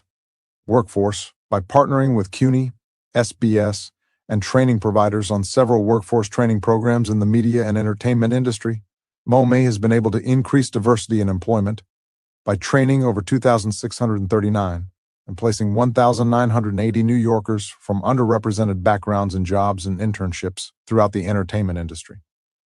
For example, O, the Made in NY11 Production Assistant Training Program by Brooklyn Workforce Innovations, has provided people of color with training and placement support for jobs on film and television sets throughout New York City. From 2006 to 2024, the PA training program has trained 1,208 New Yorkers and placed 1,044 in jobs. O, the Made in NY Post-Production Training Program by Brooklyn Workforce Innovations, has provided people of color with training and placement support for jobs in post-production. From 2017 to 2024, the program has trained 257 New Yorkers and placed 182 in jobs. O, the Made NY Stagecraft Boot Camp, part of the Theatrical Workforce Development Program by the Roundabout Theater Company, has provided people of color with training and backstage jobs in theater. From September 1, 2017 to June 30, 2024, WDP has trained 152 New Yorkers and placed 152 New Yorkers in the entertainment industry. O, the Made in NY Animation Project by the Animation Project has provided people with training in 3D animation. From 2017 to 2024, TAP has trained over 10,014 to 24-year-old New Yorkers and placed 108 in jobs. On 24th program by Real Works and CUNY has provided people of color with training for technical and administrative jobs in media and entertainment. From 2019 to 2024, Media MKRs has trained 650 New Yorkers and placed 415 in internships. And Place Sound Thinking NYC program by CUNY Creative Arts has provided people of color with training for technical jobs in the music industry. From 2018 to 2024, Sound Thinking has trained 372 New Yorkers and placed 104 in internships. Digital gaming. The 2021 International Game Developers Association survey indicated that only 5% of game developers identified as Black, while the majority were white. To increase exposure to the field amongst diverse audiences, MOM currently supports the establishment of Gaming Pathways, a new program offering a bachelor's degree in digital game design at the CUNY City College of New York.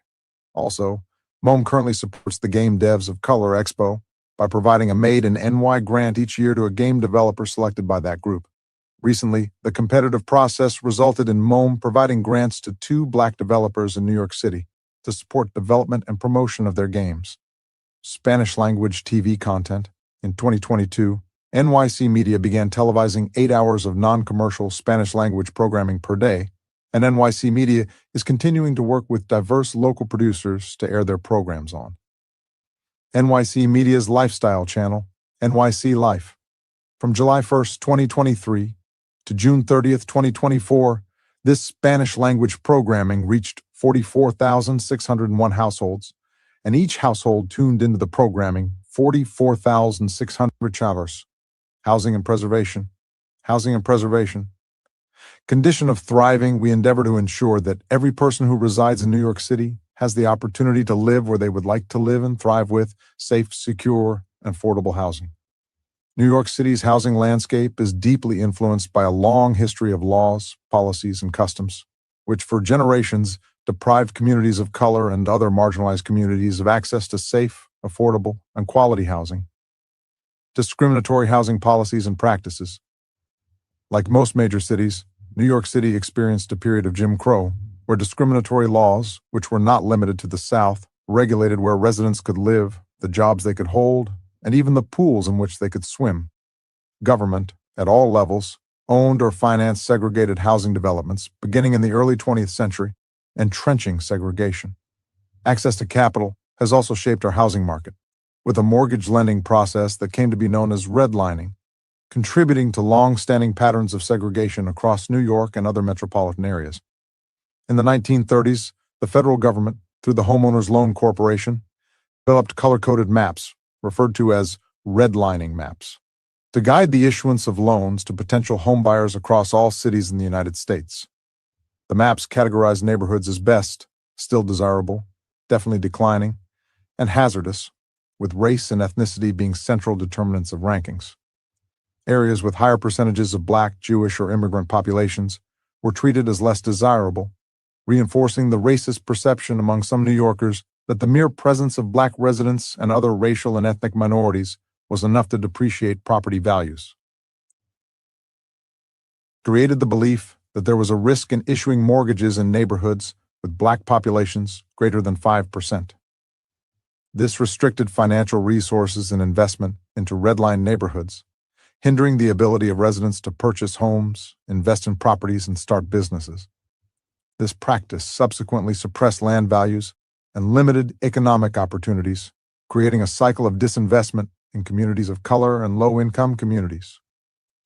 Simultaneously, white flight from inner cities and the expansion of segregated suburban developments also pushed government officials to take drastic steps to alter some of the city's central neighborhoods deemed blighted through massive redevelopment projects, often displacing people of color from their homes. The combined influence of redlining, segregated housing developments, and evidence of discrimination in the employment and education fields concentrated low-income people of color in small geographic areas, leading to significant disparities in the housing options and neighborhood amenities. Affordable housing and property maintenance. In the 1960s, community development corporations emerged in New York City and across other major cities as part of a larger community-led social justice and anti-poverty movement. This movement has been integral to the development of tenant protections and affordable housing investment across our city. As neighborhoods lacked investment and resources over decades, many buildings developed maintenance issues, which also contribute to health, safety, and quality of life. These stark contrasts in maintenance deficiencies fall along racial lines, with households headed by Black non-Hispanic and Hispanic New Yorkers having 3 times the rate of deficiencies when compared to those headed by white or Asian New Yorkers. While enforcing the city's construction and housing codes, it remains important to analyze the context of how these historical harms and current-day disparities affect marginalized communities' ability to live, work, and thrive in safe, quality buildings, and the impact the issuance of violations and associated penalties can have on owners of small properties, particularly in marginalized communities. Disparities in awareness of regulatory processes further emphasize the importance of educating New Yorkers, whether they own or rent, so they understand the regulatory framework with which owners must comply and ensuring that outreach efforts are tailored to communities. Limited access to home ownership opportunities, and generating wealth. Home ownership is a core asset-building tool for most Americans. However, past practices have negatively impacted the ability of residents of color to own homes, obtain financing, and have equal asset value. Our country has a history of racially restrictive covenants written into property deeds by those within the real estate industry. These covenants included legally binding language that prevented people of color from buying, renting, or living in certain neighborhoods. Examples of this language read, "No part of said property, nor any portion thereof shall be, for said term of 50 years, occupied by any person not of the Caucasian race, 40, or said lots, nor any portion thereof shall ever be lived upon or occupied by a person other than the Caucasian in race, provided, however, that if not of the Caucasian race be kept thereon by a Caucasian, strictly in the capacity of servants or employees." In addition, predatory loans to communities of color often lead to foreclosure, loss of HES, and compound disparities in the racial wealth gap. According to the Census American Community Survey, 67% of white households own their homes, compared to only 34% of households of color.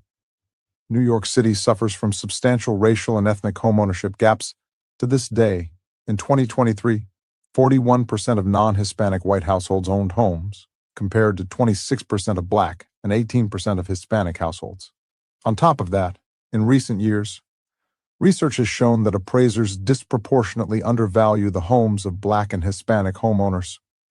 Studies have shown that the valuation of homes in majority Black neighborhoods is 23% less than in neighborhoods with few or no Black residents. In New York City, the median Black New York City homeowner's home value of $500,000 is significantly lower than that of the median white New York City homeowners, valued at $700,000, 42 cents. Addressing racial bias in home appraisals is key to tackling the racial wealth gap and making the benefits of homeownership more equitable. In the U.S., the median white family possesses approximately 8 times the wealth of a typical Black family and 5 times the wealth of a typical Hispanic family. The differences in homeownership rates and home values both contribute to this gap. Under-resourced public housing. These historical and ongoing inequities have also dramatically contributed to public housing having a high concentration of Black and Hispanic residents. As of January 2024, the city's public housing developments are home to 312,422 residents, with approximately 90% Black or Hispanic, and in comparison, 52% of the population in NYC are Black or Hispanic. Federal law and regulations impose income limits for admission to public housing to ensure this affordable resource is available to those who need it. The median public housing household income is $16,980, and 54% are below poverty threshold compared to the overall NYC median household income, which is $74,694, and only 18% are below the poverty threshold. Over the past few decades, Congress has not provided the resources necessary to properly maintain aging public housing infrastructure across the country. Today, this generational funding deficiency has led to an $80 billion capital need and growing operational needs that are essential in addressing racial equity and improving living conditions for residents. Disparities in historic preservation.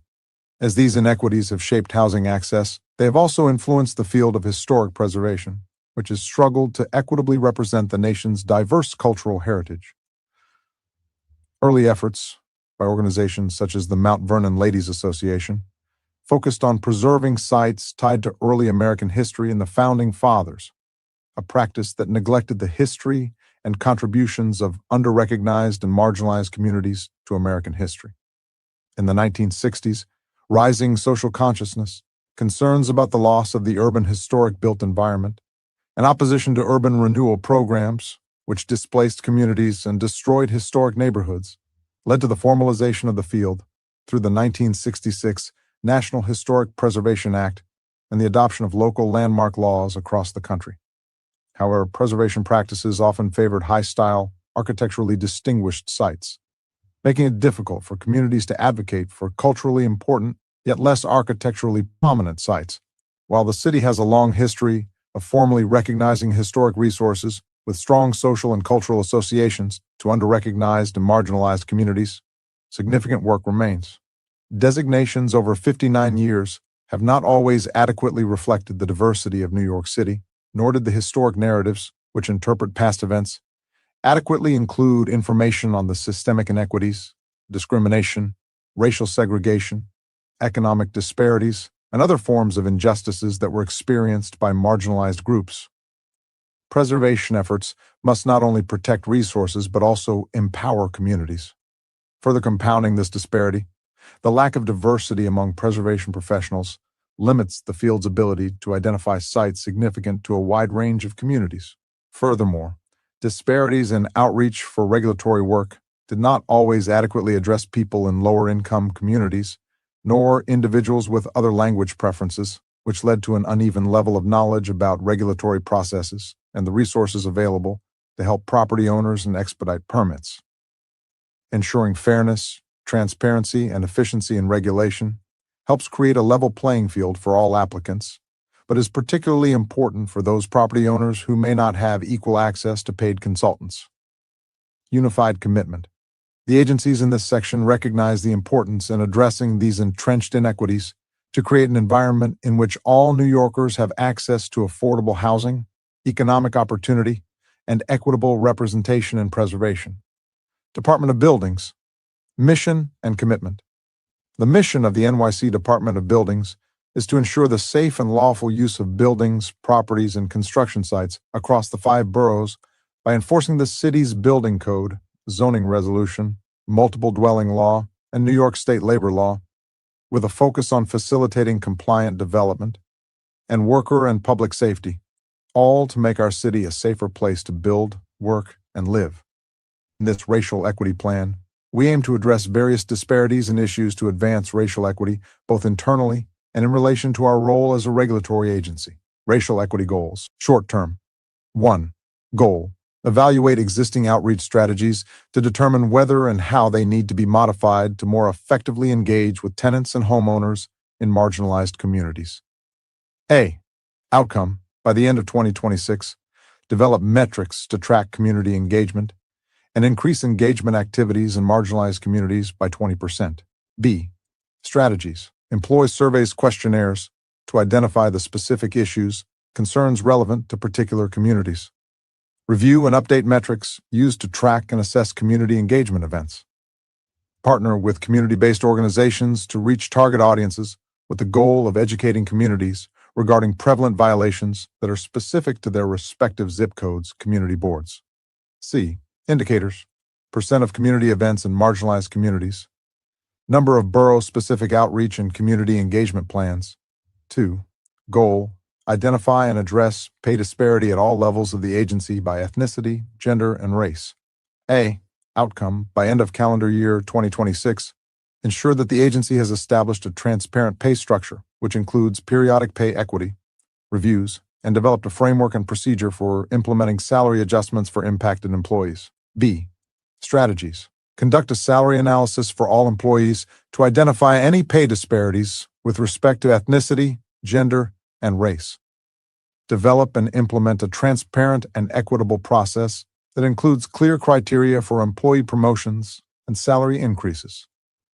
Indicators. Percent of titles that have been assessed in the disparity analysis in relation to the total universe of titles used at the agency.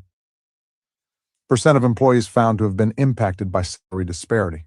Percent of employees found to have been impacted by salary disparity who have received a salary adjustment. Medium term. 1. Goal. Address underrepresentation of staff based on agency disparity analysis in certain roles within the agency through equitable recruitment and hiring practices for all vacancies. A. Outcome, by 2028, implement inclusive workforce practices that attract diverse applicants. B. Strategies.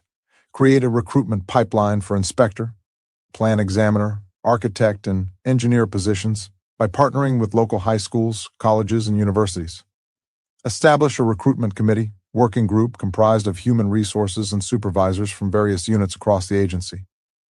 Require all supervisors to undergo supervisory training that addresses diversity and inclusion concerns such as managing a multi-generational workforce.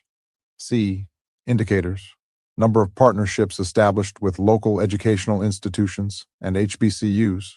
Demographics of applicants agency-wide, in technical titles, and in supervisory, managerial, and leadership positions for solely informational and communications purposes.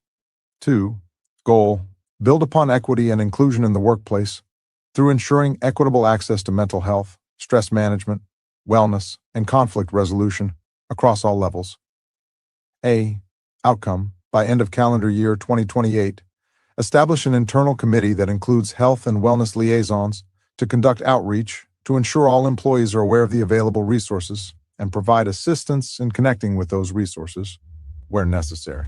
B. Strategies. Establish a committee to identify specific concerns, as well as potential strategies and resources in developing the program. Conduct employee engagement, possibly through an anonymous survey, to ascertain specific areas of need. Develop training for staff to serve as liaisons in each borough, focusing on topics such as mediation and peer support. Partner with the city's Employee Assistance Program to conduct workshops and streamline process for accessing available resources. C. Indicators. Number of employees who participate in on-site workshops. Percent of employees participating in the internal program disaggregated by ethnicity, race, gender, etc. Number of employees serving as liaisons. Long-term. 1. Goal. Analyze the impact of agency penalties to address any potential disproportionate impact on owners of 1, 2, or 3 family buildings. A. Outcome. By the end of 2034, apply an equity lens in evaluating the agency's penalty structure and explore potential avenues to mitigate any disproportionate impact where feasible. B. Strategies. Analyze and identify any disproportionate patterns in violation issuance and penalty. Amounts disaggregated by borough, zip code, community board, occupancy type, and building size, etc. Analyze homeowner relief program statistics to determine efficacy of such program as an alternative mechanism for achieving compliance with applicable code and rules with respect to owners of smaller properties. C. Indicators. Percent of owners issued an order for corrective action who correct the condition within the required time frame, avoiding the issuance of a violation. Percent of owners issued a violation after failing to comply with the terms of the HRP program. Developing metrics to determine impact of HRP program on reduction in future violations. Draft community equity priorities referenced. 3rd, close the racial, gender identity, age, and disability gaps in salaries for city employees and staff at organizations working with NYC government. Spotlight wins. Professional development. In 2025, the department launched new professional development trainings in response to staff feedback through employee engagement surveys that highlighted the need for clear career advancement opportunities. The department is working to create structured promotion pathways and succession planning frameworks, enabling equitable professional growth throughout the agency. Pay equity analysis. Commenced a comprehensive pay parity analysis in 2024. This systemic analysis examines compensation patterns across all titles and levels to identify and address disparities, ensuring fair and equitable pay practices. The work includes developing standardized processes for salary adjustments to create lasting institutional change. Community engagement expansion. The department is working on expanding its community presence through strategic outreach to various neighborhoods, including those in marginalized communities. The Community Affairs Unit will work to foster partnerships with local organizations by attending resource fairs and other community-focused events. Homeowner Relief Program. Understanding that summonses violations and associated penalties may have a disproportionate impact on small homeowners, the department implemented the Homeowner Relief Program as an alternative to penalties. It provides owners of 1 and 2 family homes in all boroughs and new owners who recently purchased a 1 or 2 family home the opportunity to avoid penalties if the violating conditions are corrected within a specified time frame. The department's goal is ultimately compliance, and it recognizes that issuing violations to owners of these smaller properties, who likely have limited resources, is not necessarily the best path to compliance in all cases. Department of City Planning. Mission and commitment. The Department of City Planning plans for the future of New York City, working to create thriving and dynamic neighborhoods with access to housing and jobs, resilient infrastructure, and a vibrant public realm. DCP is committed to dismantling institutionalized racism within the planning profession by critically examining its own policies, practices, and assumptions. This includes a thorough evaluation of how past decisions have shaped present inequities and a resolve to implement more inclusive practices moving forward. It is also focused on cultivating a workplace culture that actively rejects racial bias, ensuring that its workforce not only reflects the rich diversity of New York City, but also amplifies and honors the voices of all communities. By prioritizing equity, DCP aims to build a planning environment that better serves the needs of every New Yorker. The challenge ahead is to develop, implement, and advocate for planning policies that actively address racial inequities, creating conditions where all New Yorkers can thrive regardless of race or ethnicity. This commitment extends to ensuring that DCP's workforce, especially within its planning divisions and leadership, mirrors the city's broad diversity. Advocating for racial equity in city planning is essential to correcting the deep-rooted injustices that have shaped urban development and perpetuated systemic disparities.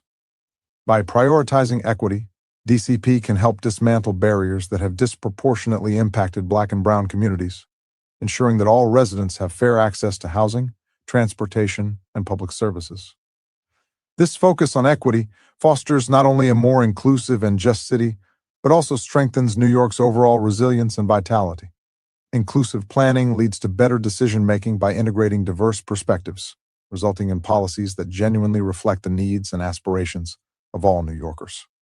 By championing racial equity, DCP can contribute to healing and reconciliation, fostering trust within communities, and promoting social cohesion, key elements for a thriving city. In this way, DCP can play a crucial role in creating a just and equitable New York, setting a standard for urban planning practices nationwide. Racial equity goals. Short term. 1. Goal: address any underrepresentation based on agency disparity analysis in certain roles within the agency through equitable hiring and recruitment practices for all vacancies. A. Outcome: by the end of 2026, implement inclusive workforce practices that attract diverse applicants and undergo hiring processes free of unconscious bias. B. Strategies: broaden our external posting sites, enhance our in-person recruitment efforts at college fairs, and utilize citywide civil service lists to attract diverse staff and retain staff who are currently with the agency and who took and passed the exams. To inspire students from underrepresented backgrounds to explore careers in planning, DCP will proactively engage with local schools that have diverse student communities.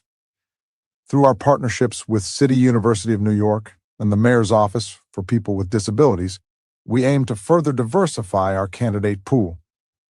Conduct a quarterly equity review to identify and address any biases in job descriptions, recruitment methods, and selection criteria. Ensure structured interview and unconscious bias training for all hiring managers involved in the recruitment, hiring, and promotion process. Announce senior staff leadership opportunities internally so that all staff are aware of advancement opportunities. C. Indicators: number of new workforce practices, demographics of applicants and new staff, disaggregated by race and ethnicity. 2. Goal: support communities by advocating for community needs and capital investment in neighborhoods with concentrated poverty and historic segregation.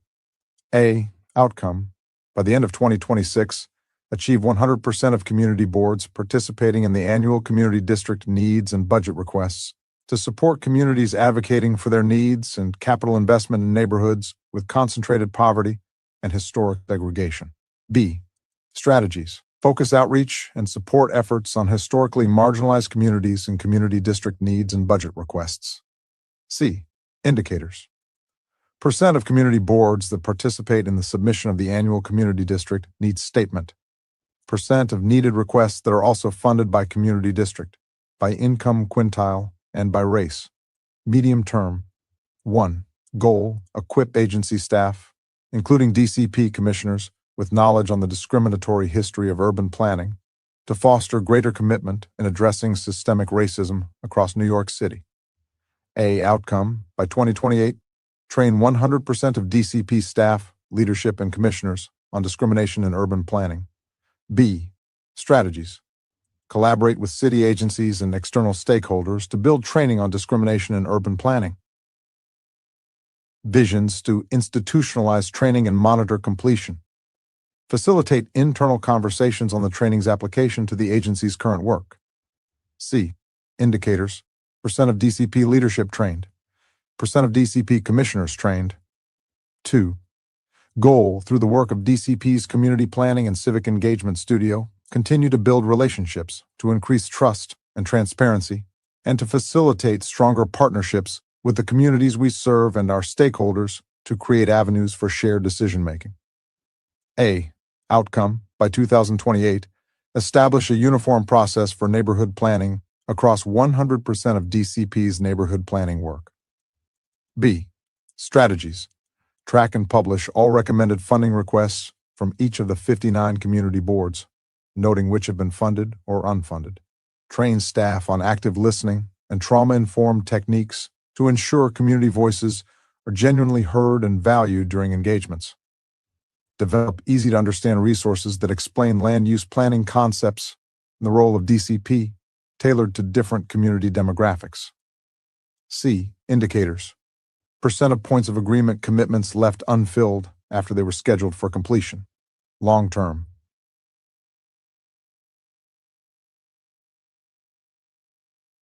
Age and disability gaps in DCP positions, and ensure pay equity for all.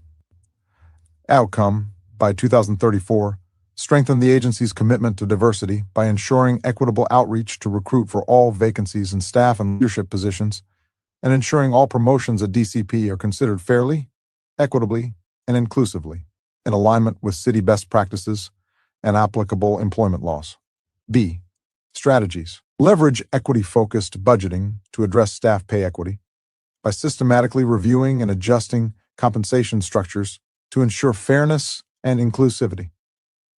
Conduct an annual review of pay scales to identify disparities based on gender, race, and other demographic factors.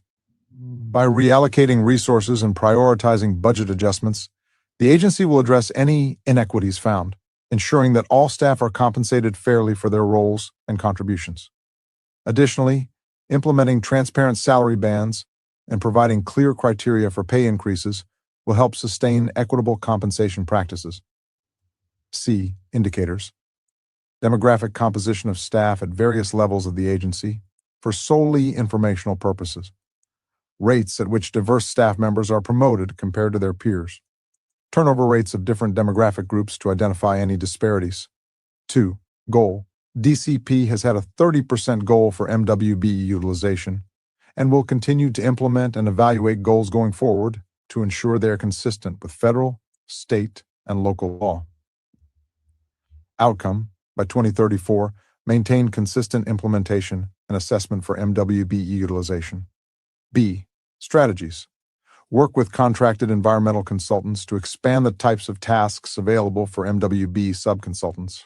Identify potential new environmental consultants to join DCP contracts in the next RFP process. Continue the practice of ensuring that MWBs are prioritized for all non-governmental and non-EIS contracts purchases. Continue to address disparities within disparities by adding additional partnerships.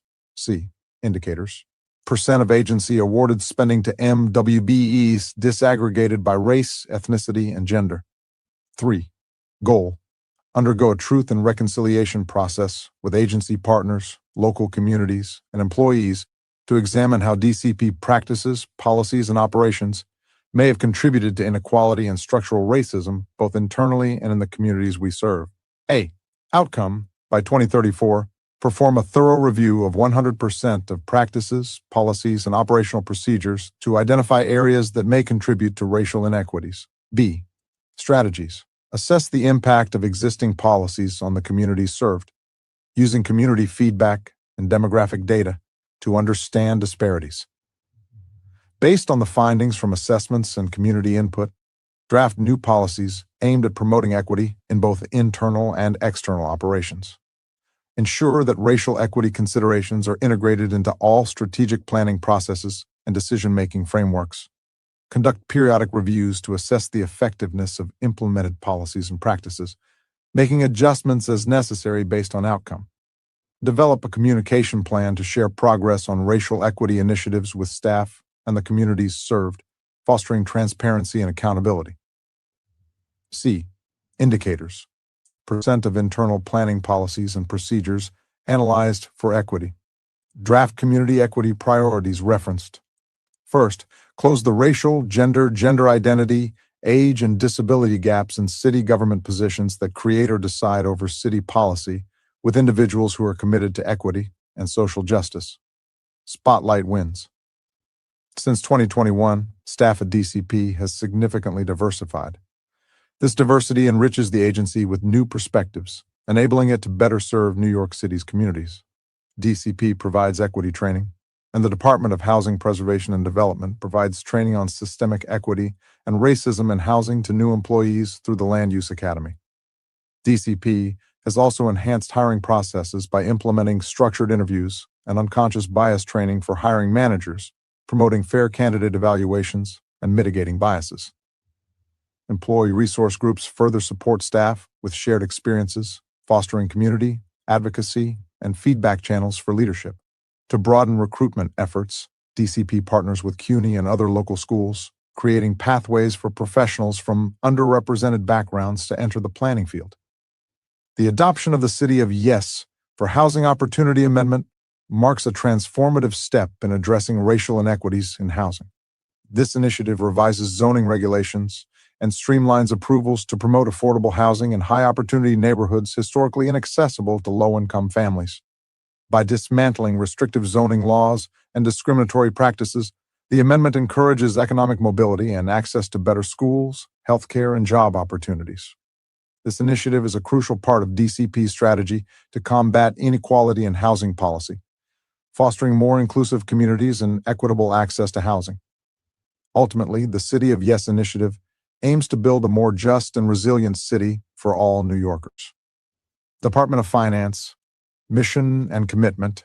The Department of Finance is the central nervous system of New York City government. DOF collects the revenues that make every city service possible. Public education, police and fire protection, hospitals and healthcare facilities, parks and recreation centers.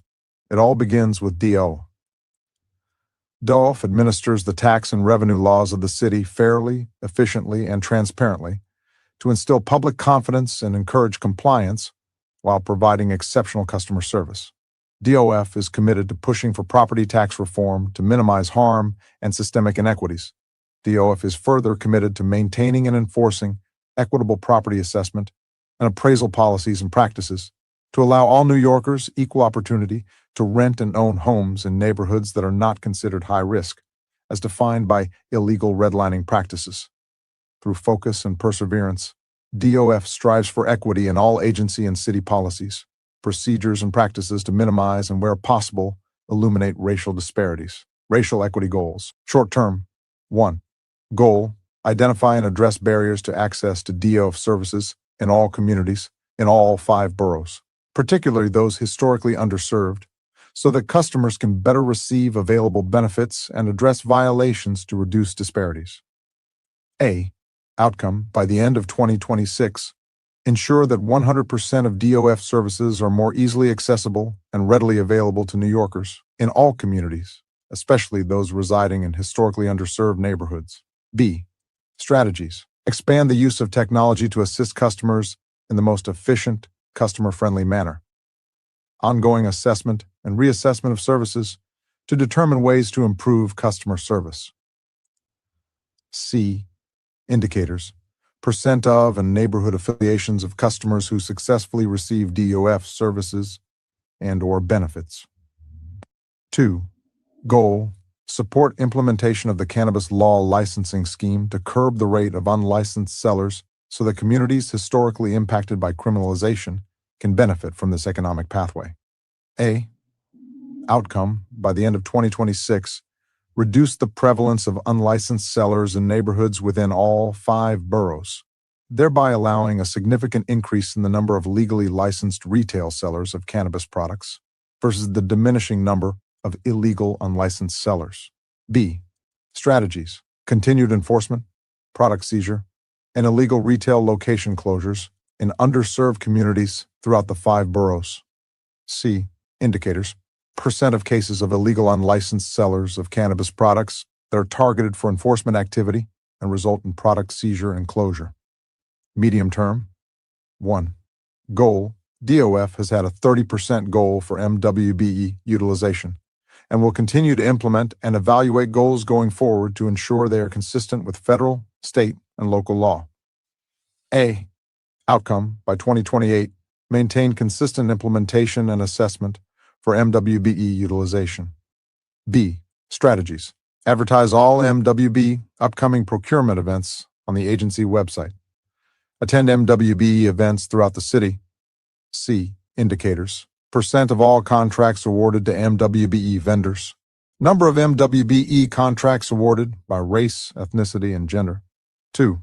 Goal, enhance outreach efforts citywide, prioritizing historically underserved neighborhoods based on agency disparity analysis to increase awareness of property tax exemption and rent freeze programs, payment plan options for property taxes and other city debt, and prevention efforts for deed theft. A. Outcome, by 2028, continue to increase and expand agency outreach, citywide and, in particular, within those areas that have been historically underserved, to inform and make available all of DUF programs and related benefits. B. Strategies, provide comprehensive information and guidance regarding the various property tax exemptions, the rent freeze program, and all programs and services provided by DOF. Indicators, percent increase in number of homeowners in underserved neighborhoods successfully enrolled in receiving property tax exemptions or rent freeze benefits. 3. Goal, provide protection for property owners from deed fraud and other potentially unlawful deed-related violations. A. Outcome, by 2034, increase the percentage of property owners registered for the Notice of Recorded Document program by 25% or more in all city neighborhoods, particularly those historically identified as underserved. This program protects property owners from deed fraud by providing automatic alerts when any unauthorized change or transaction to activity regarding a registered owner's deed is detected. B. Strategies. During outreach events conducted in all 5 boroughs, DOF will encourage property owners to register their deeds in the Notice of Recorded Document program. Encourage homeowners from all city neighborhoods, including those identified as underserved, to check and review their property's deed by visiting the Automated City Register Information System. C. Indicators, percent increase in use of ACRIS, percent increase in number of registrations for the Notice of Recorded Document program. Long term, 1. Goal, address any underrepresentation of staff within the agency through equitable hiring and recruitment practices for all vacancies. A. Outcome, by 2034, strengthen the agency's commitment to diversity by ensuring equitable outreach to recruit staff for 100% of vacancies in staff and leadership positions, and ensure candidates for all promotions are considered fairly, equitably, and inclusively in alignment with city best practices and applicable employment laws. B. Strategies, conduct targeted recruitment, and participate in diverse hiring pools throughout the 5 boroughs. Continue to work with OMB and DCAs to receive budget and civil service support and approval to fill vacancies. C. Indicators, demographics of department workforce for solely informational purposes. Number of successful vacancies filled to reduce the number of underutilizations. Draft community equity priorities referenced. 4th, ensure and appropriately fund government and organizations working with NYC government, provide program services, and share written information in the city's top languages at an accessible level. Spotlight wins. DOF, through the Office of the Sheriff, has issued closure orders to over 1,000 retail locations illegally selling cannabis products. Closing these unlicensed locations will minimize the increase in illegal sales-related crime and provide a greater level of safety in the affected neighborhoods. DOF conducted 232 outreach events in all 51 council districts within all 5 boroughs in 2023 to advertise the availability of and to assist customers with applications for DOF tax benefit programs, such as the Senior and Disability Rent Freeze and Homeowner Property Tax Exemptions programs. Recently enacted Local Law 82 of 2024 includes the most significant reforms to property tax enforcement and debt resolution since the creation of the lien sale program in 1996. These reforms will provide substantial new protection to homeowners in low-income communities and communities of color, helping to preserve intergenerational wealth. Housing preservation and development, mission and commitment. The New York City Department of Housing Preservation and Development's mission is to deliver safe, quality, affordable, and equitable housing in the city's housing and neighborhoods. As an agency, HPD faces challenges in addressing housing disparities. The agency's workforce is not always representative of the communities our work most directly impacts. Critically, resources to create, preserve, and plan for housing investments are not sufficient to meet the demand for affordable, accessible, and safe housing. And despite additional budget and commitment from the respective policy and regulatory agencies, there are limited tools and operational capacity to go after source of income discrimination and housing quality issues. We also recognize that government processing time can fall short of being responsive to issues on the ground, and that penalties are limited in their power to disincentivize some landlords to curb illegal or inappropriate behavior. Additionally, coordination challenges between our investments and those of other agencies create barriers to maximizing our potential. In addressing these disparities and challenges, HPD is committed to being responsive to the issues raised by the communities we seek to assist. The agency is focused on making efforts to recruit diverse candidates for our workforce and maintain an inclusive work environment that promotes retention, and to thoughtfully consider the primary and secondary impacts of our investment and planning on the communities where we work, ensuring that we choose to spread that investment in a manner that is equitable. Ultimately, HPD is dedicated to reflecting on and addressing past disinvestment in communities of color. Racial equity goals, short term. 1. Goal: ensure that the agency's hiring practices are free of bias to promote equitable opportunities for all. A. Outcome: by the end of 2026, ensure that 100% of hiring managers are compliant with the new anti-bias tools and training. B. Strategies: facilitate the structured interview training to all managers, hiring managers, and staff involved in the hiring process. Provide a standardized question bank and candidate interview evaluation form. Develop tracking mechanisms to confirm compliance. C. Indicators: percent of hiring managers briefed on updated hiring practices. Percent of hiring managers utilizing updated interview evaluation form. Percent of hiring managers who have successfully used updated guidelines in a recent hiring process. 2. Goal: review and improve the new construction project intake process to encourage racial equity in affordable housing development. A. Outcome: by the end of 2026, ensure racial equity is considered in evaluating 100% of new proposals. B. Strategies: develop and implement an evaluation framework for racial equity in new construction projects at the proposal intake stage, including identifying opportunities for equitable geographic investment, incorporation of non-residential uses in affordable housing developments that support community outcomes. C. Indicators: number of projects in limited affordability areas entering the project pipeline, number of projects with non-residential public serving uses entering the project pipeline. Medium term. 1. Goal: strengthen staff awareness and commitment to combating racism and unconscious bias to build an inclusive and culturally competent workforce. A. Outcome: by 2028, ensure that 100% of staff complete the citywide anti-racism training and unconscious bias training. Both trainings should be considered as part of the onboarding process for new staff. B. Strategies: implement a mandatory anti-racism training agency-wide, revamp and re-release the unconscious bias training, facilitate working focus groups and agency-wide climate surveys to debrief content and foster commitment amongst staff across the agency. C. Indicators: percent of staff trained quarterly, review of climate survey responses quarterly, 2. Goal: examine the housing lottery system to identify and address whether there are disparities in outcomes for participants or barriers in the process. A. Outcome: by 2028, assess whether disparities in outcomes for participants in the housing lottery system exist, what the root causes of those disparities might be, and strategies to mitigate those causes. B. Strategies: quantify any current data that shows disparity by race. Consider the real versus perceived impact of criminal background checks, credit checks and judgments, and other potential barriers to the lottery process. Find ways to implement anti-marginalization elements, such as reducing time tax and addressing barriers including language, accessibility, comprehension. C.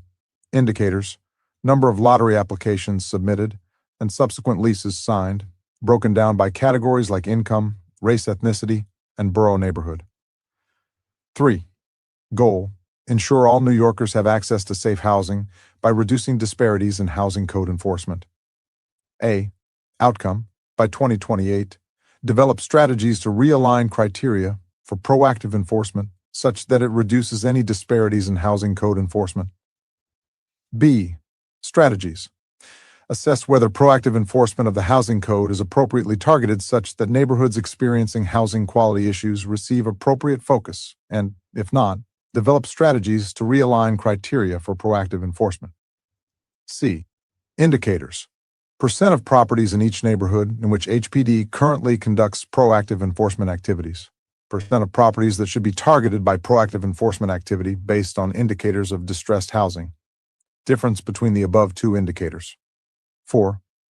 Goal: ensure all New Yorkers, regardless of background, have access to the economic opportunities available in the housing sector.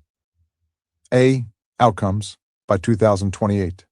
Successfully execute our Section 3 obligations, whereby at least 25% of labor hours on Section 3 projects will be performed by low-income New Yorkers who meet Section 3 requirements. In addition, we will successfully launch our community hiring program and add new employer partners into our development work. Increasing the number of eligible participants in our Career Pathways Initiative with Brooklyn Workforce Innovations, Enterprise, and NYCHA. B. Strategies: enforce and monitor Section 3 requirements for developers and contractors working on housing projects in HPD's portfolio. Continue to support and develop new workforce training programs to create a pipeline for a diverse workforce to enter the housing field. C. Indicators: number of participants in the housing career pathways. 5. Goal: conditional on federal resources being available. Ensure federal Section 8 housing voucher holders have access to neighborhoods that best suit their needs. A. Outcome: by 2028, Section 8 voucher holders will have a choice to live in a diverse array of New York City neighborhoods. B. Strategies: prioritize programs that empower Section 8 voucher holders to access new neighborhoods that do not already have a concentration of voucher holders. Continue to operate and evolve its Section 8 mobility program and seek federal funding to provide housing search support services for the Section 8 population. C. Indicators: number of Section 8 voucher holders offered financial and other support in their housing search to successfully use their vouchers. Dollars secured to fund search support services. Long-term. 1. Goal: increase opportunities for new construction, affordable development in limited affordability areas in alignment with the goals of Where We Live, NYC. A.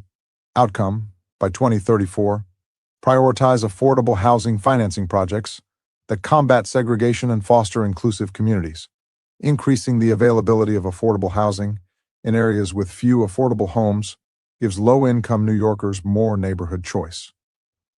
B. Strategies: evaluate barriers and create incentives for developing new construction affordable housing in LAs. Expand awareness of LAS and the fair housing goals behind increasing affordable housing in those areas. C. Indicators: number of new affordable homes financed in LAs, increased share of affordable homes financed in LAs relative to total new construction housing production. 2. Goal: increase the equitable distribution of city investments through coordinated, community-involved neighborhood planning for housing, infrastructure, and services in neighborhoods that have experienced disinvestment and discrimination. A. Outcome: by 2034, make neighborhood investments guided by NYC Department of Housing Preservation and Development neighborhood plans. Investments will contribute to increasing racial, economic, and environmental justice in areas impacted by historic disinvestment. B. Strategies. Continue to conduct and implement neighborhood-wide planning efforts in collaboration with community partners in areas that have experienced disinvestment and structural barriers to opportunity. C. Indicators. Dollars of investment and planned investment in neighborhood planning areas. Draft community equity priorities referenced. First, close the racial, gender identity, age, and disability gaps in city government positions that create or decide over city policy, with individuals who are committed to equity and social justice. Third, close the racial, gender identity, age, and disability gaps in salaries for city employees and staff at organizations working with NYC government. Fourth, ensure and appropriately fund government and organizations working with NYC government, provide program services, and share written information in the city's top languages at an accessible level. 13th, increase and appropriately fund access and opportunity for communities harmed by racism to purchase government and non-government land. Spotlight wins. HPD recently began to facilitate the structured interview training as part of our goal to implement strategies to reduce bias and ensure standardization in the hiring process. All managers, supervisors, and any staff involved in the interview, selection, and/or hiring process are scheduled to take this training. The training defines and examines the impact of unconscious bias in the employee interview and selection process. This training also provides participants with the fundamentals in conducting a successful structured interview and an understanding of hiring guidelines and standards. 222 of 500 staff have been trained to date. There has been an increase in down payment assistance for low-income home buyers from $40,000 to $100,000 in our Home First Down Payment Assistance Program, helping more New Yorkers become homeowners. The city recently added $41 million, for a total of $82 million, in city funding over 5 years, broadened income eligibility, and partnered with new nonprofits to expedite programmatic support. In partnership with NYCHA and Enterprise, HPD worked with Brooklyn Workforce Innovations to create the Housing Career Pathways program that connects low-income New Yorkers to skills training and career services in the affordable housing industry. As of February 2025, more than 101 New Yorkers have graduated from the program and started their careers in the housing field. In 2021, HPD and the Center for New York City Neighborhoods launched a pilot homeowner help desk to provide direct assistance to homeowners in Southeast Queens, East New York, and the Northern Bronx, with a focus on supporting homeowners at risk of displacement due to foreclosure scams, municipal tax liens, rising operating and maintenance costs, or lack of real estate planning. The Homeowner Help Desk has been expanded citywide and launched at the end of 2024. Successfully piloted from 2019 to 2021 and now expanded across much of the city, Partners in Preservation supports tenants in combating harassment and displacement by fostering greater coordination and collaboration between government agencies, community-based organizations, and legal service providers. Focused specifically on rent-stabilized housing, an essential resource for many New Yorkers, PIP empowers community organizations by offering both technical and financial assistance from HPD, helping them strengthen efforts in tenant outreach, education, and organizing. Landmarks Preservation Commission, Mission and Commitment. The New York City Landmarks Preservation Commission is responsible for protecting New York City's architecturally, historically, and culturally significant buildings and sites by granting them landmark or historic district status and regulating them after designation to safeguard the buildings and places that represent New York City's cultural, social, economic, political, and architectural history. The Landmarks Preservation Commission is a charter-mandated New York City commission. The commission was created in 1965 through groundbreaking legislation signed by the late Mayor Robert F. Wagner in response to the losses of historically significant buildings in New York City. LPC is committed to fostering a more inclusive preservation practice, ensuring equitable representation in landmark designations, so the benefits of preservation are shared across all communities. By promoting diversity among preservation professionals and inclusive research, LPC aims to center equity in its work and ensure that the stories of all New Yorkers are told. Racial equity goals, short term. 1. Goal: accelerate efficiency and accessibility initiatives in LPC's regulatory work to ensure a fair process for all New Yorkers and invest in an educational program on LPC's permitting process to build transparency. A. Outcome: by 2027, send the inaugural survey on LPC's permitting process and outreach efforts to 100% of applicants, monitoring and encouraging participation. B. Strategies: undertake an inaugural survey for property owners and professionals to understand how LPC can improve the permitting process and outreach efforts to remove barriers for applicants. Analyze survey results, including optional demographic data, to inform policies, practices, and outreach, and create baseline metrics. Of outreach events in underserved areas in which staff will talk directly with property owners on how LPC's regulations work and how to apply for a permit, along with taking advantage of grants and low-interest loans. Begin work on Phase 2 of our permitting portal, Portico, to provide even greater efficiency to the process. C. Indicators: percent of property owners receiving permit process survey, percent of property owners participating in permit process survey, percent of survey participants reporting demographic data, percent increase in outreach educational events in underserved, underrecognized neighborhoods. 2. Goal: ensure equitable representation in landmark designations to make sure we are telling the stories of all New Yorkers, particularly in communities and neighborhoods that have been historically underrepresented by landmark designation. A. Outcome: by the end of 2027, achieve a 20% increase in LPC historic resource surveys located in historically underserved neighborhoods and/or represent communities of color, and ensure that 100% of LPC's new designation reports include a history of past harms and racial injustices that were endured on the landmark or historic district site. B. Strategies: analyze existing landmark designations and historic resource surveys to inform areas for future surveys undertaken by LPC Research Department staff with the goal of increasing the number of landmark designations in underrecognized communities in New York City. Seek grant funding to hire consultants for specialized surveys and historic context statements related to New York City's Latina OX and Asian American communities. Create a methodology for including a history of past harms and racial injustices that were endured on the landmark or historic district site and begin including them in every new designation report. When new designations are primarily associated with specific communities, develop targeted promotional events and initiatives to highlight their significance, ensuring that these important stories are shared widely and celebrated. Create new educational tools to share the diverse history of New York City, to ensure we are telling the story of all New Yorkers through a variety of media, including story maps and social media campaigns. C. Indicators: percent increase in geographic and/or thematic surveys identifying buildings and sites in underrecognized communities in New York City. Number of new educational tools related to designations publicly launched. Medium term. 1.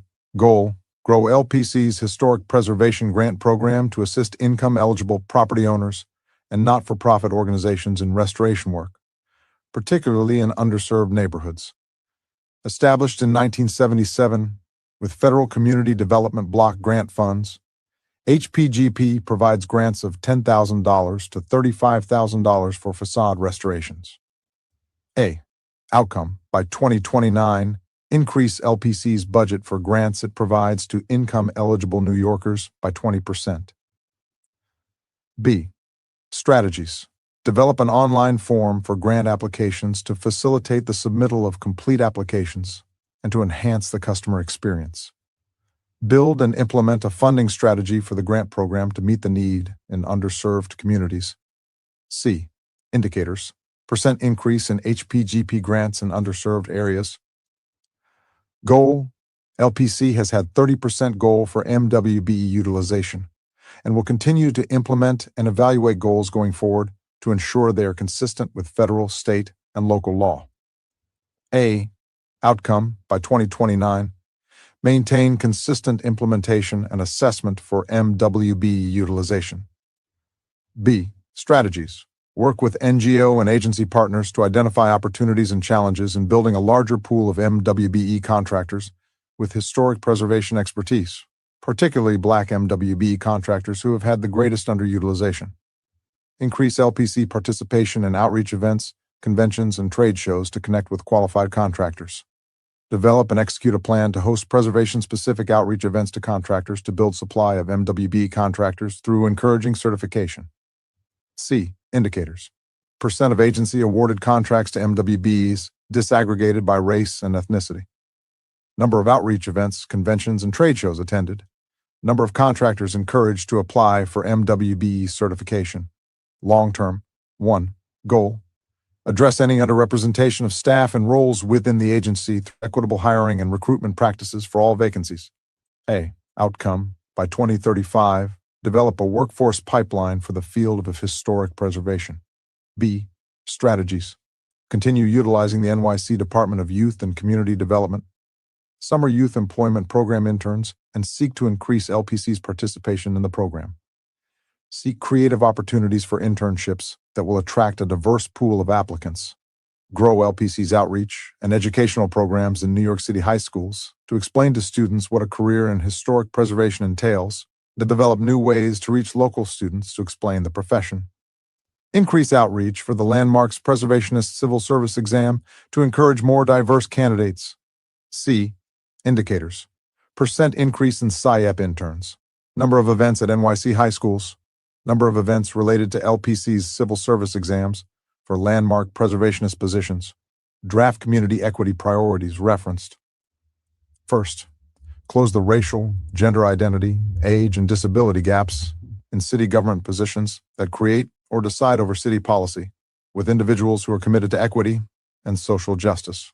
Fifth, evaluate and remove, where needed, racial, ethnic, and poverty-based bias in computer-based instructions that produce inequities, including but not limited to healthcare, housing, education, policing, criminal justice, employment, and social service. 15th, close the racial, gender identity, age, and disability gaps in access and opportunity to employment, and appropriately fund programs distributing money to start a business. Spotlight wins. LPC launched an initiative in January 2021 to guide agency priorities into the future.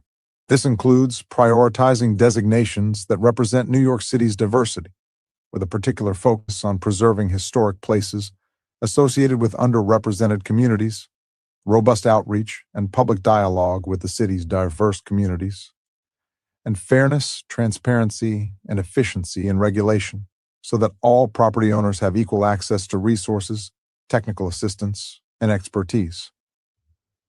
LPC has focused designations on places that broaden the representation of the city's diverse history and communities. LPC's ongoing commitment to telling the complete story of New York City's Black history through landmark designations was advanced through several designations, including the Colored School No. 4, the only known surviving building in Manhattan that exclusively served Black Americans during mandated racial segregation in New York City public schools. LPC also designated performance venues and residences associated with famous Black jazz musicians, including Dizzy Gillespie's house in Corona, Queens, and Harlem's Hotel, Cecil and Minton's Playhouse building. In addition, LPC designations also included 2 buildings with significance to LGBTQ+ history, Julius's Bar building in Manhattan and the Lesbian Herstory Archives. LPC also advanced its goal of increasing designations in areas less represented by landmarks, particularly in the Bronx, with 6 new designations in the Bronx, including the borough's first scenic landmark, Old Croton Aqueduct Walk, and the Bronx Opera House. LPC has taken actionable steps to streamline rules and processes to allow for more efficient permitting, furthering equity to enhance transparency, accessibility, and efficiency in our permitting process. In March 2024, LPC launched Portico, a new web-based permit application portal that provides a user-friendly customer experience for owners of landmark buildings applying for permits to do work on their designated properties. In 2024, LPC launched More Than a Brooklyn Abolitionist Heritage Walk, an interactive audio tour that explores Brooklyn's history as a critical, Neighborhood for the National Abolitionist Movement and the Underground Railroad. NYC Housing Authority. Housing Authority's mission is to provide quality housing for New Yorkers that is sustainable and safe, while fostering opportunities for economic mobility. As a public housing agency, NYCHA acknowledges its role and responsibility to provide safe and affordable housing, fulfilling its core mission to provide quality, affordable housing that is sustainable and safe for low-income families, the elderly, and persons with disabilities. NYCHA works hard to comply with all federal, state, and local regulations, including lead-based paint regulations and inspection standards, to ensure the health and safety of our residents. NYCHA is uniquely situated to support developing and implementing additional programs that foster opportunities for economic mobility among residents, including in its implementation of grants connecting residents to employment and educational services, as well as the federal Section 3 program. NYCHA is also committed to transparent operations and decision-making processes, building on the trust we are creating with residents and the broader community. NYCHA is actively engaging residents in its decision-making and policy development processes and in fostering a sense of community ownership. Separately, NYCHA is addressing environmental health concerns in its developments, recognizing the historical impact poor environmental conditions can have on low-income communities. Racial equity goals, short-term. 1. Goal: educate supervisors and managers on their roles and responsibilities concerning employees or residents with disabilities. A. Outcome: by November 2026, achieve expanded knowledge and awareness of current, applicable reasonable accommodation processes and laws, as well as accessibility requirements pursuant to the Americans with Disabilities Act and broader fair housing regulations. B. Strategies: targeted training to NYCHA supervisors and managers on employee reasonable accommodation processes and resident services for ASL interpretations. C. Indicators: percent of supervisors and managers completing the training. 2. Goal: enhance current processes in place to provide on-demand video remote interpretation for deaf or hard-of-hearing residents who require American Sign Language interpretation, thereby supporting NYCHA efforts to ensure all low-income New Yorkers can fully participate in NYCHA services and support programs. A. Outcome: by November 2026, implement enhanced processes and technical support for NYCHA staff communicating with residents or housing applicants who require ASL interpretation to effectively communicate. B. Strategies: onboard vendor who provides on-demand video remote interpretation services and train applicable NYCHA staff who regularly interface with residents on how to request such services on these residents' behalf. C. Indicators: number of ASL on-demand requests made, number of ASL on-demand requests successfully completed, number of staff trained. 3. Goal: improve access to and effectiveness of services and supports available to public housing residents struggling to remain current on necessary rental payments. A. Outcome: by the end of 2026, meet or exceed 10 resident inquiries for each HRA benefits enrollment event, target communication related to rent arrears payment options, and connect residents with administrative hearings and housing court with legal professionals. B. Strategies: collaborate with HRA to continue HRA enrollment events hosted on NYCHA campuses, targeting benefit enrollment efforts at developments with the highest rent delinquency rates. Launch targeted communication efforts to residents with persistent arrears through direct email, phones, flyers, door knocking, and one-on-one office meetings to raise awareness of available payment options. Connect residents to right-to-counsel services by referring them to nonprofit legal services organizations for free legal representation and advice during administrative and housing court proceedings. Refer potentially eligible residents with rental arrears to apply to HRA for emergency assistance both before and during legal proceedings, as well as in the 30 days after winning non-payment cases, so that residents can avoid eviction. C. Indicators: number of HRA enrollment events in 2026, number of residents applying for HRA assistance through enrollment events in 2026, number of appointments per enrollment event in 2026. Medium term: 1. Goal: provide safe and healthy housing to underserved communities through expanding timely response to lead-based paint, mold, and pests. A. Outcome. By 2028, remedy deficient physical conditions in NYC properties by making physical and operational improvements to deliver results for residents across the city. B. Strategies. Address issues of pests at developments through integrated pest management, which is focused on prevention and directs resources to address the root causes of infestations, including ensuring that NYCA timely collects and properly stores and disposes of waste, limiting the use of toxic pesticides to the minimum necessary to achieve pest control, and requiring NYCHA maintenance staff to prevent pests from harboring in NYCHA's buildings. Continue the Mold and Leaks Restore and Renew program, which provides skilled trades and administrative resources to select high-need developments with a high volume of aged, open mold and leak work orders. This focused approach aims to address deficiencies and reduce the mold and leaks work order backlog.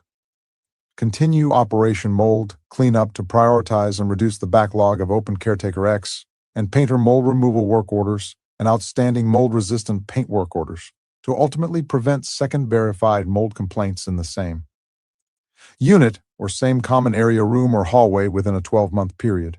Abate all lead-based paint in apartment units that contain lead-based paint and interior common areas that contain lead-based paint in the same building as those units by 2039. Continue commitments for over 100 new waste yards at 83 developments and nearly 1,200 interior compactors at 92 developments, targeted for completion by end of 2028. C. Indicators. Percent rat complaints responded within 5 days. Percent other pest complaints responded within 10 days. Percent mold cases with recurrence. Number of apartments abated for lead. 2. Goal.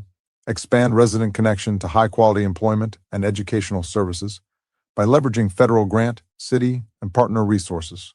A. Outcome. By 2028, launch and complete 5 funded economic opportunity initiatives for low-income New Yorkers. B. Strategies. Continue implementation of U.S. DOL funding for the NYC Youth Build program to provide job training, educational services, occupational skills training, leadership development, and high-quality post-program placement services for at-risk young adults from Brownsville, Brooklyn. Continue implementation of received HUD funding for the Coney Island Jobs Plus program, which provides customized employment services, financial counseling, rent-based incentives, and peer-to-peer support to working-age residents in targeted NYCHA developments, Coney Island Houses, Warren, Surfside Gardens, and Coney Island Houses, Wine. Collaborate with the Mayor's Office of Equity and Racial Justice on the Bronx expansion programs, which include NYCHA's Family Self-Sufficiency Program, the DYCD Resident Training Academy Construction Track, and Meals Expansion programs through the funding cycle, ending on June 30th, 2026. C. Indicators. Number of Youth Build enrollees. Number of Youth Build enrollees placed in employment education. Number of Coney Island Jobs Plus members assessed. Number of Coney Island Jobs Plus members provided with one or more post-assessment services. Number of Coney Island Jobs Plus members placed in jobs. Number of NYCHA FSS enrollees, average FSS escrow amount, number of NYCHA FSS graduates, number of meals provided by NYCHA Food Business Pathways businesses to Bronx developments experiencing gas outages, number of residents enrolled in NRTA Bronx expansion, number of residents who complete NRTA Bronx expansion, number of NRTA Bronx expansion graduates placed in employment or union apprenticeship. 3. Goal. Continue to expand language access to NYCHA residents, Section 8 participants, and members of the public who participate in or are exploring participation in NYCHA's affordable housing. A. Outcome. By end of 2027, release an updated language access implementation plan, as well as implement necessary improvements and enhancements to NYCHA's provision of language access services. B. Strategies. Utilize self-reporting data submitted by residents and applicants to determine current language access needs. Review requests for interpretation and translation to determine current language access needs. Ensure necessary awareness, including via signage and notifications, exists so that those who would like to utilize such services understand that such services are available and how they may be accessed. C. Indicators. Number of requests for language services. Number of complaints for failure to provide services. 1. Goal, through a resident engagement-focused process, address historical infrastructural challenges in underserved communities by prioritizing rehabilitation or redevelopment in the highest need NYCHA housing units. A. Outcome, by 2034, have begun or completed substantial rehabilitation or redevelopment in 25,000 units under the trust model, and by 2028, have entered at least 62,000 units for rehabilitation or redevelopment under the PACT model. B. Strategies. Transfer the initial 25,000 apartments to the New York City Public Housing Preservation Trust to improve residents' quality of life through comprehensive building renovations, while preserving all their rights and protections, including permanently affordable rent. Continue the comprehensive modernization program to integrate comprehensive renovations spanning multiple building systems, interiors and exteriors, and grounds improvements at several developments, including Tot Hill, St. Nicholas Houses, Gowanus Houses, and Wyckoff Gardens. Continue to prioritize resident engagement and communication in the renovation processes through on-site engagement offices, meetings, flyers, and canvassing. Continue rehabilitation and redevelopment through the Permanent Affordability Commitment Together model to reinvest in, restore, and rebuild publicly controlled affordable housing in a way that reflects the priorities of the communities we serve. C. Indicators. Number of apartments preserved as low-income, rent-restricted housing. Number of apartments rehabbed. 2. Goal. Promote economic mobility and job opportunities for low-income residents and equitable access to agency contracting opportunities by meeting required commitments to Section 3 and other resident hiring goals. A. Outcome, by 2034, continue to make best efforts to achieve federal Section 3 benchmarks. B. Strategies.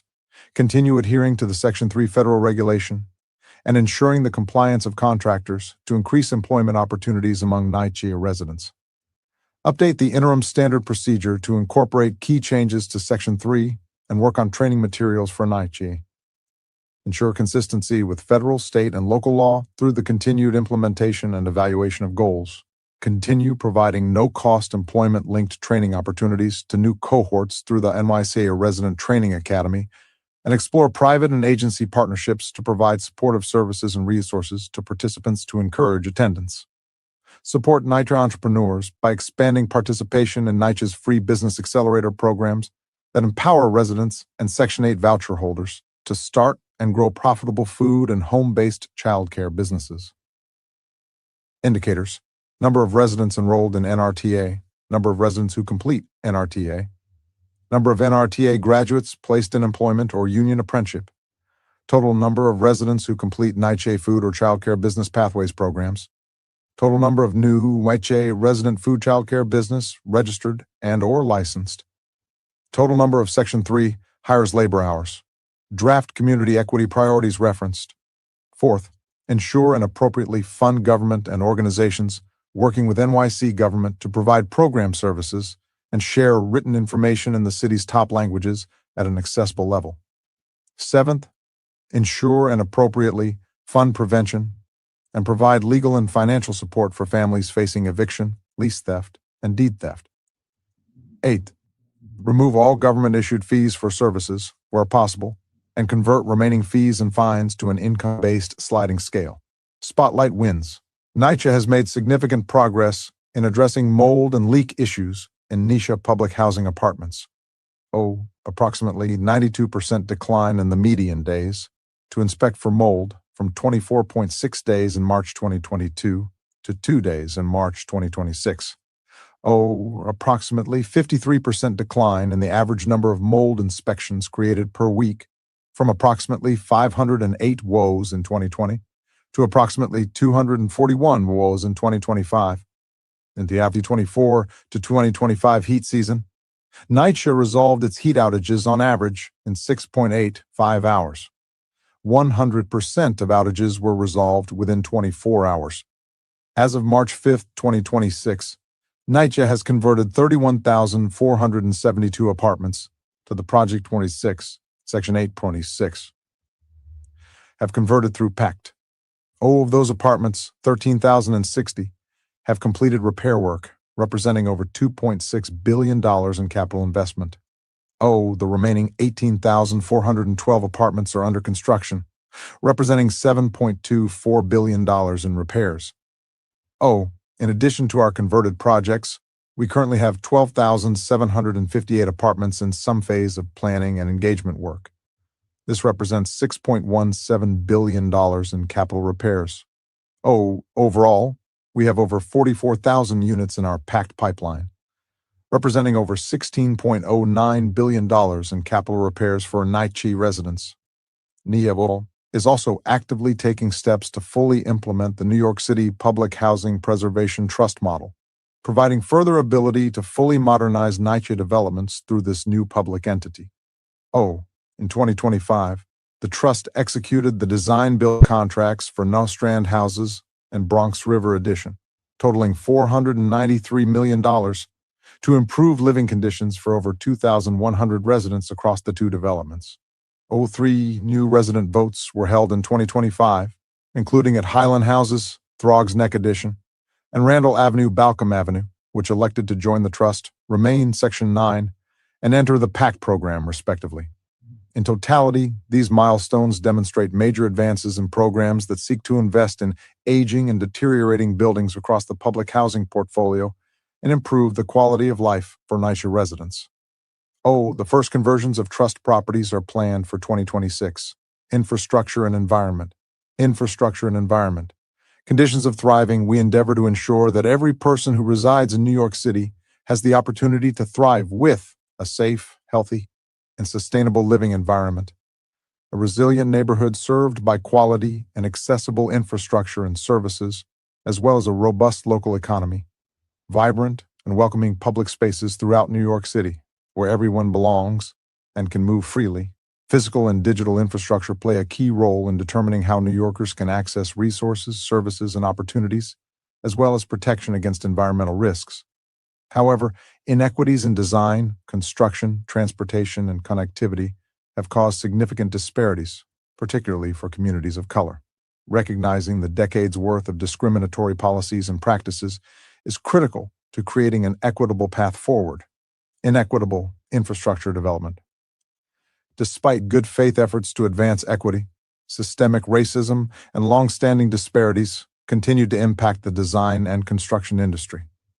Historical land use, zoning, and redlining practices have consistently disadvantaged communities of color and low-income neighborhoods. These inequities have manifested themselves in neighborhoods lacking critical infrastructure development, including roadways, civic facilities, playgrounds, and open spaces, leaving communities vulnerable to environmental risks and health inequities. In parallel, there are various challenges to access within the construction industry itself, especially in terms of access to opportunities.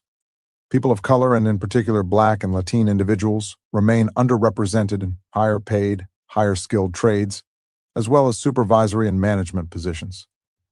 This also extends to registered apprenticeship programs, which are vital pathways to employment in the construction industry. Spotlight parks. New York City's 30,000 acres of parkland serve as vital resources for the city's diverse population, providing spaces for recreation, relaxation, and community connection across the 5 boroughs. Parks are essential to improving the health, well-being, safety, and resilience of the city. However, given the nation's discriminatory approach to development throughout multiple eras, equity was not always a driving force in the development and operation of NYC's parks. In 1858, Central Park was open to the public, having been developed through eminent domain, resulting in the displacement of Seneca Village, a thriving Black community, and its churches, schools, and homes, dismantling Black property ownership among its 225 residents. Systemic racism in our nation also enabled the discriminatory practice of redlining, which began in the 1930s, preventing Black persons and other minorities from accessing insured loans for home ownership, hindering stability, economic growth, and reinforcing disinvestment in communities of color, including the siting of polluting land uses. The effects of this historical inequity persist today. One of the most visible forms of these inequities is the uneven access to open space. Despite scoring highly on equity metrics in the Trust for Public Lands 2024 Park Score analysis, where New York City earned 99 out of 100 points for people of color and low-income households living within a 10-minute walk of a park. There are still significant disparities in park access and quality. In poorer neighborhoods, the average park size is 6.4 acres, compared to 14 acres in wealthier neighborhoods. In predominantly black neighborhoods, the average park size is just 7.9 acres, compared to 29.8 acres in predominantly white neighborhoods. As noted in the City Council's Park Equity and COVID-19 hearing, this disparity was particularly challenging during the COVID pandemic, where residents in low-income neighborhoods without access to private open spaces or abundant parkland for physical activity and social connection were more likely to experience severe mental health and wellness deterioration, and communities of color ultimately fared worse. Disparities in transportation.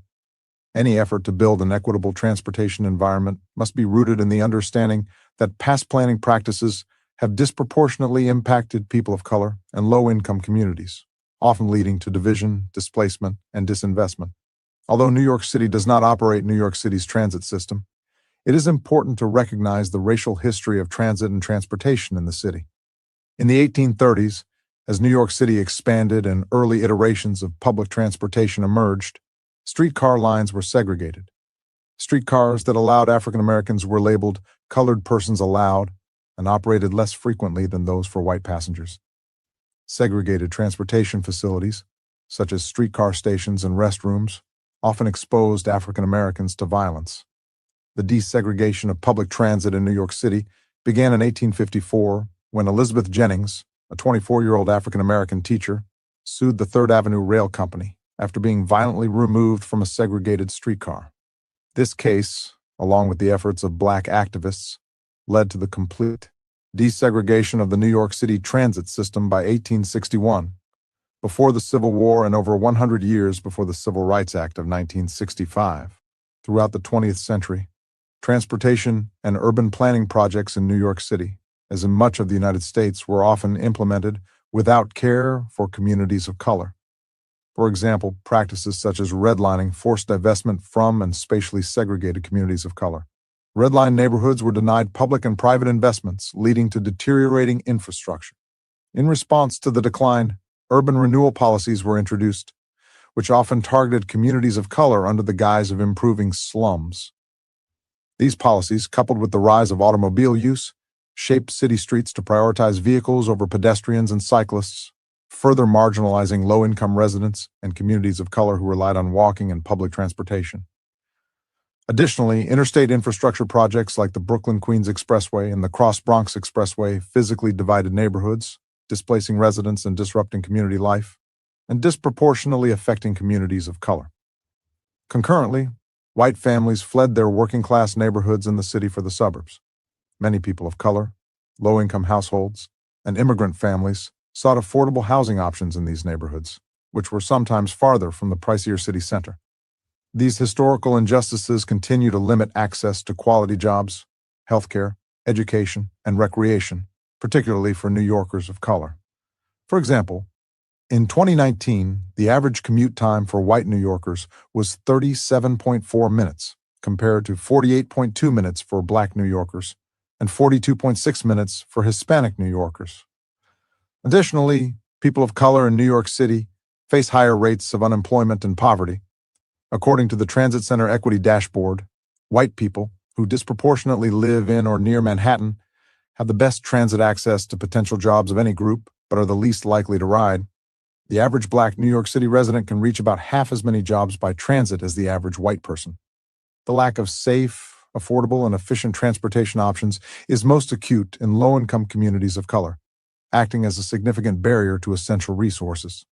Spotlight disparities in for-hire transportation. Furthermore, disparities are also traceable in the for-hire transportation service industry.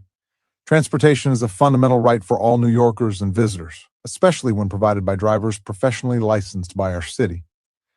Licensed drivers are truly among NYC's essential workers. Driving often serves as a vital entry point for many immigrants seeking economic opportunity. However, this workforce is disproportionately composed of people of color who frequently face challenges such as inadequate access to health insurance and inadequate safety protections, and are also subjected to discrimination. Bias and bigotry resulting in service refusal cuts to the very heart of New York City's welcoming embrace of all kinds of people. Moreover, most applicant and current licensed driver interactions with the city are conducted online. Nationwide, 92% of the jobs in the U.S. require digital skills, which is also applicable to city licensed drivers. However, the digital divide reinforces inequity based on race and ethnicity. There is also the troubling reality of racial discrimination within the taxi and for-hire vehicle industry, where many individuals experience unfair treatment based on their race or ethnicity. This discrimination not only undermines the values of equality and respect, but also perpetuates systemic biases that affect the lives of countless passengers. We are committed to addressing these issues through education, outreach, and accountability. Taxis and rideshare vehicles can also have significant negative impacts on communities of color, exacerbating existing environmental and health disparities. Increased pollution has been linked to respiratory illnesses, cardiovascular diseases, and other health problems. These conditions can be more severe in communities already facing health disparities. The cumulative impact of emissions from taxis and rideshare vehicles can exacerbate these environmental burdens. Pollution and environmental hazards. Communities of color and low-income residents throughout New York State historically bear the disproportionate burden of pollution from industrial facilities and areas, such as power plants, sewage treatment plants, landfills, and highways or transportation hubs, located within or near these communities. These critical pieces of infrastructure that we all rely on are nearly impossible to relocate. Nearby residential areas are thereby exposed to multiple sources of pollution in these communities, contributing to a host of adverse health outcomes and disparities such as asthma, lung and heart disease, increased birth defects, and learning impairments. For example, 13 out of 14 of the city's wastewater resource recovery facilities are located within or adjacent to environmental justice neighborhoods. As a result, those residents are disproportionately exposed both to any odor or air pollution emissions from those sites and emissions from commercial vehicles that travel to these sites.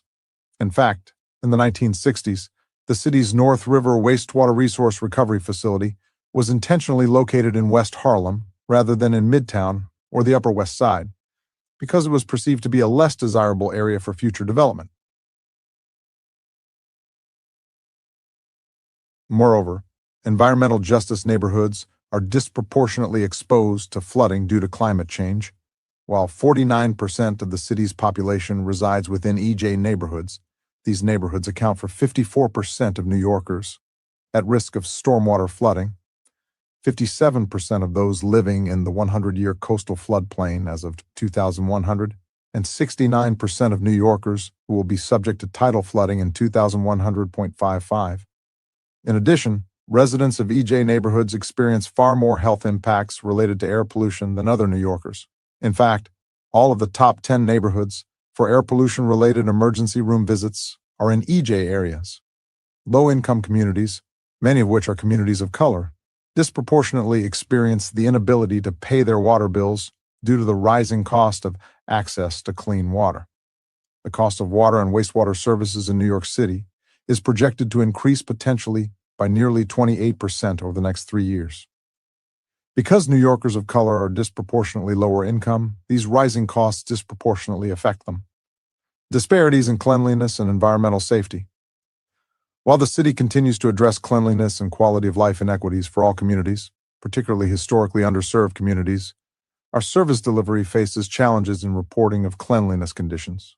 For example, the data source that the city uses to measure the responsiveness to the concerns and needs of NYC residents relies on 311 service requests, which are limited by New Yorkers' choice to report. Using 311 data only tells a partial story of conditions in the city and does not help us adequately address the potential disparities by neighborhood. Additionally, our waste collection system has historically produced uneven cleanliness outcomes across neighborhoods. All neighborhoods are negatively impacted by uncontainerized trash and, in the past, have had limited access to organics disposal, which, in part, drove disparities in diversion rates. It is integral that all communities benefit from recent innovations in cleanliness and sanitation, including containerization of residential waste and universal citywide curbside composting. Moreover, illegal dumping, including of toxic substances, needles, and vehicles abandoned in neighborhoods, disproportionately impacts historically marginalized communities. Illegal dumping is an abuse of our communities and our streets, and is often done by bad actors who come from outside the community. Illegal dumpers generally look for places they perceive as out of the way to dispose of items, and unfortunately, vacant lots in poorly lighted areas in outer boroughs often fit the bill. Waste processing is another area with historical disparities. Much of the city's waste, both commercial and residential, moves through transfer stations, many of which are located in historically underserved neighborhoods that experience associated heavy-duty vehicle traffic and other environmental concerns. Although worked through the solid, Waste Management Plan has helped with environmental and safety issues at the transfer stations. More work can be done in reducing the amount of waste generated citywide and studying the utilization of all transfer stations, helping to spread the burden through the city more equitably. New York City's commercial waste is collected by private carting companies. The commercial carting industry has historically been plagued by safety issues, both for people working in the industry, who are majority people of color, and for the city at large. The city is actively addressing this issue through the implementation of Local Law 199 of 2019, which overhauled this industry. Prior to LL 199, New York City's commercial waste collection system was marked by inefficiency, safety risks, and a lack of transparency. Private carters operated on overlapping, lengthy, and uncoordinated routes, with as many as a dozen carters servicing a single block in one night. Many commercial customers, ranging from standalone retailers to large office buildings, negotiated rates without clear protections. More than half of all agreements were estimated to be verbal agreements, lacking written or signed contracts. Industry safety standards varied widely, with trucks often missing basic safety equipment and inconsistent training for employees. These issues have negatively impacted public safety, consumer protection, fair competition, and environmental justice, resulting in the harshest effects on residents and business owners in marginalized or overburdened communities. Digital inequities.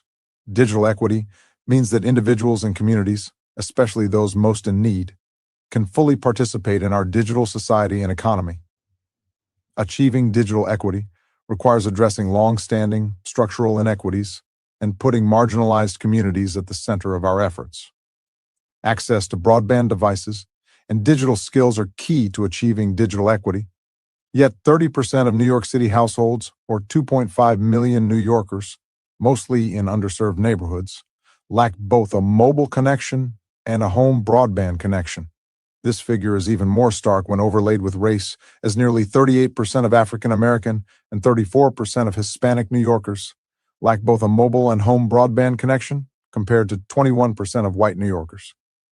Disparities continue to disproportionately affect low-income New Yorkers, older adults, people with disabilities, and communities of color, populations that often overlap and experience compounded harms.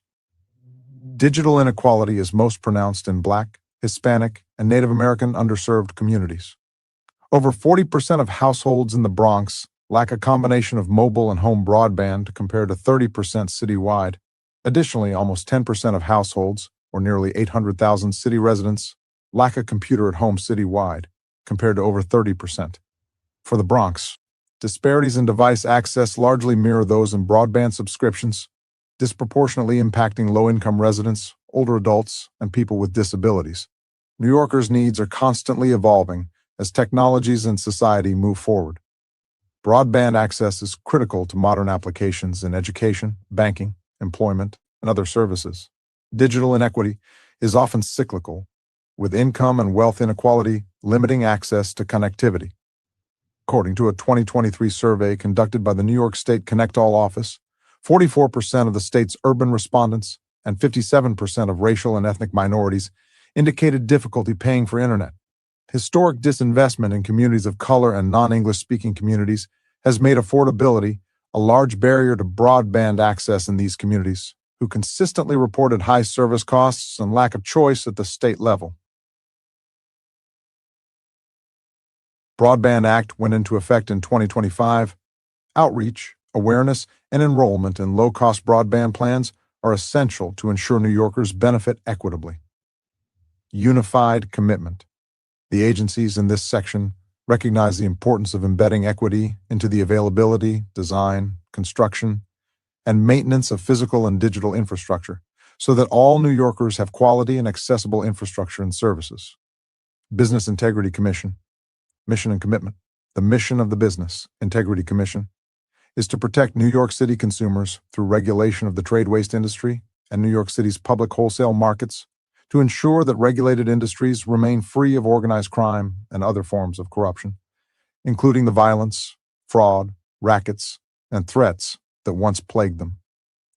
BIC's mission is to ensure fair competition in the regulated industries and remove unfair burdens placed on business owners, directly supporting New York City's goal to ensure that every resident of New York City can thrive. BIC's racial equity goals will focus on ensuring that the agency's policies, initiatives, and decisions incorporate equity and strive to utilize its resources to promote equal opportunities for businesses. The agency is committed to supporting regulated companies in their compliance by improving the processes for disseminating information and increasing access to programs related to waste equity and workers' rights. In addition, BIC aims to improve language access and translation services and introduce a new system for adjudicating violations that will prioritize compliance, efficiency, transparency, and equitable dispositions of violations and penalties. BIC is also committed to continuing its support of environmental justice initiatives through its partnerships with New York City's Department of Environmental Protection and Department of Sanitation. This work advances New York City's vehicle emissions, zero waste, sustainability, and waste equity goals to improve the quality of life of all New York City residents. Racial equity goals. Short term. 1. Goal: connect trade waste companies with city resources or programs related to environmental justice, waste equity, and worker rights. A. Outcome: by the end of 2026, connect 100% of trade waste companies with equity-focused programming of selected partner agencies. B. Strategies: leverage existing interagency partnerships to identify programs initiatives that promote environmental justice, waste equity, and worker rights. Collaborate with partner agencies to develop informational notices to be sent via the existing BIC notifications portal, and promote programs initiatives during outreach events and on social media. Analyze participation data for the program's initiatives to assess success and improve outreach efforts. Identify a new program or initiative to promote annually, creating avenues for agencies and small businesses to connect and advance equity goals. C. Indicators: percent of trade waste companies referred to or educated on the designated equity-focused program. Number of trade waste companies who received funding or direct assistance through the designated equity-focused program. Percent of trade waste companies made aware of trainings related to human rights or other equity-focused laws. Number of trade waste companies who attended training in the last 2 years related to human workers' rights or other designated equity-focused initiative. 2. Goal: increase investment in translation and interpretation services to promote language accessibility and ensure that agency information is accessible to diverse New Yorkers. A. Outcome: by the end of 2026, increase spending on translation and interpretation services by 10%. B. Strategies: identify public-facing communications, materials and content that require translation to comply with local law. 30. Prioritize increased spending on communications, materials, and content in top-used languages by trade waste companies. C. Indicators: dollars spent on translation and interpretation services. Percent change in translation and interpretation services expenditure from the previous fiscal year. Medium term. 1. Goal: ensure that BIC's website is fully accessible in plain language and includes reference materials for new applicants, licensees, and registrants, and the public to eliminate information deficits. A. Outcome: by 2028, 100% of applicable website pages are updated to reflect plain language and new reference materials are added. B. Strategies: introduce a new vehicle compliance page that consolidates several existing pages into a more streamlined and helpful resource. Add a new FAQ section in plain language to address the most commonly received questions from applicants and the public. Create a reference document for new applicants to increase access to information and maximize opportunity for entry into the trade waste and public wholesale food industries. Restructure the forms and fees sections for clarity and easier navigation. C. Indicators: number of new materials that promote information access added to BIC's website. Number of website pages updated with new plain language content. 2. Goal: increase agency efforts to ensure compliance with Local Law 56 of 2019, which requires trade waste companies to directly provide and post specific wage and workers' rights information for employees. A. Outcome: by 2028, confirm total compliance with Local Law 56 workers' rights posting requirements during BIC garage and facility inspections, and issue administrative violations for instances of non-compliance. B. Strategies: incorporate compliance checks into routine garage and facility inspections to ensure companies are providing workers, as required, with information regarding workers' rights, safety, labor complaints, and wages. Agency investigators will note whether required workers' rights information was available to employees as part of every post-facility inspection report for supervisor review. Organize refresher trainings for agency investigators and other relevant staff regarding the Local Law 56 requirements for companies. BSC Violations Unit will issue violations for noncompliance and work with regulated companies to achieve compliance. C. Indicators: number of violations issued to private waste companies for Local Law 56 noncompliance. Percent of facility inspections that include a Local Law 56 compliance check. 1. Goal: BSC has had a 30% goal for MWBE utilization and will continue to implement and evaluate goals going forward to ensure they are consistent with federal, state, and local law. A. Outcome: by 2034, maintain consistent implementation and assessment for MWBE utilization. B. Strategies: review current BIC MWBE utilization to understand past spending trends and identify opportunities to include MWBE vendors in future purchasing. Continuing to evaluate goals and disparity data. Continue to reevaluate agency purchasing needs and collaborate with all internal stakeholders across relevant units to ensure we are in compliance with MWBE utilization requirements as mandated per local law as new initiatives or needs arise. C. Indicators: percent of agency utilization from MWBES, percent of MWBE utilization disaggregated by race, ethnicity, and gender. 2. Goal: assess the impact of adverse BAC determinations on workers and employment stability at licensed trade waste companies. Community safety, rights, and accountability. Condition of thriving: we endeavor to ensure that every person who resides in New York City has the opportunity to thrive with humane, empathetic, and respectful treatment. Throughout our nation's history, communities of color, particularly Black individuals, have routinely experienced harm by racial violence from the legacy of slavery. Laws and policies also promoted segregation and normalized social exclusion, contributing to existing economic and social disparities. Additionally, racially biased criminal justice policies and unequal emergency responses have left New York City's Black and brown communities feeling unsafe. It is imperative to protect every individual's rights, hold responsible actors accountable, and improve public and community safety for every New Yorker. The criminal justice system.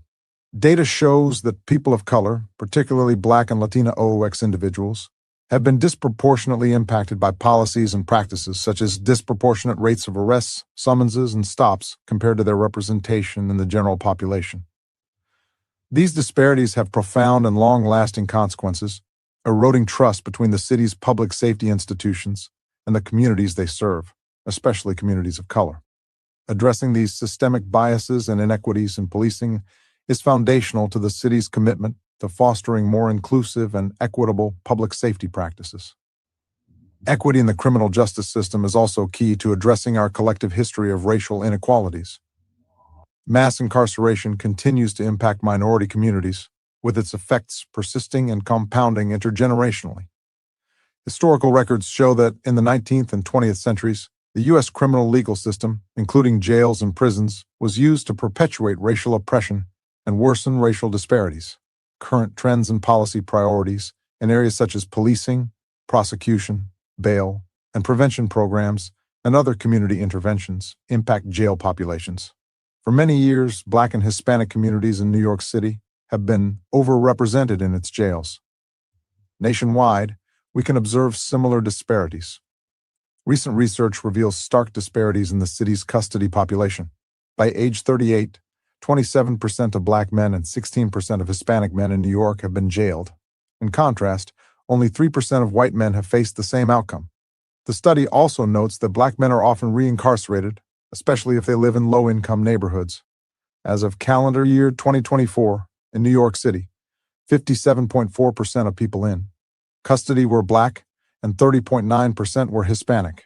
These gaps not only reflect but also worsen broader inequalities in NYC and the U.S. in the mid-20th century. Changes in the understanding of mental health disorders and developmental disabilities and subsequent policies, among other things, led to the deinstitutionalization from public psychiatric hospitals. Without subsequent funding to bolster community support, individuals discharged from these institutions often found themselves without the support needed to successfully reintegrate into their communities. Studies show incarceration leads to many negative effects on the incarcerated individual, their community, and society at large, regardless of the interventions offered in a carceral setting, such as disruptions to or loss of employment, strained family relationships, social stigma, and trauma. These effects are compounded when individuals enter custody with pre-existing conditions and disparities, such as psychiatric disorders, homelessness, substance misuse issues, or lack of economic opportunity. Many jails and prisons fail to meet regulatory requirements and minimum standards, furthering harm. Probation is intended as an alternative to incarceration, aimed at equipping justice-involved individuals with the educational and employment skills necessary to avoid re-entering the justice system. Individuals from marginalized communities are also disproportionately represented in probation populations, emergency response, and community resiliency. Pre-existing social and economic inequities also contribute to more severe outcomes for the city's most underserved communities before, during, and after various emergency responses such as fires, pandemics, and environmental threats. For New Yorkers who experience the greatest burden of disasters, adverse outcomes include loss of life, property, cultural identity, and generational wealth and histories. Emergencies like the COVID-19 pandemic have demonstrated how certain communities are disproportionately affected by disasters, underscoring the need for an equitable approach to emergency management. Redlining has historically shaped New York City, leading to racially segregated neighborhoods. Communities of color are relegated to living in environmentally hazardous areas, increasing disaster and emergency response risks. For example, environmental justice communities are closer to power plants and waste sites, increasing their exposure to toxins and hazardous environments in steady states and worsening their outcomes during emergencies. Compounding historic disinvestment in certain neighborhoods has left these areas less resilient and less able to withstand natural disasters. The lack of infrastructure improvements, such as residential home lifting and legal pathways for basement apartments, leaves residents vulnerable to the impacts of natural hazards. This history of neglect has made it harder for underserved communities to recover, often leaving them exposed to future emergencies. Economic disparities, such as the racial income and wealth gaps, further hinder community well-being. Limited financial resources and time mean that some residents face greater challenges in accessing aid when and after disaster hits. For example, after a disaster strikes and the federal government designates the impacted area as a declared disaster area, homeowners, renters, nonprofits, and businesses can apply for disaster loans from the Small Business Administration. However, the U.S. Government Accountability Office has reported inequities in the SBA loan approval process, since the process relies on credit scores to determine whether those impacted by disaster are able to pay back disaster loans. This disproportionately disadvantages low-income applicants, resulting in low-income neighborhoods becoming even poorer post-disaster. Additionally, disparities in access to broadband and technological devices present barriers to access to critical information during emergencies. Numerous underserved communities lack reliable access to digital resources, including community spaces and cultural institutions, which often serve as vital sources for information and shelter. The fields of emergency management and fire and life safety have also faced challenges related to equity and representation. Historically, staff have primarily consisted of white males, many with a military and/or law enforcement background. Institutions in these fields have navigated complex and evolving steps toward a diverse and inclusive workforce, reflecting broader societal shifts and internal organizational change. Unified commitment. The agencies in this section recognize the need for robust and equitable approaches to community safety, rights, and justice. Department of Correction. Mission and commitment. The New York City Department of Correction is dedicated to creating a safe and supportive environment while providing individuals in our care with a path to successfully re-enter their communities. The department provides for the care and custody of people 18 years of age and older who are ordered to be held by the courts and awaiting trial, or who are convicted and sentenced to 1 year or less of jail time. As a result of the Nunez class action lawsuit, the department is subject to a federal consent decree and is monitored by a court-appointed federal monitor who oversees virtually every aspect of how the department functions. Although DOC does not determine who is placed into custody or how long they remain incarcerated, the department is nonetheless committed to supporting the people in its care and will work to address inequity and structural racism by maintaining jails that are safe and humane for both staff and those in custody. It is the Department of Corrections' role and responsibility to provide for the safe, secure, and humane confinement of persons in its custody. In addition, the department recognizes that everyone benefits when people in custody are given the tools they need to have less adverse contact with the justice system in the future. DOC will continue to create an opportunity by way of workforce, educational and skill development, and other programming and services to meet the needs of people in custody and help individuals to reintegrate into their communities upon release. Racial equity goals. Short-term. 1. Goal: prevent excessive or inappropriate uses of force and support de-escalation of conflict so that force does not become necessary. A. Outcome: by the end of 2026, ensure all DOC uniformed members of service have completed newly developed training courses related to conflict resolution and appropriate use of force.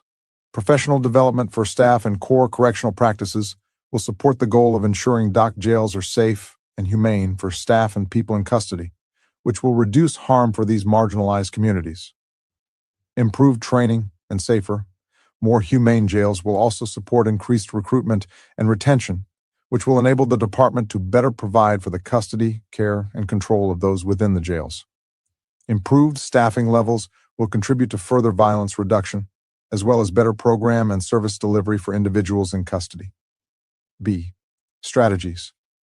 Revise and implement training courses for staff that are effective in preventing excessive or inappropriate uses of force and supporting de-escalation of conflict so that force does not become necessary. The jails are safer for all. C. Indicators. Percent of uniformed members of service who have completed newly developed training courses related to conflict resolution and appropriate use of force. 2. Goal: ensure staff and those in custody remain safe from violence and resulting injury so that no one is further marginalized and can ultimately thrive. A. Outcome: by the end of 2026, continue to work to achieve an overall reduction in violence in the jails, including violent incidents among people in custody and assaults on staff by persons in custody. B. Strategies. Prioritize the hiring and retention of staff and expand partnerships with government and nonprofit agencies to offer increased levels of service delivery and programming, thus reducing idle time and supporting the conditions necessary for treatment, rehabilitation, and effective re-entry into society. Continue to review the dashboard provided by DCAs to determine which titles experience underutilization. Conduct targeted recruitment for both uniform and non-uniform titles by attending career fairs and cultural events throughout New York State and utilizing insight data to inform future recruitment efforts. Develop a new survey to gauge employee satisfaction with the department as an employer and gain perspectives on different aspects affecting employee decisions to remain at the department, like HR policies, pay and perks, work-life balance, and relationship with peers. Track and evaluate violent incident rates disaggregated by race to identify any disparities and root causes. C. Indicators. Number and percent of violent incidents disaggregated by race. Recruitment and retention rates disaggregated by race. 1. Goal: invest in and expand jail-based programs and services to bolster therapeutic outcomes, support impacted individuals and communities in recovering from harm, and create a safer and more humane environment for people in custody and staff. A. Outcome. By 2028, through continued collaboration with NYC Health plus Hospitals Correctional Health Services, operationalized 3 therapeutic commands situated in Bellevue Hospital, North Central Bronx, and Woodhull Hospital. Outposted therapeutic housing units are secure, clinical units within a hospital that serve patients in custody who have serious health conditions, following the jail-based therapeutic housing model. AUTXEUs will improve access to care for incarcerated persons who do not require inpatient admission, but would benefit from close, regular access to specialty and subspecialty care available in hospitals. B. Strategies. Work with correctional health services to support the design and construction of the new facilities for persons with serious health conditions who would benefit from close, regular access to specialty and subspecialty care. Continue transition planning efforts to include policy and training development and logistics planning. Enhance services and strategically inform new partnerships by developing a feedback scale to be implemented at the close of each program or program cohort so that the department can assess both qualitative and quantitative data surrounding program efficacy. Further assess any programs as needed by investigating data pertaining to program participation and infractions or recidivism where appropriate. Enhance reentry services and expand partnerships with government and nonprofit partners by regularly assessing and updating the streamlined processes in place to link incarcerated people with discharge planning and housing, paying attention to options in a wider selection of neighborhoods based on neighborhood of origin and connection to person and needs-based resources.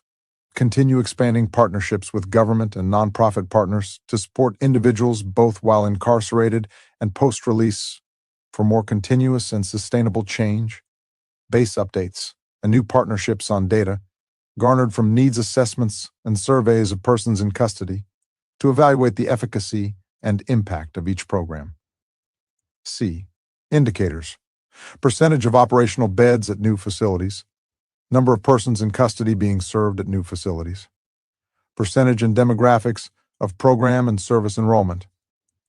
2. Goal.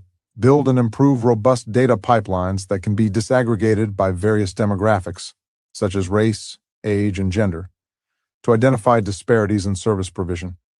A. Outcome. By 2028, leverage 100% of newly created data systems to better disaggregate data department-wide and within each system, and to better support historical data tracking that can be used to analyze and respond to trends and disparities.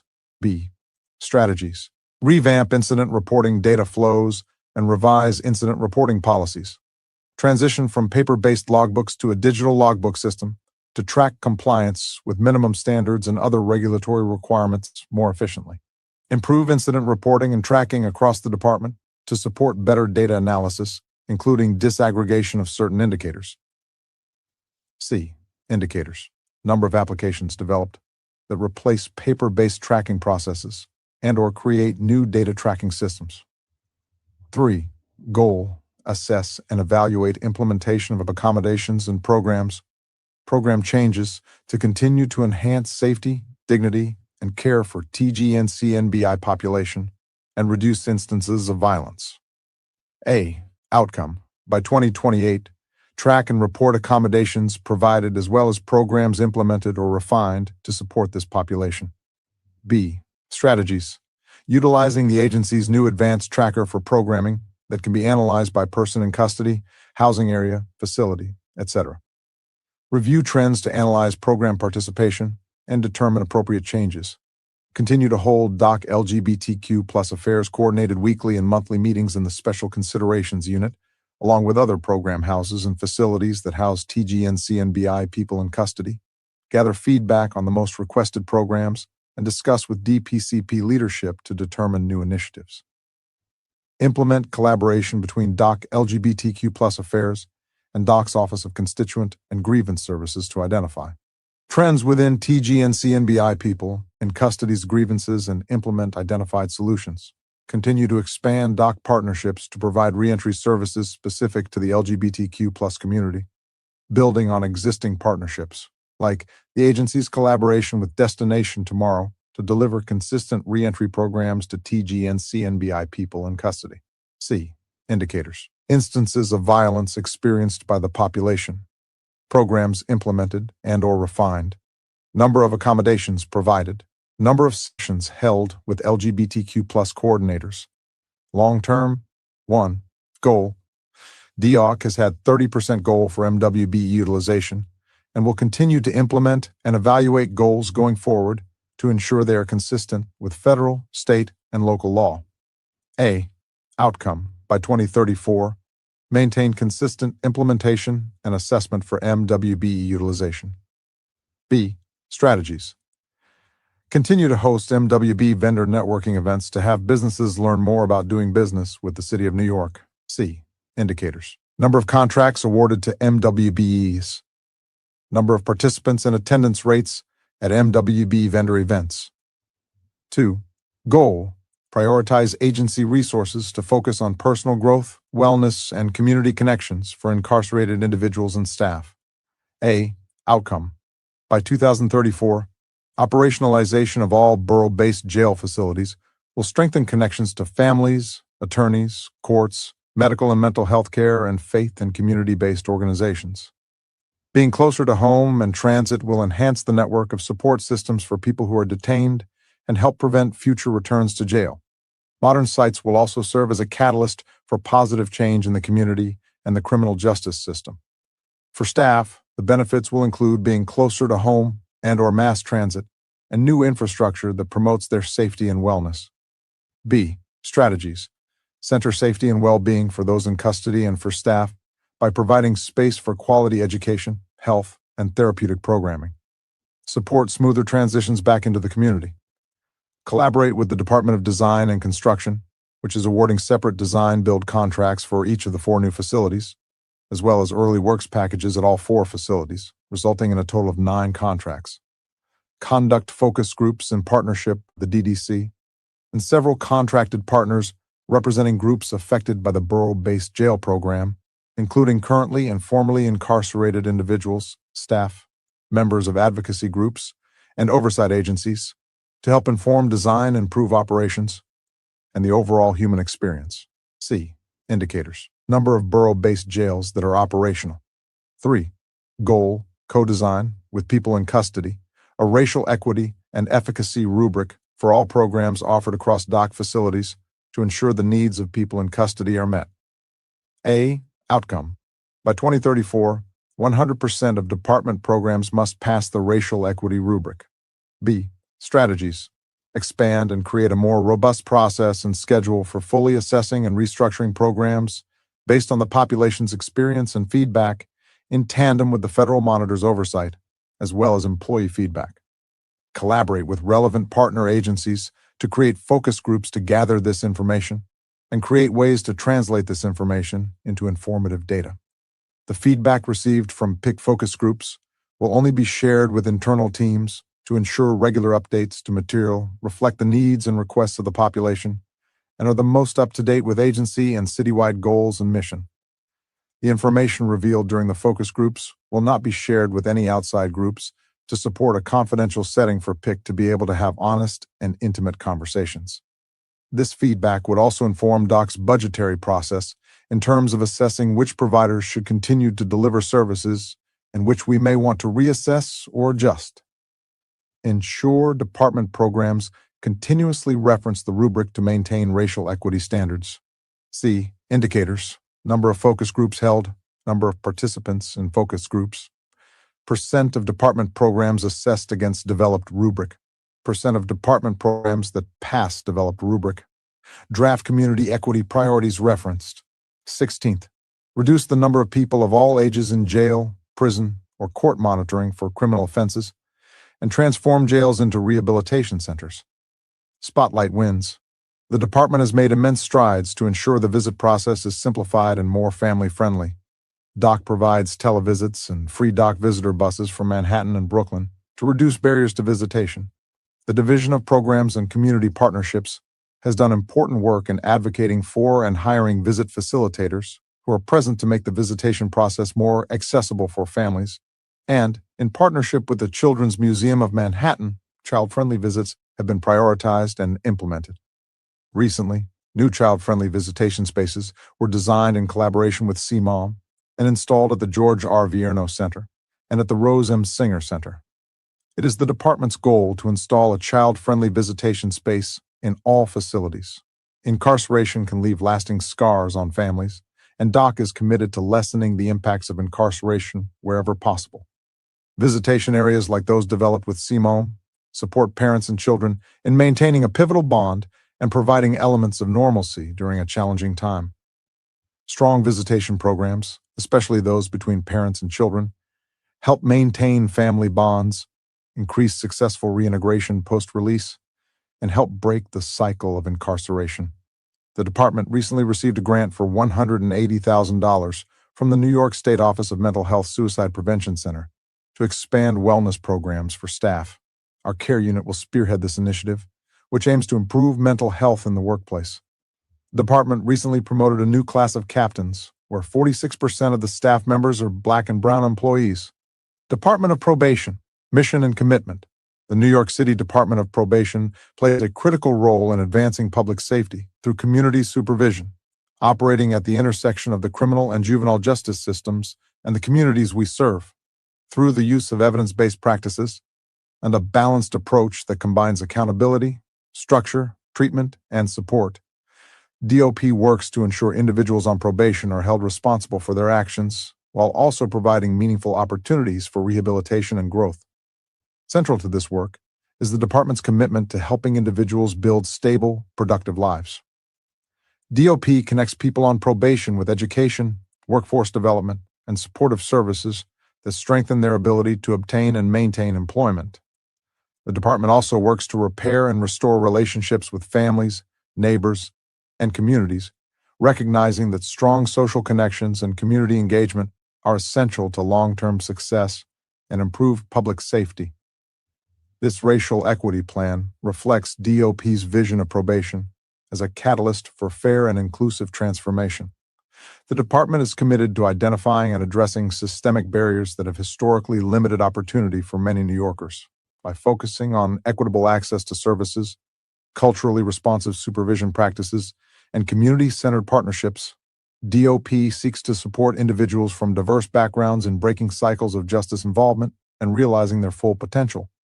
Through these efforts, the New York City Department of Probation remains committed to building a future where all New Yorkers, regardless of race, ethnicity, national origin, or immigration status, have equitable access to opportunity and the support needed to thrive, while strengthening safety and stability across our communities.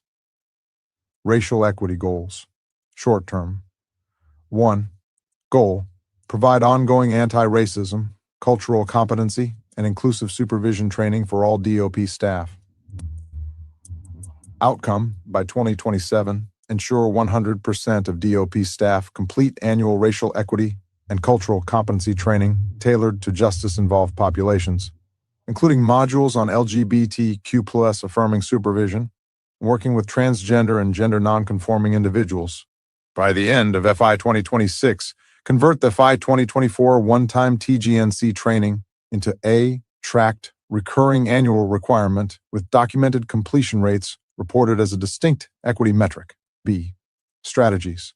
Partner with DCAs and the NYC Commission on Human Rights to develop and sustain agency-specific racial equity training, incorporating modules on implicit bias, procedural justice, disability awareness, and LGBTQIA+ inclusion.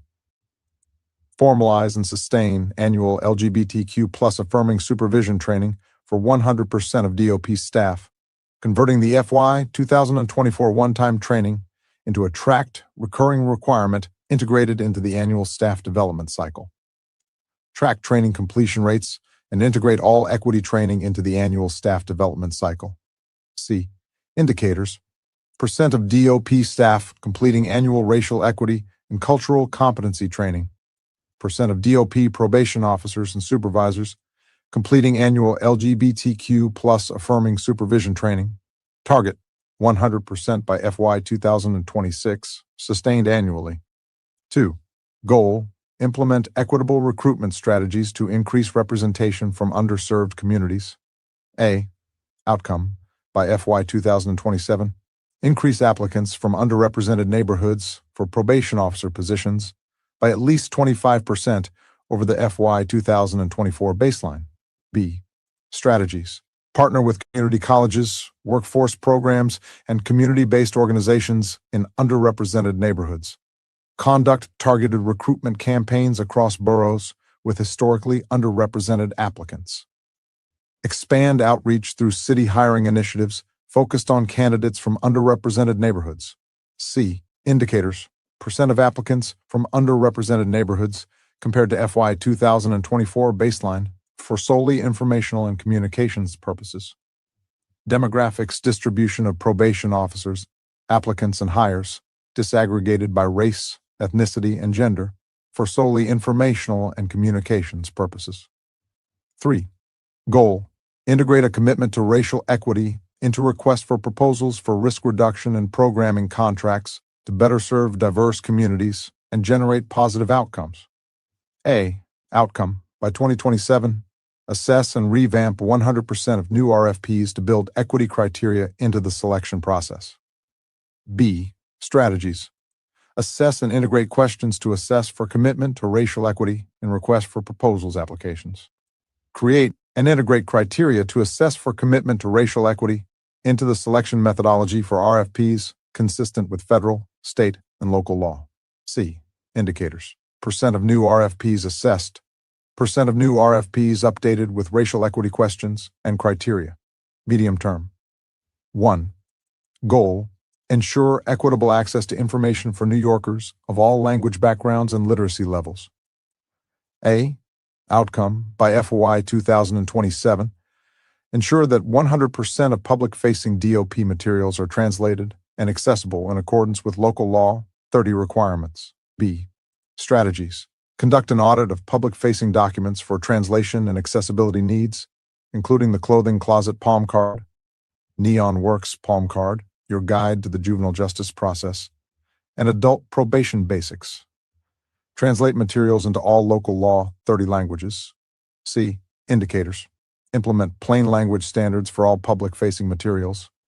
Percent of public-facing material available in all local law 30 languages. Long term. 1.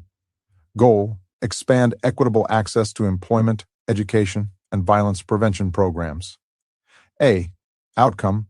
By FY 2030 or earlier, ensure that at least 80% of individuals on probation have access to workforce development, vocational training, educational programming, or violence prevention. And community reintegration services with equitable access across all 5 boroughs and priority investment in communities with the highest supervision caseloads. B. Strategies. Expand partnerships with workforce development providers and increase capacity of programs offered through Neon Centers, with attention to geographic equity across all boroughs. Develop additional vocational training opportunities tied to high-demand industries, building on existing Neon programming, including photography, CDL training, welding, and job readiness. Formalize the Emerging Leaders Site Pipeline as a structured equity strategy, expanding access for youth and young adults facing employment barriers due to justice involvement. Expand partnerships with community-based service providers for violence prevention and community reintegration programming, scaling citywide with attention to boroughs with the highest caseload concentrations. Track program participation, completion, and outcomes disaggregated by race, ethnicity, gender, age, and borough to identify access gaps and drive resource decisions. C. Indicators. Percent of individuals on probation participating in at least one employment, vocational, educational, or violence prevention program. Percent of individuals on probation with access to vocational training and violence prevention programs, disaggregated by borough. Program participation and completion rates disaggregated by race, ethnicity, gender, and borough. 2. Goal. Expand equitable access to mental health and substance use services for individuals on probation. A.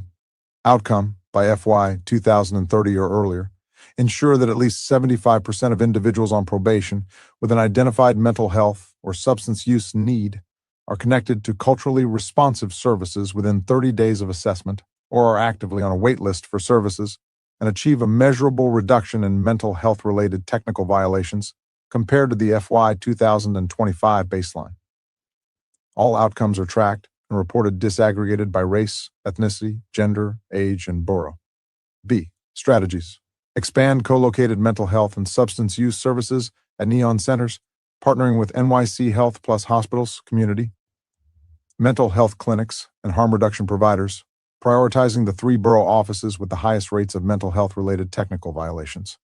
Develop and implement trauma-informed supervision protocols for individuals with serious mental illness or active substance use disorders, standardizing how probation officers respond to behavioral compliance issues before issuing a technical violation. Require that all individuals on probation with a documented mental health or substance use need receive a formal service connection within 30 days of supervision start or clinical assessment, with probation officer accountability for documented follow-through.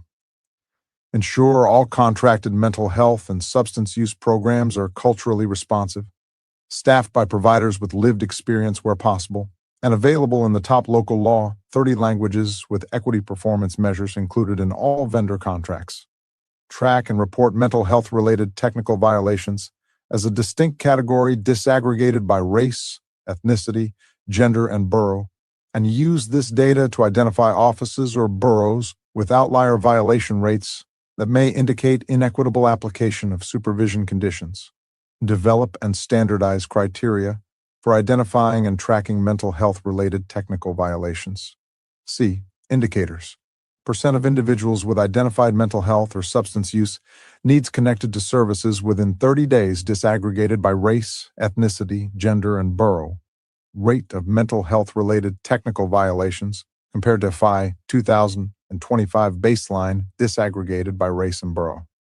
Percent of individuals completing assigned mental health or substance use programming disaggregated by demographics and tracked by contracted provider. Percent of SMI sued cases with documented trauma-informed supervision review before a technical violation is filed. Number of Neon sites with active co-located mental health or substance use service provider. Percent of contracted mental health and substance use providers offering services in at least 3 local law, 30 languages. Mental health-related technical violations are defined as violations where mental health symptoms or treatment needs are identified as a contributing factor to non-compliance. 3. Goal: reduce recidivism among youth and young adults through targeted, date-informed interventions. A. Outcome: by FY 2030 or earlier, reduce rearrest rates among youth and young adults under DOP supervision by at least 10% compared to the FY 2025 baseline, with outcomes tracked and reported disaggregated by race, ethnicity, gender, and borough. By FY 2026, establish the data infrastructure necessary to monitor youth recidivism on a consistent reporting cycle without reliance on manual extraction. B. Strategies. Expand trauma-informed and cognitive behavioral supervision models for youth, prioritizing individuals identified as highest risk through DOP's risk and needs assessment tools, building on the existing Arches Transformative Mentoring Program, which serves a predominantly Black and Hispanic youth population. Increase access to education, employment, and vocational programming through Neon Centers and community-based providers, with a focus on youth at highest risk of reoffending, particularly those without a high school diploma or stable employment. Strengthen partnerships with community-based organizations to provide mentorship, violence interruption, and reentry support to youth on probation, with priority investment in the Bronx, Brooklyn, and Queens, where youth supervision caseloads are highest. Formalize the Emerging Leaders SIPE pipeline as a structured equity strategy. Implement ongoing case review processes to monitor youth outcomes and adjust supervision plans based on individual risk trajectories, ensuring no youth remains on a static supervision plan for more than 90 days without documented review. Develop and implement an automated data system to collect, track, and analyze rearrest rates and technical violations among youth disaggregated by race, ethnicity, gender, and borough, replacing current manual extraction processes and enabling analysis of which interventions are most effective for specific demographic subgroups. C. Indicators. Rearrest rate for youth and young adults disaggregated by race, ethnicity, gender, and borough compared to FY 2025 baseline annually. Technical violation rate for youth cohort, tracked separately from rearrests, disaggregated by demographics, and reported quarterly. Percent of youth on probation enrolled in at least one NEON or community-based organization program within 60 days of supervision start. Percent of enrolled youth completing assigned programming, disaggregated by race, gender, and borough. Percent of youth supervision cases, with documented review within the 90-day standard. Automated youth recidivism tracking system, operational by end of FY 2026. Draft community equity priorities referenced. First, close the racial, gender identity, age, and disability gaps in city government positions that create or decide over city policy with individuals who are committed to equity and social justice. Fourth, ensure and appropriately fund government and organizations working with NYC government, provide program services, and share written information in the city's top languages at an accessible level. 10th, increase and appropriately fund the number of organizations working with NYC government to provide health, mental health, and substance use programs that understand the lived experience of community members most harmed by racism. 16th, reduce the number of people of all ages in jail, prison, or court monitoring for criminal offenses, and transform jails into rehabilitation centers. Spotlight wins. DOP has invested a significant portion of its budget in underserved communities and will continue to do so through its NEON centers. The NEON centers have created multiple vocational classes, including photography, neon arts, CDL training, welding, and job readiness courses, which provide individuals on probation with opportunities to gain skills that can lead to careers. DOP has expanded the NEON photography program from 6 locations with 100 participants to 10 locations servicing 200 participants, offering vocational training modeled after college-level courses. DOP's program and evaluation team continues to engage in ongoing communication and collaboration with our program partners, contributing to improved program performance and increased community engagement. During the last fiscal year, the Arches Transformative Mentoring Program went from 299,263 individuals served in FY23 to 343 in FY24, bringing the program to 75% of its maximum capacity. The majority of Arches participants identify as Black or Hispanic, reflecting the program's reach into communities most impacted by the justice system and reinforcing DOP's equity commitments. DOP helped submit more than 1,008 Emerging Leaders Summer Youth Employment Program applications in 2024, approximately 200% more than in 2023. The Emerging Leaders Program supports youth ages 14 to 24 who face employment barriers, such as being justice involved, by connecting them to paid, project-based activities and paid summer job opportunities. In recognizing the need for intersectional conversations, DOP partnered with DCAs to host LGBTQIA+ training, reaching 80% of staff since 2023. In FY 2024, DOP also partnered with the NYC Commission on Human Rights to train all our staff members on working with transgender and gender nonconforming individuals. Fire Department of the City of New York, mission and commitment. As first responders to emergencies, disasters, and terrorist acts, the Fire Department of the City of New York protects the lives and property of New York City residents and visitors. The department advances public safety through its fire prevention, investigation, and education programs. The timely delivery of these services enables the FDNY to make significant contributions to the safety of New York City and homeland security efforts. FDNY is committed to upholding and promoting inclusive values, as well as equal employment opportunities throughout the department. The department's path toward workplace equity and employment opportunities has been multifaceted, marked by both progress and persistent challenges. The early challenges were defined by Irish Americans' struggle to join the department in the 19th century. African Americans exemplified an indomitable spirit and struggled to be part of the FDNY family through most of the 20th century, culminating in the Vulcan Society lawsuit in the early 2000s. The department continues to build on its campaigns of elevating everyday heroes to help create a workforce that reflects the city's demographics and spirit of excellence.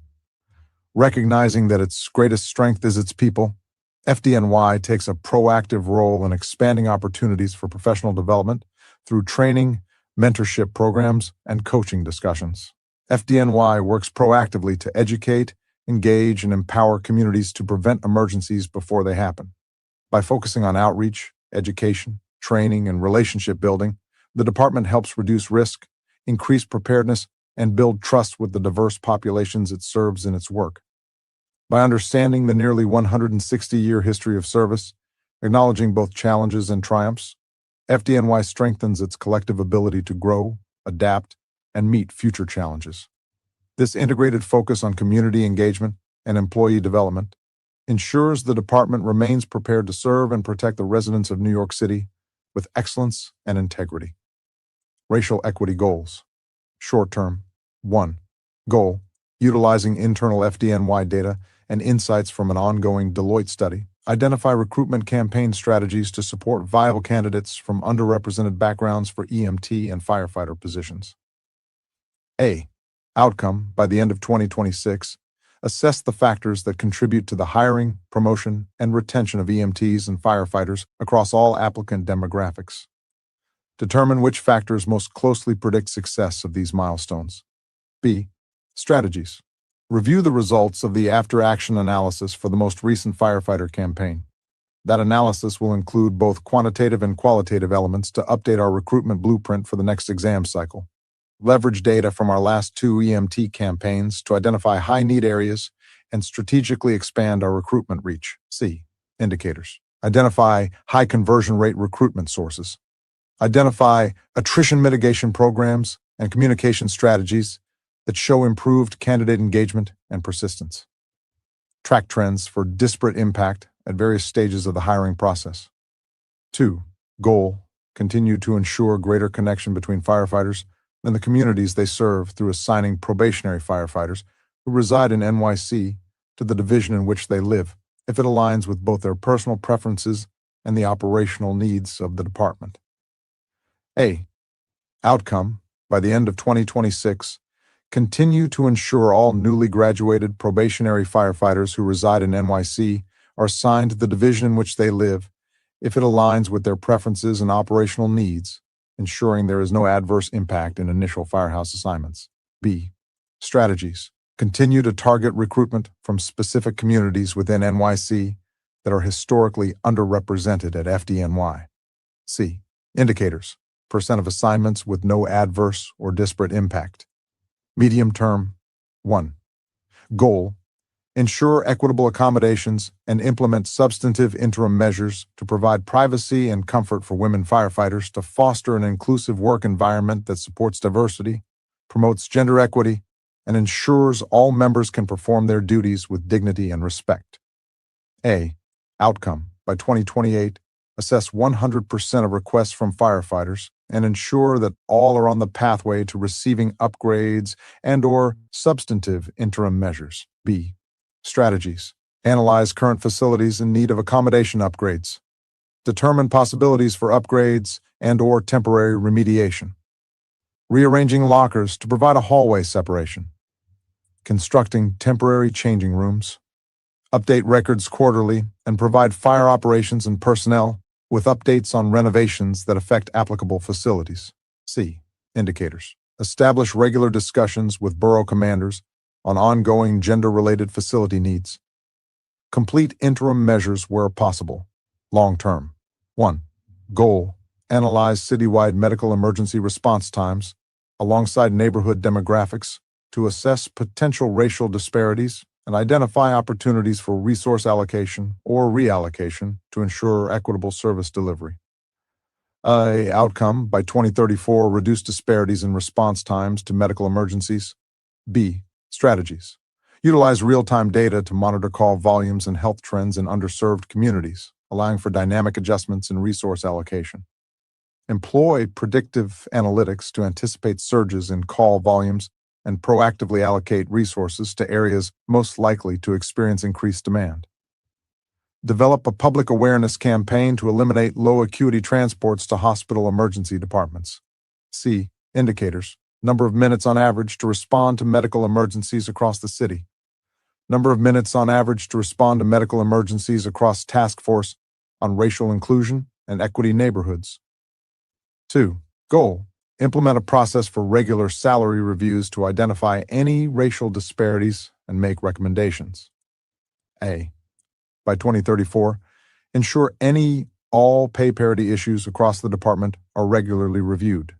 For actions that can be addressed internally at the agency level, these actions will have been fully effectuated, and measures to avoid parity issues will have been implemented. For parity issues that require external partner buy-in, a plan of action will have been drafted and shared with those partners. B. Strategies. Create a review process to establish parameters for analyzing salaries. Execute review process in each bureau. Analyze results and formulate recommendations in an action plan. Implement recommendations that are within the purview of the department and seek partnership with other oversight agencies to increase pay parity. C. Indicators. Percent of discretionary salaries reviewed for racial parity. Percent of discretionary salary increases reviewed for racial parity. Draft community equity priorities referenced. 12th, center equity and neighborhood-level decision-making, planning, and implementation with community members in the city's emergency preparedness, response, and recovery system for communities harmed by racism and immigration status discrimination. Spotlight wins. FDNY launched the 5th edition of its premier multimedia storytelling project, We Are FDNY, in the first quarter of 2026. Featuring 24 members of the department across a dozen bureaus units, the campaign highlights unique and diverse stories from members that reflect all titles. We Are FDNY posters are displayed in all FDNY firehouses, EMS stations, training academies, dispatch and civilian offices. Monthly newsletters, social media posts, and workstation desktops feature these unique stories. FDNY recorded a new implicit bias training in July 2024 with a live audience. The edited version of the multi-module training, focusing on personal development, leadership skills, storytelling-based narratives, risk management, and experiences from the field, will be uploaded on the Agency Learning Management Services portal as part of a learning development tool for all 17,500-plus personnel. FDNY launched targeted community risk reduction pilot programs in districts most impacted by fire incidents, using data-driven strategies to reduce fire-related injuries and fatalities and improve health outcomes in vulnerable communities.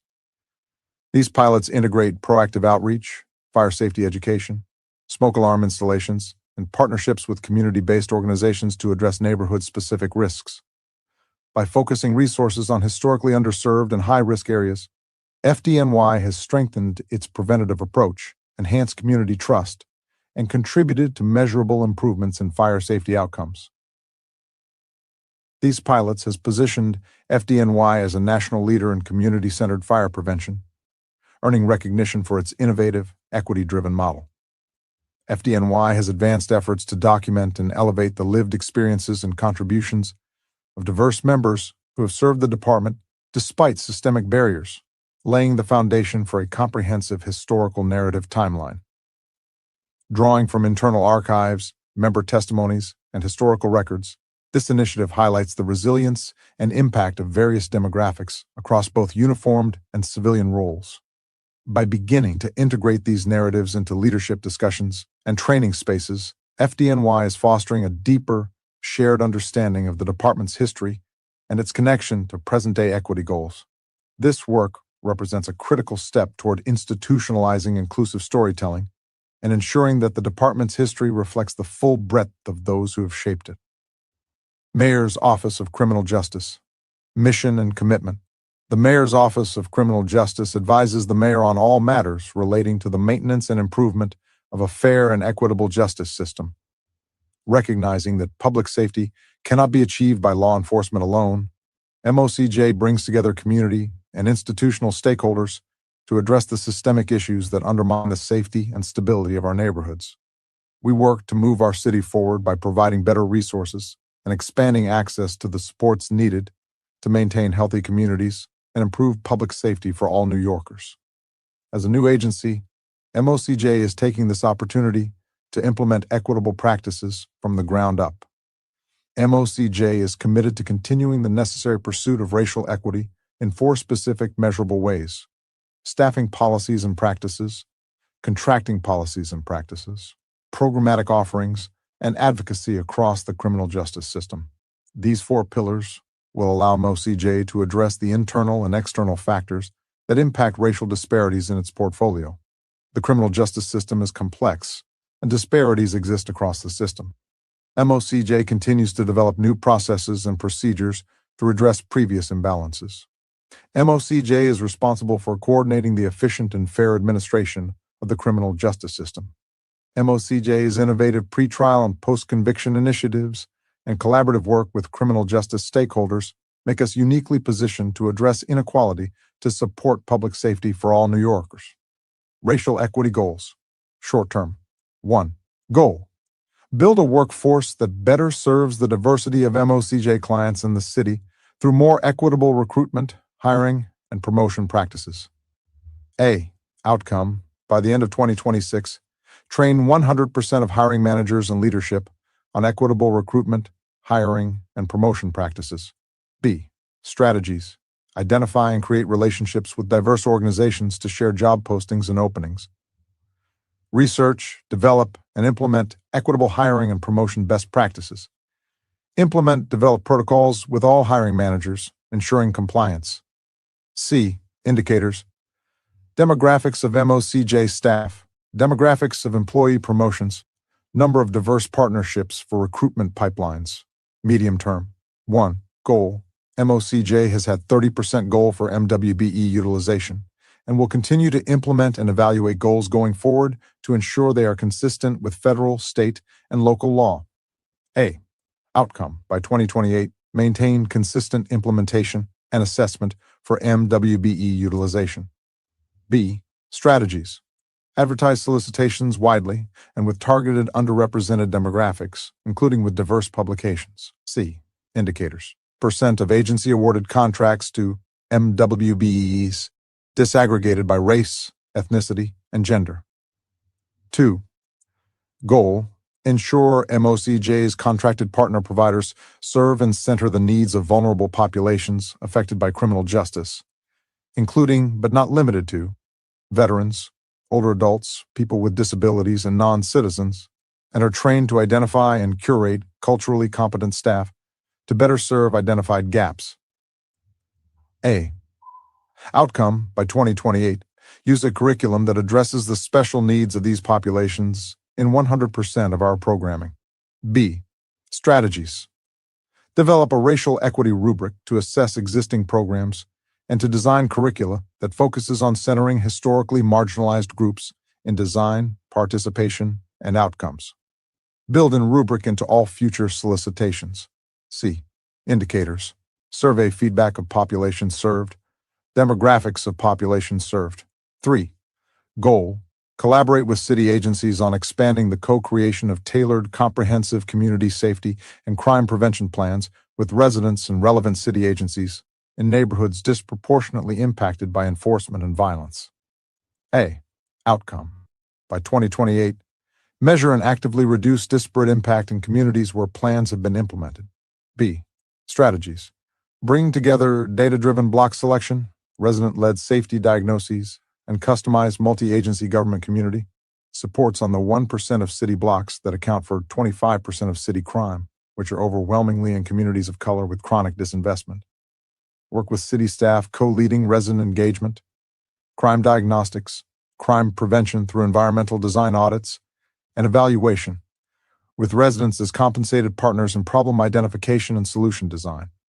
Deliver precision repairs, greening, nurse home visitation, situation table case conferencing, and community-based violence intervention, aligning enforcement with community-identified priorities. C. Indicators. Reduction in shootings, felony assaults, and robberies. Community health and quality of life indicators. Resident-reported feelings of safety. Change in racial and geographic concentration of both violence and enforcement. Long-term. 1. Goal. Integrate a racial equity lens in all policy and legislation efforts to uncover and address structural inequities in the criminal justice system. A. Outcome. By 2034, apply and embed a racial equity lens into 100% of policies and legislation reviewed and recommended. B. Strategies. Develop a racial equity lens to analyze and recommend policies and legislation. C. Indicators. Percent of policies and legislation reviewed through a racial equity lens. Draft community equity priorities referenced. First, close the racial, gender identity, age and disability gaps in city government positions that create or decide over city policy with individuals who are committed to equity and social justice. Eighth, institute and appropriately fund trauma-informed community safety practices and responses to mental health calls that lessens reliance on law enforcement. 10th, increase and appropriately fund the number of organizations working with NYC government to provide health, mental health, and substance use programs that understand the lived experience of community members most harmed by racism. 15th, close the racial, gender identity, age, and disability gaps in access and opportunity to employment, and appropriately fund programs distributing money to start a business. 16th, reduce the number of people of all ages in jail, prison, or court monitoring for criminal offenses, and transform jails into rehabilitation centers. Spotlight wins. In order to address inequities in the criminal justice system, MOCJ worked with the Criminal Justice Agency to revise the city's pretrial release assessment to reduce racial and other disparities in recommendations for pretrial release. NYC Emergency Management, Mission and Commitment. NYC Emergency Management helps New Yorkers before, during, and after emergencies through preparedness, education, and response. NYCEM believes that equity in emergency management is a civil and human right. To better serve all New Yorkers, we strive to directly engage communities in planning, ensuring their concerns are heard and addressed. This includes expanding public messaging and emergency notifications to target hard-to-reach populations and working to build trust in government where it may have eroded. It also means identifying and addressing internal staffing disparities and advocating for equitable federal management of recovery aid. NYCEM is committed to building an emergency management culture and program that reflects the city's diversity and range of needs. This approach is closely aligned to NYCEM's mission, to help New Yorkers before, during, and after emergencies through preparedness, education, and response. As outlined in our 2022 to 2026 strategic plan, we are dedicated to closing emergency planning gaps to ensure the communities hardest hit by disasters are prioritized and receive the resources they need to be both ready and resilient. Racial equity goals. Short term. 1. Goal: collaborate with city leadership and subject matter experts to develop an equity-focused lens on emergency planning, operations, and recovery. A. Outcome: by the end of 2026, include the Mayor's Office of Equity and Racial Justice as an Emergency Operations Center liaison to provide an equity perspective on steering committee calls. B. Strategies: cultivate a strong relationship with MORJ to include the office as a liaison during emergencies. C. Indicators: number of EOC liaisons alternates, medium term. 1. Goal: enhance emergency management plans by incorporating a racial equity lens to ensure all communities are served effectively through the integrated planning and preparedness process. A. Outcome: by 2028, NYCEM will apply a structured racial equity review for all new emergency plans. B. Strategies: develop and begin applying a racial equity lens when updating or developing an emergency planning document. Develop a structured process for including community partners in emergency plan development and review, and ensure there is a mechanism to incorporate feedback. Develop equity-related learning objectives for improving staff familiarity with equity best practices and emergency responses. Evaluate options for format and delivery of learning opportunities on equity best practices and emergency responses. Provide EOC leadership pathway participants with opportunities to engage with experts in equity and emergency management. Continue including disability, access, and functional needs, and social vulnerability planning considerations as discussion areas during the city's integrated planning and preparedness workshop. Include agency subject matter experts on the exercise planning teams and identify planning gaps during exercise development. Incorporate racial equity considerations into EOC functional exercises. C. Indicators: percent of plans that have gone through an internal racial equity review. Number of strengthening communities partners engaged in plan development updates. Percent of plans where strengthening communities partners have been engaged.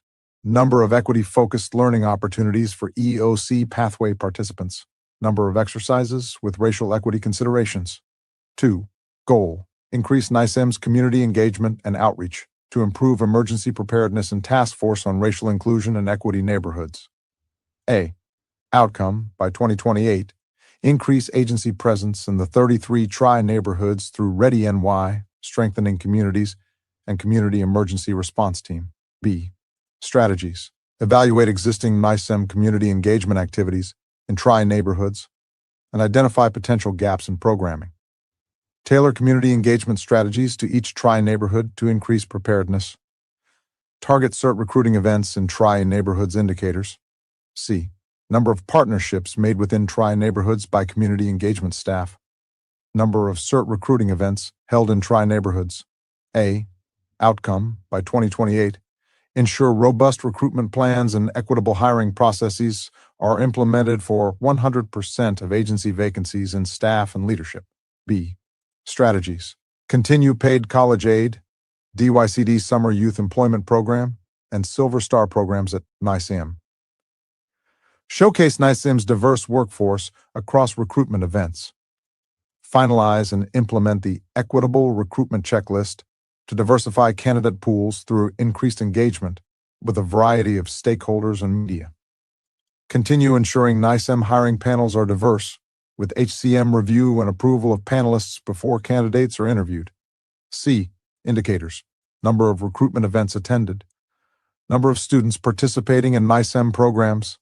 Demographic composition of workforce across titles and divisions, including executive leadership positions for routine operations and emergency operations. 3. Goal.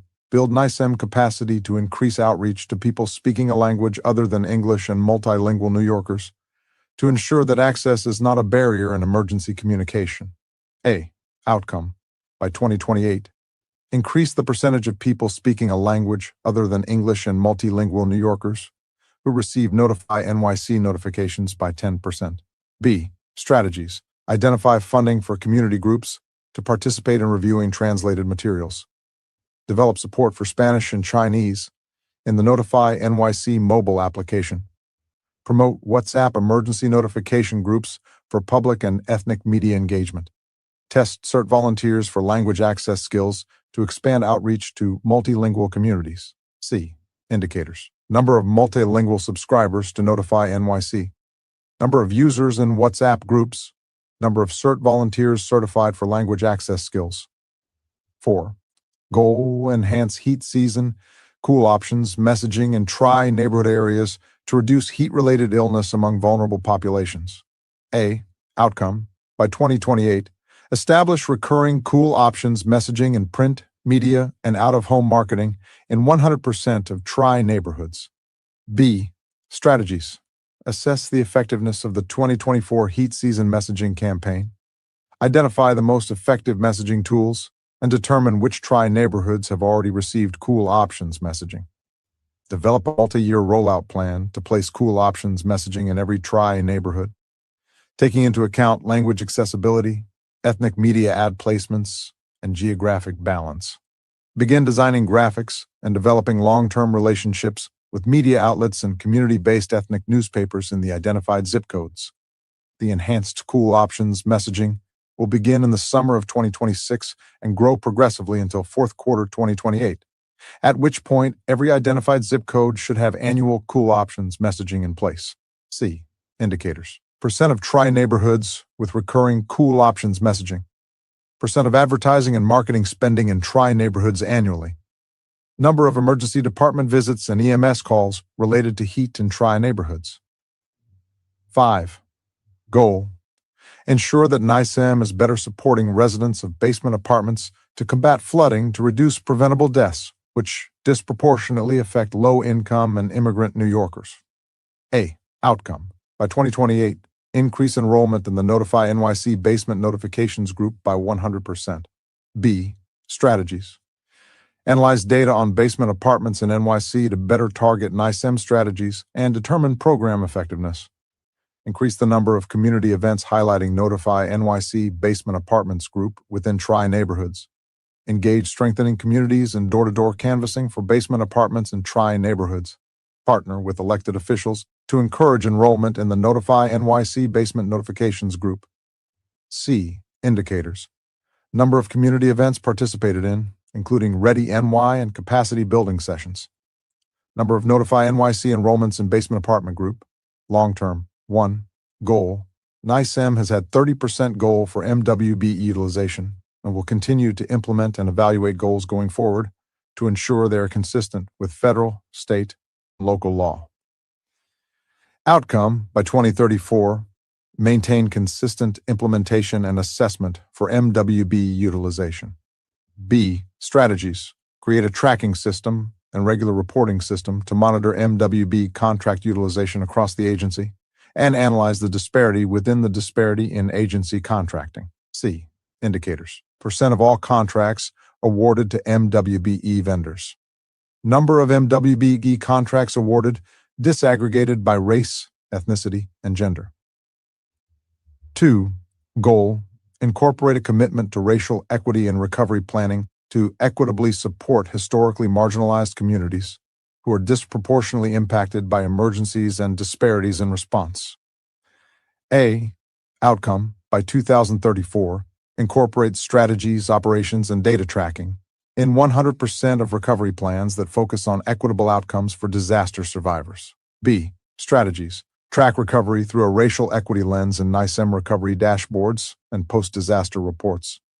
Advocate partner with organizations to allocate and distribute local recovery funding to historically disadvantaged communities.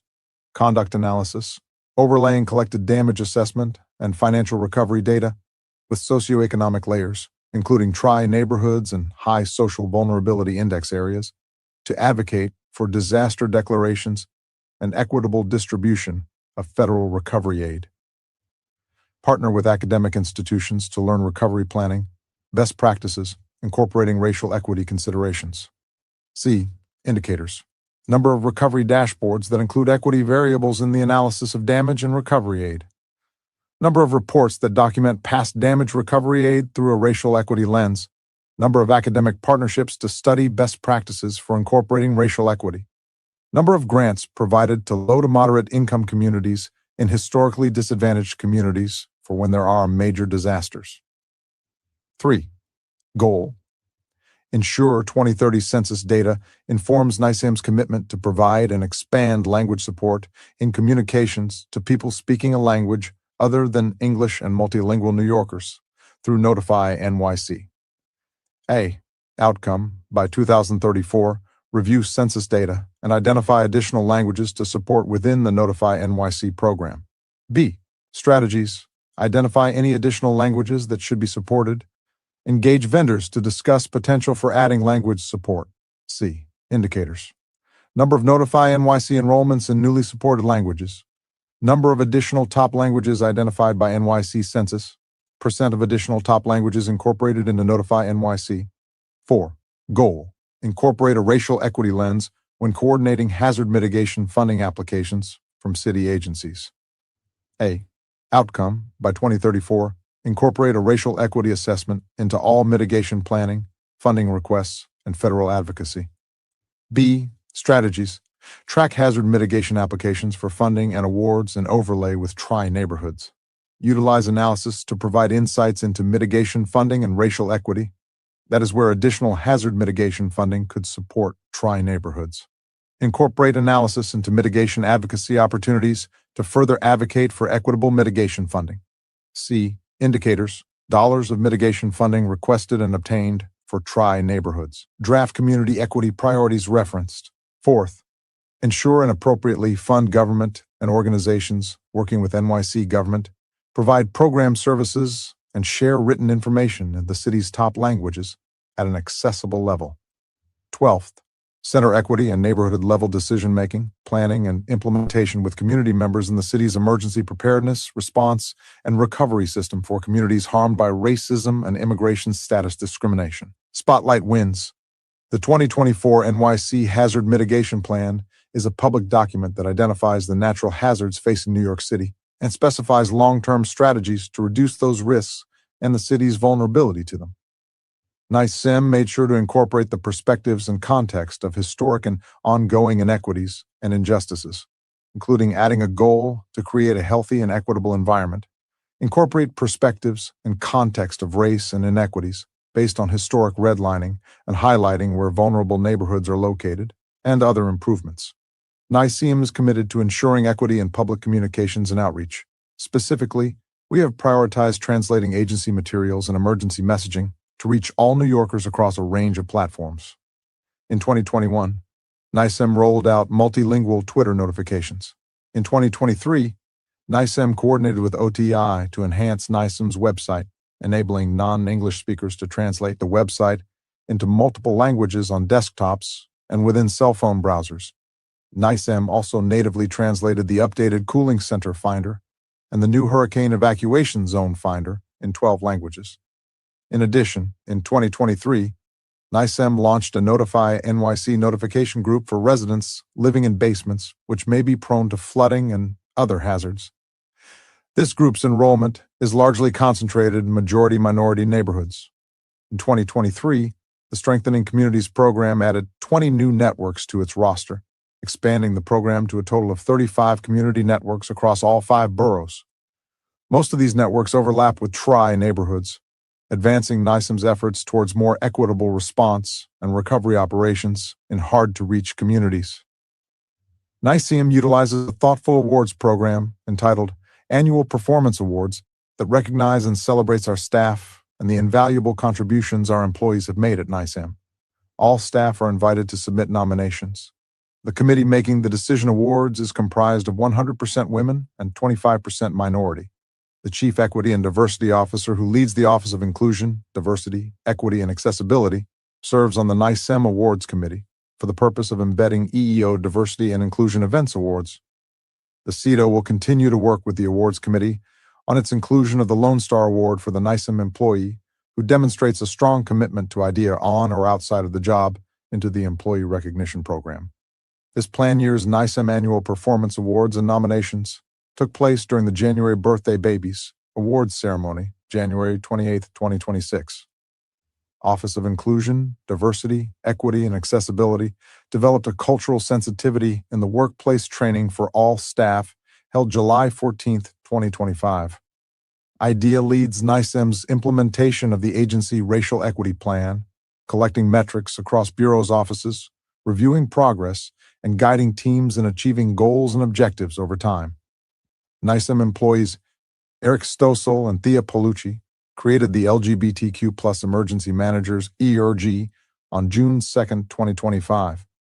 The ERG's purpose is for queer-identifying colleagues and allies to network, hold social events, and participate in volunteer projects. The 2025 NYC Hazard Mitigation Plan is a public document that identifies the natural hazards facing New York City and specifies long-term strategies to reduce those risks and the city's vulnerability to them. This document serves as foundational overview for citywide capabilities and strategies. NYCM made sure to incorporate the perspectives and context of historic and ongoing inequities and injustices, including by adding a goal to create a healthy and equitable environment, incorporating perspectives and context of race and inequities based on historic redlining, and highlighting where vulnerable neighborhoods are located, along with other improvements. New York City Police Department, mission and commitment. The mission of the New York City Police Department is to enhance the quality of life in New York City by working in partnership with the community to enforce the law, preserve peace, protect the people, reduce fear, and maintain order. The NYPD acknowledges its responsibility to address disparities and is committed to implementing these initiatives to promote equity, fairness, and inclusivity within the NYPD and in its service to the broader community. Building on its existing diversity efforts, the NYPD is looking to further increase representation within its ranks, particularly in leadership positions and in specialized units. This demonstrates the NYPD's understanding that a diverse workforce at all levels is crucial for effective community policing and building trust. As the NYPD continues to build on its progress, these initiatives have the potential to create a more trusted, responsive, and impartial police force that better serves all New York City residents. Racial equity goals. Short term. 1. Goal: enhance the hiring process by removing unnecessary barriers, bringing greater transparency to decisions, and ensuring qualified candidates are not excluded by the system. A. Outcome: by the end of 2026, panelists assigned to the panel on applicant hiring will develop recommendations. B. Strategies: assess the NYPD's police officer hiring process by focusing on outreach, the background check, the psychological exam, the job standards test, and the disqualifications process. Develop a plan of action to improve the process and mitigate any disparate outcomes. C. Indicators. Condensed recruitment and hiring timeline. Reduction in unnecessary attrition through the recruitment and hiring process. Demographics of new hires for solely informational and communications purposes. 2. Goal. Analyze diversity levels among bureaus and build a workforce that helps us effectively serve diverse communities represented across the city. A. Outcome, by the end of 2026, implement inclusive workforce practices that attract diverse applicants to the department. B. Strategies. Continue to develop mentorship and leadership development programs. Identify and analyze the barriers diverse employees face and initiate focused recruitment drives to support career opportunities for underrepresented groups. Continuously monitor and evaluate the progress of this initiative and revise recruitment strategies accordingly. C. Indicators. Increase in the representation of diverse groups within applicant pool and retention rate in targeted bureaus measured annually. Demographics of workforce by bureau measured annually. Percent of workforce participating in mentorship programs. Number of recruitment drives held in the 33% task force on racial inclusion and equity neighborhoods. 3. Goal. Develop and pilot comprehensive training on unconscious bias, race-based trauma, and hate crimes for new hires. A. Outcome, by the end of 2026, develop and implement a comprehensive training curriculum for 100% of new hires. B. Strategies. Identify and engage key stakeholders and community experts in the development of the curriculum. Conduct a needs assessment to identify specific training requirements and pilot training curriculum. C. Indicators. Number of community experts engaged in development of material. Percent of new hires trained. 4. Goal. Center community voices in the development of an equitable enforcement approach within the NYPD to address systemic issues while fostering trust and collaboration with the communities served. A. Outcome, by 2027, collect community feedback on equitable policing approaches in all 33 tri-neighborhoods. B. Strategies. Organize community forums and workshops in all 33 tri-neighborhoods to discuss policing needs and concerns. Collaborate with local organizations to facilitate discussions and gather feedback. Assess the increase in community trust and participation in policing efforts. Number of community forums held and attendance rates. Survey results measuring community perceptions of police engagement and trust. Medium term. 1. Goal, quantify, track, and analyze racial disparities in stops, frisks, and searches in an effort to reduce those disparities. Outcome. The Racial Disparities Review Committee will analyze the department's stop, question, and frisk practices and take steps to reduce racial disparities in enforcement. B. Strategies. Monitor and analyze racial disparities in the department's SQF enforcement. Seek to reduce unaccounted for racial disparities. Prepare data models to analyze trends in department-level and command-level disparities. Focus on outlier commands driving unaccounted for racial disparities in SQF enforcement. Report to the public regarding racial disparities in SQF enforcement. C. Indicators. Reduction in unaccounted for racial disparities in stop activity. Reduction in unaccounted for racial disparities in post-stop outcomes. 2. Goal. Increase the representation of underrepresented groups and specialized units across the NYPD. A. Outcome, by 2028, increase representation within all the specialized units of the NYPD. B. Strategies. Identify which units are considered specialized within each of the bureaus.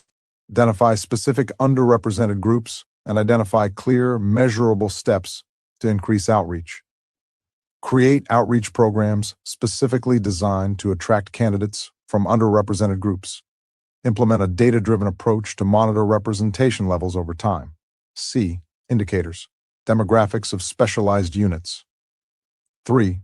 Goal. Train all recruits using scenario-based training, focusing on identifying unconscious bias, race-based trauma, and hate crimes to foster mutual respect, enhance trust, and ensure that all community members are treated with dignity and understanding. A. Outcome. By 2028, train incoming recruits on the cultural competence, communication skills, and sensitivity needed to effectively interact with diverse communities, including immigrants, religious groups, the LGBTQIA+ community, families experiencing domestic violence, the deaf or hard of hearing, the blind and low vision, and people with developmental, learning, mobility, and mental health disabilities, including individuals who are neurodivergent. B. Strategies. Implement a pilot training program with select officers and collect feedback to make necessary adjustments to the curriculum. Roll out the comprehensive training curriculum to all relevant units and establish a system for ongoing monitoring, evaluation, and updates. C. Indicators. Percent of recruits who complete the training and demonstrate improved cultural competency proficiency in post-training assessments. 4. Goal, develop and implement pilot community policing initiatives in selected tri-neighborhoods, focusing on prevention and early intervention strategies to address local concerns. A. Outcome, by 2028, implement at least one community-driven policing initiative in each of the tri-neighborhoods, with measurable improvements in community satisfaction and trust. B. Strategies. Collaborate with community stakeholders to design and tailor programs to local needs. Identify and implement pilot programs in selected tri-neighborhoods, focusing on prevention and early intervention. C. Indicators. Increase in community satisfaction with police services, measured through surveys. Decrease in crime rates in pilot areas. 5. Goal. Collaborate with relevant city agencies' offices on expanding co-creation of tailored, comprehensive community safety and crime prevention plans with residents in neighborhoods disproportionately impacted by violence. By 28, in communities where plans have been implemented. B. Strategies. Partner with the Mayor's Office of Criminal Justice, Department of Health and Mental Hygiene, NYC Housing Authority, Mayor's Office to Prevent Gun Violence, and community-based organizations to jointly create community safety and crime prevention plans. Engage precinct community councils, residents, faith leaders, youth, small businesses, nonprofits in each target neighborhood. Convene quarterly to develop criteria, priorities, and implementation steps. C. Indicators. All indicators disaggregated by race, ethnicity, age, and other demographics. Crime rates before and after plans implemented. Community trust before and after plans implemented. Long-term. 1. Goal. Create a more representative and inclusive NYPD at all levels through equitable recruitment, retention practices. A. Outcome, by 2034, increase representation in all executive titles and ranks of the NYPD to better reflect the internal demographics of the NYPD and the diverse population of New York City, ensuring a more representative and inclusive command structure. B. Strategies. Collect and analyze data on gender, race, ethnicity, age, and other relevant diversity factors across all leadership levels. Create formal mentoring and development programs to assist employees from underrepresented groups to develop their networks, receive career guidance, and prepare for leadership roles. Examine promotion rates to identify any disparities and implement a data-driven approach to ensure all members of service are promoted fairly on an equitable basis. C. Indicators. Demographics of NYPD leadership. Comparison of NYPD leadership demographics to the overall NYPD demographics. Promotion rates for employees disaggregated by race, ethnicity, and gender. Time to promotion for employees disaggregated by race, ethnicity, and gender. 2. Goal. Leverage virtual reality technology to deepen recruits' understanding of apparent racial profiling, interactions with law enforcement from the perspective of a person of color, and scenarios that highlight unconscious bias to improve equitable policing practices. A. Outcome, by 2032, develop an immersive VR program that simulates experiences of diverse community members and assesses recruits' empathy and understanding of different perspectives. B. Strategies. Partner with VR technology experts and diversity consultants to create realistic scenarios. Collaborate with community members to ensure authentic representation of experiences. Integrate VR training into the standard recruit curriculum. Assess recruits' empathy and understanding of different perspectives. C. Indicators. Number of VR scenarios developed. Percent of recruits completing the VR training program. comparative analysis of trained versus untrained officers' performance in equity-related metrics. 3. Goal: fully integrate equity principles into every aspect of NYPD operations and culture, creating a fair and just policing environment that builds trust with all communities served. A. Outcome: by 2034, ensure equity principles become an intrinsic part of NYPD's decision-making processes, policies, and daily operations, resulting in measurable improvements in fair policing practices and community relations. B. Strategies: implement a comprehensive equity impact assessment process for all new policies and initiatives. Establish an innovation and recognition program to incentivize equity-focused solutions from officers and precincts. C. Indicators: percent of new policies and initiatives that undergo equity impact assessments before implementation. Number of officers or commands recognized for developing and implementing equity-focused initiatives. Draft community equity priorities referenced. First, close the racial, gender identity, age, and disability gaps in city government positions that create or decide over city policy with individuals who are committed to equity and social justice. 15th, close the racial, gender identity, age, and disability gaps in access and opportunity to employment, and appropriately fund programs distributing money to start a business. Spotlight wins. The Women's Institute. The NYPD's Women's Institute is a transformative program designed to address the underrepresentation of women in executive roles. Women comprise only 35.6% of the NYPD and are underrepresented in executive ranks and titles, with only 19.2% in those roles. By offering networking and leadership skill development opportunities, the Institute aims to increase women's representation in executive positions and specialized units. The program connects 100 NYPD women from diverse backgrounds, ages, abilities, and identities, equipping them with tools to advance professionally and personally. Participants are divided into groups to research issues disproportionately affecting women and develop evidence-based recommendations for NYPD leadership. A notable outcome from the 2022-23 cohort was a recommendation that led to increased awareness of reasonable accommodations for domestic violence and in vitro fertilization. Since its launch in September 2022, 200 women have benefited from the program, with 17 securing desired positions and 4 captains being promoted to commanding officer of a command. Impressively, 93% of participants reported increased confidence in applying for specialized units, and 100% would. Recommend the program to others, highlighting its impact on fostering a more inclusive and equitable environment within the NYPD. The Women's Institute has been instrumental in promoting equity within the NYPD by providing women from diverse backgrounds with the resources and support necessary to advance their careers. By addressing the historical underrepresentation of women in leadership roles, the program has opened up new opportunities for women of color and other marginalized groups to ascend to executive positions and influence decision-making processes within the department. Mentorship Program. The Rank to Rise mentorship program is built upon the foundational work, key insights, reported experiences, and feedback of participants from the Former Path to Mentorship initiative.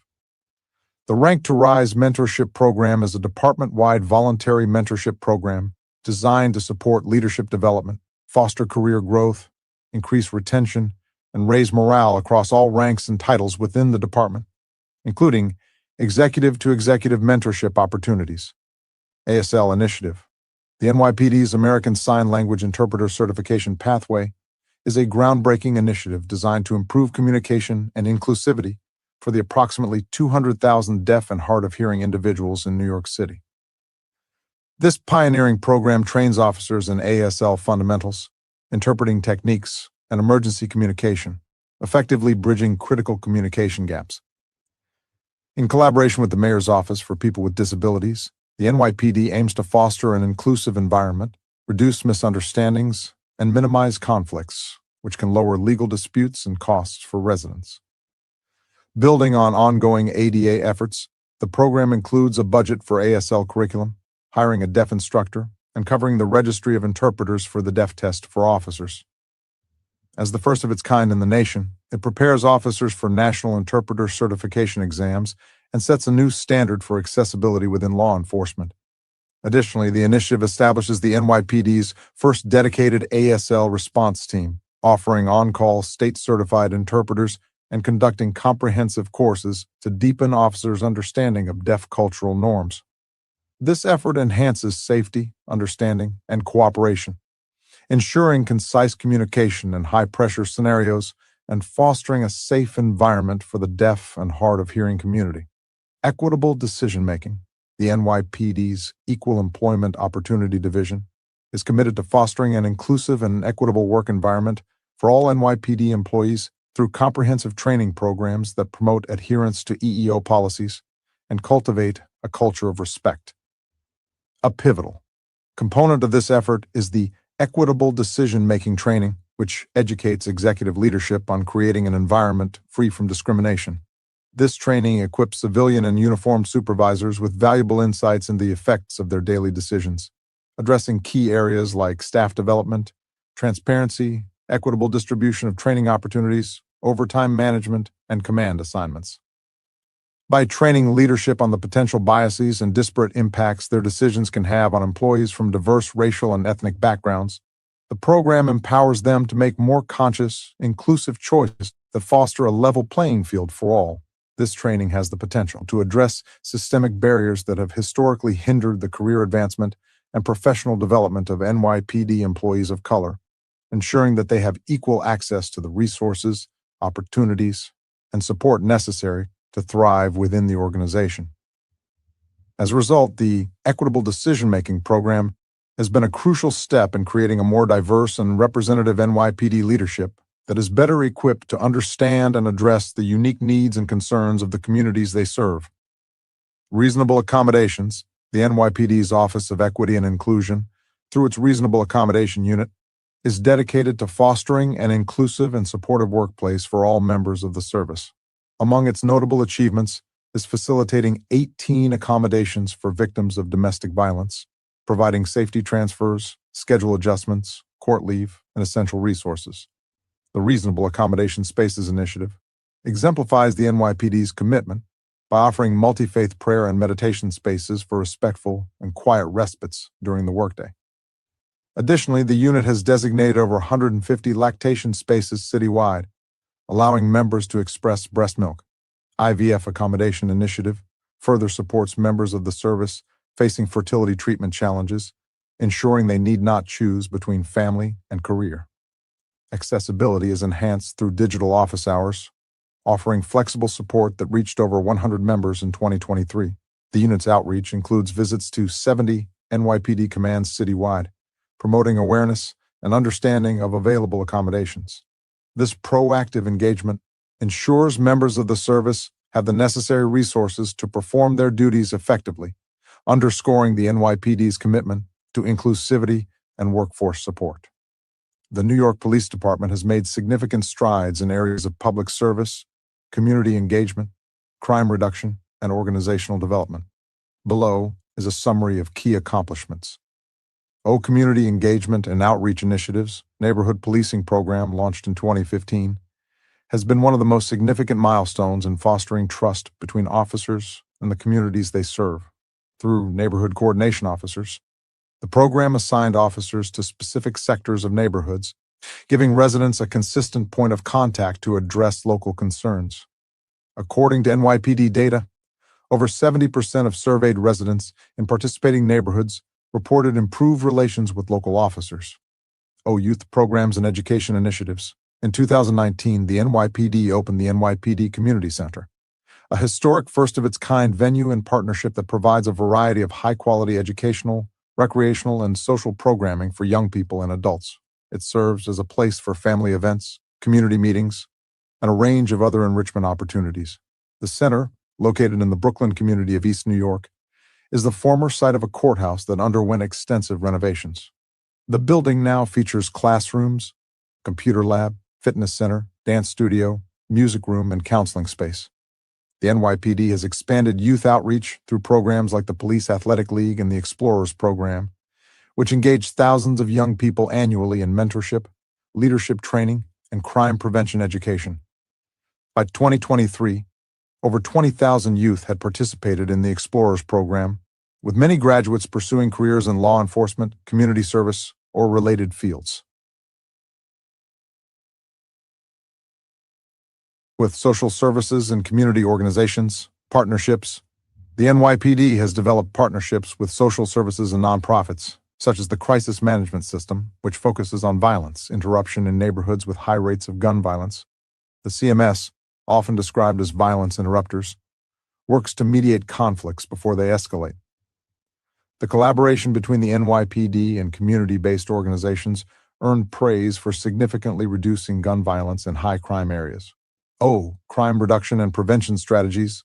The NYPD has seen remarkable crime reductions through strategic initiatives, including the CompStat system, which uses data-driven analysis to deploy officers where crime is most likely to occur. This was complemented by proactive measures such as Operation Impact, where officers were deployed to high-crime areas. Between 2003 and 2023, New York City's major crime rates declined by over 40%, with homicides falling from 596% in 2003 to around 391 by 2023, according to NYPD reports. Officer training and development programs. The NYPD revamped its training curriculum and increased its focus on de-escalation tactics, crisis intervention, and bias awareness. A comprehensive crisis intervention training program was introduced in 2015 and has since expanded to train all officers on responding to individuals with mental health needs. The training program has been recognized as a model for large urban police departments. Additionally, in 2022, the NYPD received commendation for integrating implicit bias training for all recruits and in-service officers. Good governance and inclusive decision-making. Good governance and inclusive decision-making. Condition of thriving. We endeavor to ensure that every person who resides in New York City has the opportunity to thrive with, access, and opportunity to participate meaningfully in government decision-making. To achieve racial equity, the city must hold itself to unwavering standards of governance, including building a representative and inclusive workforce, dismantling discrimination across the city, advancing accountability and integrity in our operations, implementing just enforcement and regulatory mechanisms, promoting transparency, and centering communities and participatory processes. Representation and inclusivity. Structural and institutional racism have historically impacted access to employment, leading to occupational segregation. This has not only caused disparities in wealth building, but also disparities in access to benefits such as health care, paid time off, and financial programs. Like employers across the country, there is significant occupational segregation in the city's workforce. Jim Crow laws enforced racial segregation and discrimination, severely limiting employment opportunities for African Americans, relegating them to low-wage, low-skill jobs. Even as the New Deal introduced workforce protections like minimum wage laws, Social Security benefits, and overtime pay, these provisions often excluded people of color. Additionally, school segregation and discrimination in college admissions created significant barriers to entry across various industries. Access to government jobs, traditionally viewed as good jobs due to their benefits and potential for economic stability, was also affected by these structural inequalities. The civil service system, though designed to promote fairness in hiring through a competitive process, was still subject to bias and failed to address the systemic discrimination and barriers faced by people of color. It is important to note that most city positions are in the competitive class, for which New York State civil service law requires candidates to take a test to determine their merit and fitness for the job. This at times has had an adverse impact on enhancing representation in various job titles. We recognize that these inequities contribute to persistent occupational segregation, pay disparities, and limited upward mobility for marginalized communities. While considerable progress has been made to address these historical harms, disparities still exist. Data suggests that diversity in New York state and local government agencies has increased over the last decade. Despite the city's workforce diversity, pay disparities between white people and people of color persist. Although 65% of the city's workforce identify as people of color, they are disproportionately represented in lower-paying civil service titles, civil rights, and discrimination.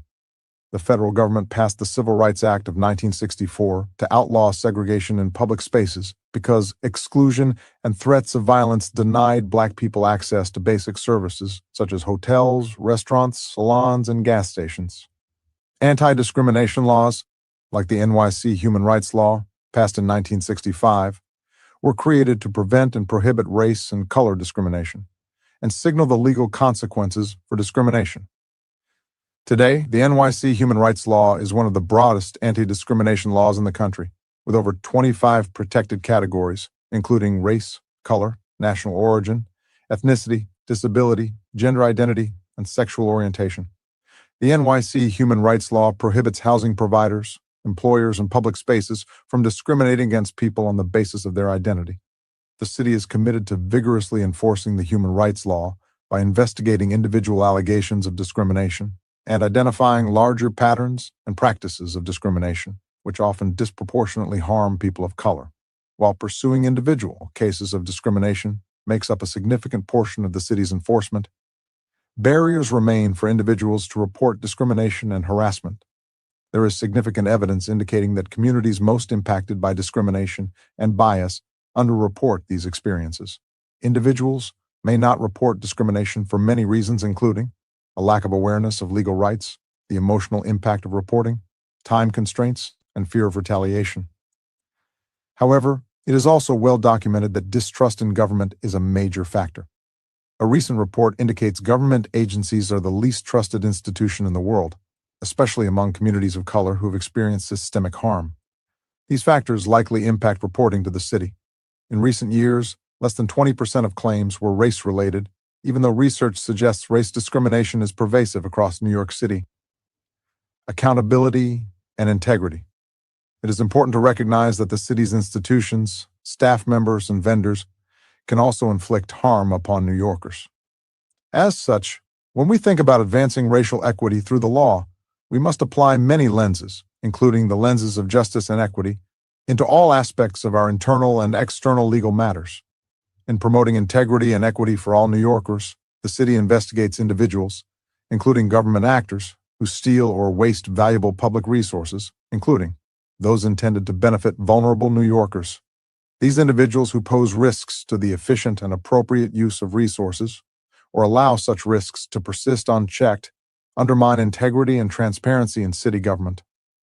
Systemic corruption and misuse of public resources, when they occur, often disproportionately impact marginalized communities, particularly communities of color, to the extent that unethical or corrupt government entities or third parties divert public resources from their intended recipients. Recent examples of the city's work in this respect include a Florida woman charged with a years-long scheme to defraud approximately 120 low-income New York City residents out of tens of thousands of dollars of their Supplemental Nutrition Assistance Program benefits, and the arrest of a former senior fiscal officer for embezzling over $2 million from a nonprofit organization that received city funding to provide employment and education services for economically disadvantaged people and those with emotional, developmental, and/or physical disabilities. It is imperative that the city's legal and regulatory enforcement ensure that racial inequities are not further exacerbated. Just enforcement and processes. When city enforcement agencies issue summonses to residents, when a city agency files disciplinary charges against an employee, when a parent files a complaint regarding special education services for a child, or when other types of civil violations are alleged, the city seeks to adjudicate these matters in a manner that ensures fairness and equal treatment to all parties regardless of race or other status. All administrative law judges and hearing officers in city administrative tribunals are bound by a judicial code of ethics, which includes a duty to act in a manner without bias or prejudice based on socioeconomic status or any status protected by the New York City Human Rights Law and New York State Human Rights Law. Ethical rules also require administrative adjudicators to take specific steps to ensure that unrepresented parties are fully heard, including explaining the procedures, using plain language, providing translation and interpreters to overcome language barriers, and supplying information about low or no-cost legal resources that may be available to those who lack the wherewithal to secure legal representation.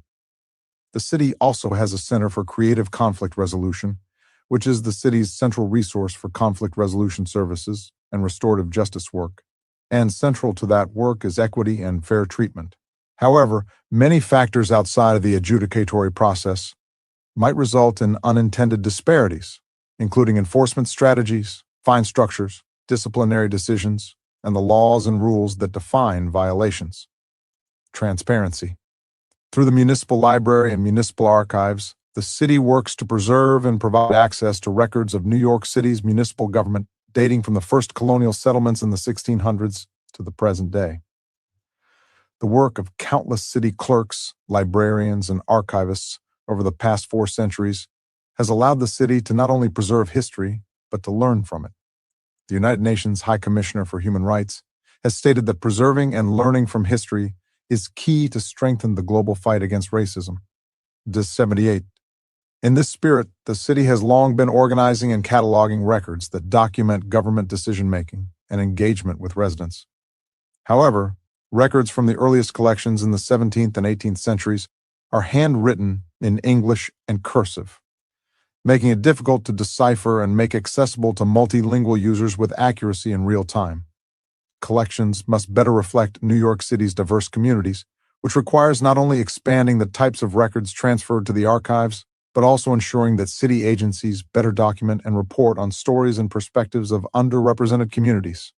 Unfortunately, adherence to the city's charter mandate requirements for transferring archival records, managing records, and adding content to the government publications portal has been inconsistent, leaving gaps in how government interactions with diverse communities are recorded and preserved.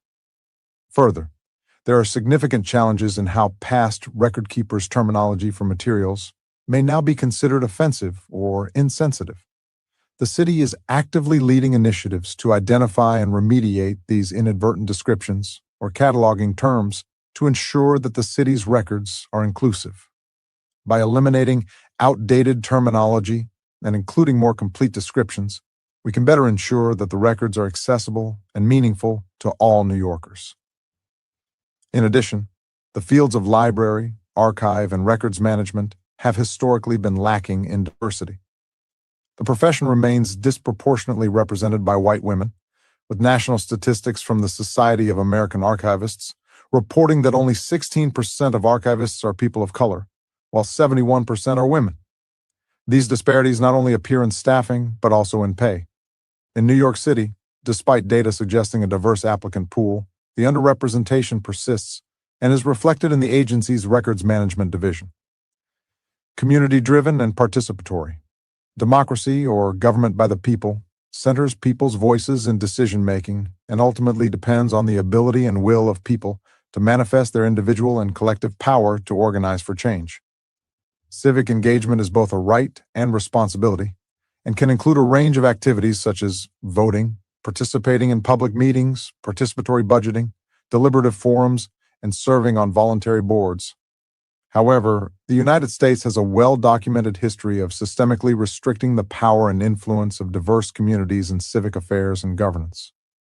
This includes suppression of voting rights and systemic exclusion that restricts civic participation based on property ownership or English literacy requirements. When those in governing power systematically exclude and silence people along the lines of race, ethnicity, gender, class, religion, and other characteristics, they reduce people's power to one advocate for their own well-being. 2, define what is of benefit to communities. And 3, develop a strong and reliable safety net for the most vulnerable members of society. Civic exclusion and disparities often go hand in hand. In New York City, barriers to civic engagement are multidimensional and reinforced by different forms of discrimination, each compounding the barriers to political participation. For example, housing discrimination, exclusionary zoning, and redlining practices of denying mortgage loans and insurance to residents of predominantly Black and Hispanic neighborhoods across NYC have led to persistent economic disinvestment and residential segregation, which has in turn limited residents' ability to engage fully in civic life. School segregation diminishes political participation by isolating Black and Latina ex-students in under-resourced schools, perpetuating cycles of inequality and reducing opportunities for upward mobility. Disparities in the criminal justice system, including over-policing and harsh sentencing, disproportionately affect communities of color and contribute to a pervasive mistrust of political institutions. Healthcare inequality has an adverse impact on overall health, which also limits political engagement. Employment discrimination and income disparities restrict access to resources crucial for civic engagement, such as transportation to polling stations and time for voting. Finally, the digital divide remains a critical issue.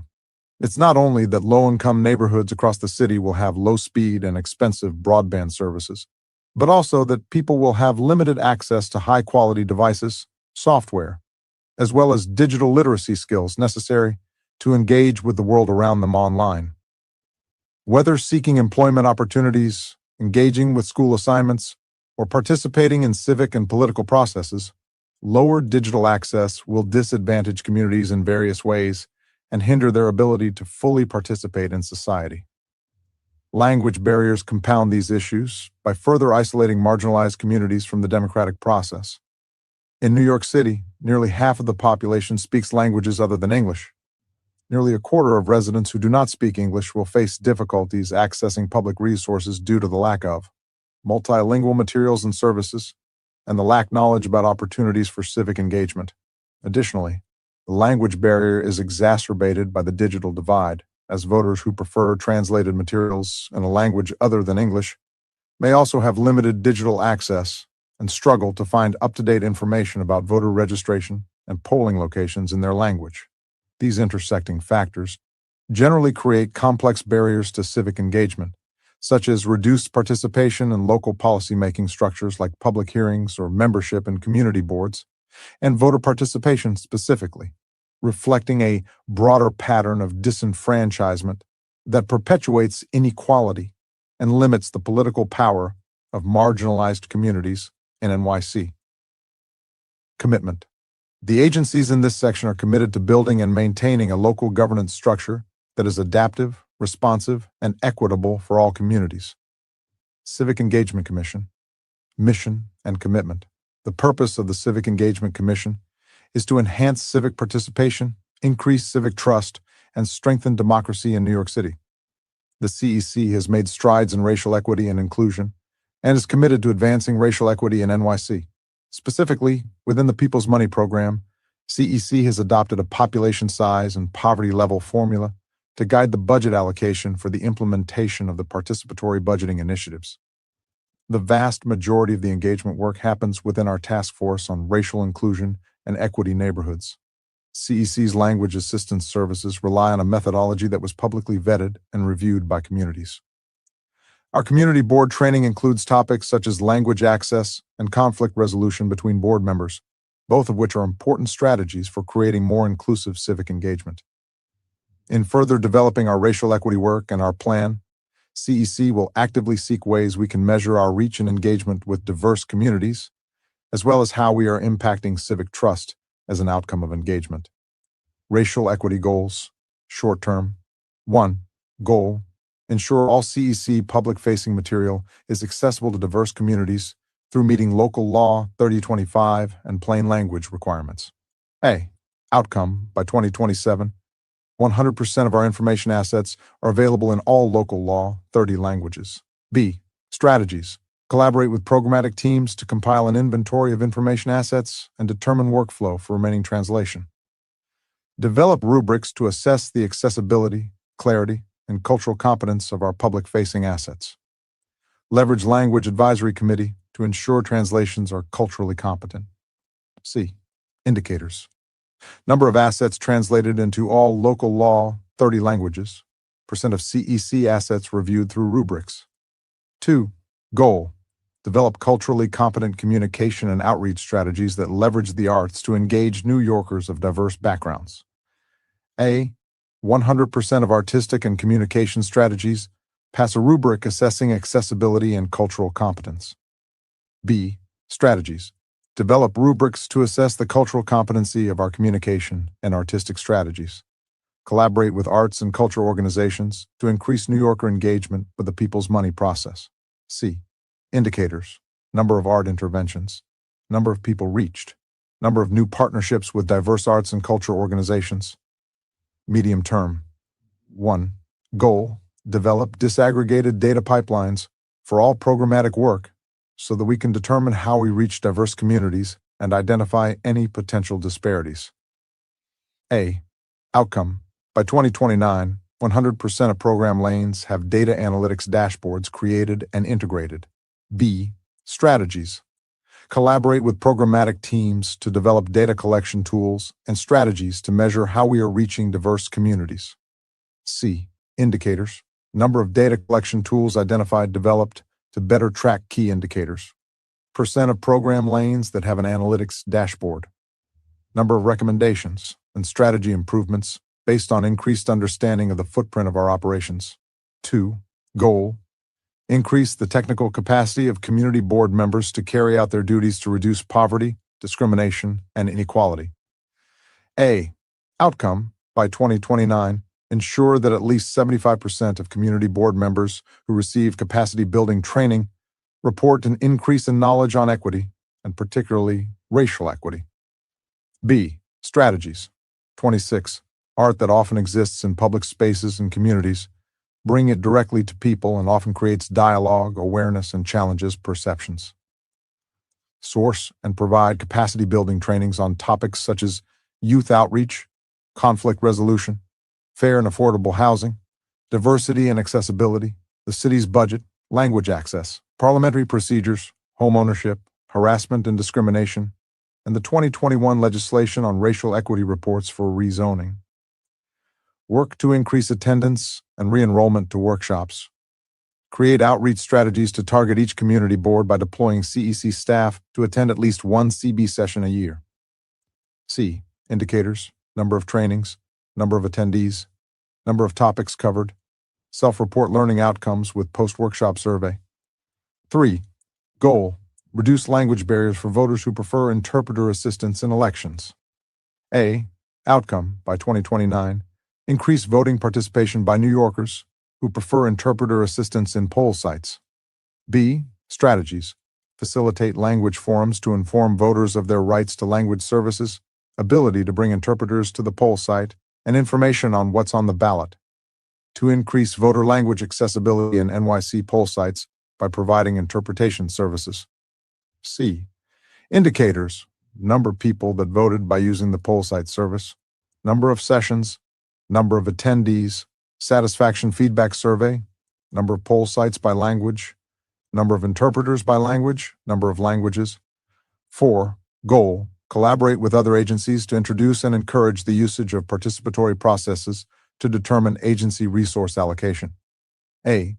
Outcome: by 2029, pilot with at least 2 city agencies a participatory budgeting process. B. Strategies: engage with city agencies to have them facilitate their own idea generation sessions as part of the People's Money. Engage with city agencies to have them support the planning and management of the projects that get to be implemented through the People's Money. C. Indicators: number of interagency relationships established, number of interagency initiatives launched. Long-term. 1. Goal: invest in historically underserved neighborhoods to strengthen civic infrastructure. A. Outcome: by 2034, spend more of the participatory budgeting programmatic budget on diverse partnerships. B. Strategies: apply lessons learned from data analysis to proactively seek diverse partners that are led by and that service CEC priority populations that we have not been able to work with before. Enhance our budget management databases and practices to better report on demographic information from the organizations that we fund and other relevant information to assess that we are empowering through our operation budgets organizations led by CEC priority populations. Partnerships to generate greater impact on communities CEC serves. C. Indicators: number of priority population-specific partners, number of distinct tree organizations funded, percent of total PB funding for partners serving. 2. Goal: increase agency among low-income and diverse New Yorkers on how the city allocates funding to invest in community priorities. Outcome: by 2034, reach 100% of equitable representation in idea generation sessions, borough assembly committees, and the voting process in all boroughs in terms of race, ethnicity, and gender identity, as captured by most up-to-date census data. B. Strategies. Identify and address barriers to participation for priority populations and residents of tri-neighborhoods. Advocate for more funding to the participatory budgeting program to scale impact. C. Indicators. Percent of idea generation sessions held with priority populations and/or in tri-neighborhoods. Percent of ideas produced from sessions in equity neighborhoods and/or from high-priority populations. Demographics of each borough assembly committee. Percent of voters self-identifying residents in a tri-neighborhood. Percent of voters self-identifying with at least one high-priority population. Draft community equity priorities referenced. Second, ensure and appropriately fund community members most harmed by racism, including youth. Participate with government staff throughout the decision-making, planning, and implementation when creating new or reviewing existing rules, legislation, budgets, and programs. Fourth, ensure and appropriately fund government and organizations working with NYC government, provide program services, and share written information in the city's top languages at an accessible level. Spotlight wins, the people's money, Year 1 outcomes. Project implementation. In the first cycle of the people's money, 46 projects were selected to be funded for a total of $5 million. 33 projects were funded at $50,000 in each one of the 33 tri-neighborhoods. The remaining 13 were larger in scale, and their funding was allocated based on population and poverty level distribution between the 5 boroughs. 4 projects were implemented in Brooklyn, 3 in the Bronx, 3 in Queens, 2 in Manhattan, and 1 in Staten Island, for a total of $3.35 million. The People's Money Year 2 outcomes. Community outreach and ballots. In Year 2, the CEC partnered with 84 community partners, including 30 tree organizations.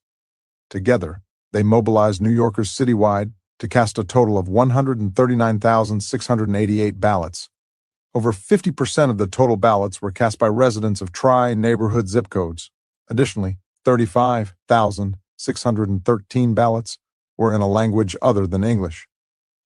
Survey results. Based on the survey data retrieved from 107,744 voters, we found our community outreach successfully engaged groups that are underrepresented in traditional civic engagement processes.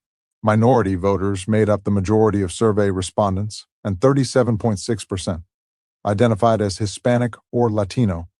Other highlights include the participation of English language learners, public housing residents, and justice-impacted individuals. Free neighborhood initiative outcomes. Coalition building. In FY 2023 to 2024, the CEC invested $1,575,500 in 33 to 2023, which funds CBOs in priority NYC neighborhoods to build a coalition, conduct community outreach to engage residents in the people's money, and to host civic engagement workshops. 20% of the TREE partnership funding was reinvested into Tri-Coalition Partnership as a means to strengthen community building and civic infrastructure within TREE neighborhoods. Commission on Human Rights, Mission and Commitment. For more than 80 years, the Commission on Human Rights has fought for a city free from discrimination where all New Yorkers can live, work, and thrive with dignity. Our mission was born out of the need to address racial tension and disparities, a commitment that remains as vital today as ever. We believe that diversity is the cornerstone of our city's strength. Honoring our differences, the Commission uses the power of law, education, and community engagement to unify our city, even at our most challenging times. By centering equity in the daily lives of all New Yorkers, we draw on the rich histories and lived experiences of the communities we serve. Our work continues to grow and evolve to meet the ever-changing needs of all New Yorkers. To advance fundamental rights for all New Yorkers, the Commission is committed to forge pathways to justice for individuals impacted by discrimination, resulting in individual remedies and systemic policy change through robust litigation, cultivate respect, understanding, and inclusion to combat discrimination via education, outreach, and community engagement, shape laws and policies that eliminate root causes of discrimination and advance equality, working with government and community partners. To successfully address racial inequities and promote social justice, the Commission's role is to build bridges, foster meaningful dialogue, and work with stakeholders to identify and address gaps in the law in a way that is responsive to the lived experiences of New Yorkers most impacted by bias, hate, and exclusion. Together, these efforts cultivate a city where everyone can live, work, and thrive, regardless of identity. Racial equity goals. Short term. 1. Goal: pursue increased agency visibility, presence, and engagement in communities, with a focus on task force on racial inclusion and equity neighborhoods and neighborhoods experiencing high levels of bias-related harms. A. Outcome: by the end of 2026, increase community engagement in NYC's 33 tri-neighborhoods so that a concentrated amount of agency outreach is focused on the highest need areas of NYC. B. Strategies: utilize findings from the Commission's survey to support data storytelling and activation of the Commission's outreach and engagement. Build long-term targets for public-facing events and trainings with community partners in tri-neighborhoods, and map out a calendar of outreach. Pilot conducting intakes at community events to address some of hurdles to reporting for marginalized communities. Identify and launch new short and medium-term initiatives that reduce harm and discrimination for marginalized communities. C. Indicators: number of new community partnerships in tri-neighborhoods, number of attendees at tri-neighborhood events. Medium term. 1. Goal: expand Commission investigations to root out disparate impact discrimination relating to race, color, and national origin in employment and public places. A. Outcome: by the end of 2028, launch up to 5 Commission-initiated investigations, which will be informed by prior Commission cases, to identify and eliminate patterns and practices of racial discrimination. B. Strategies: hire more attorneys for the Commission's enforcement team. Expand capacity to utilize statistical data and experts to identify disparate impact. Continue to build relationships with community-based organizations to identify repeat violators of the NYC human rights law. Use agency data to identify repeat violators of the NYC human rights law based on situations where individuals may report issues but not file a complaint. C. Indicators: number of Commission-initiated investigations that address patterns or practices of discrimination. 2. Goal: promote economic stability for all Commission team members by ensuring that all salaries are above NYC's true cost of living threshold. A. Outcome: by the end of 2028, ensure current staff salaries meet NYC's TCOL measure. B. Strategies: through the creation of a hiring committee, assess current hiring practices and operations. Conduct a review of existing civil service titles and tasks and standards, and identify any titles where the salary falls below the TCOL measure. Make civil service title adjustments as needed. C. Indicators: percent of salaries that pass NYC's TCOL measure. Long term. 1. Goal: increase access to our services for New Yorkers, specifically communities most impacted by discrimination, by ensuring that the Commission's 5 borough offices comply with inclusive and accessible design practices. A.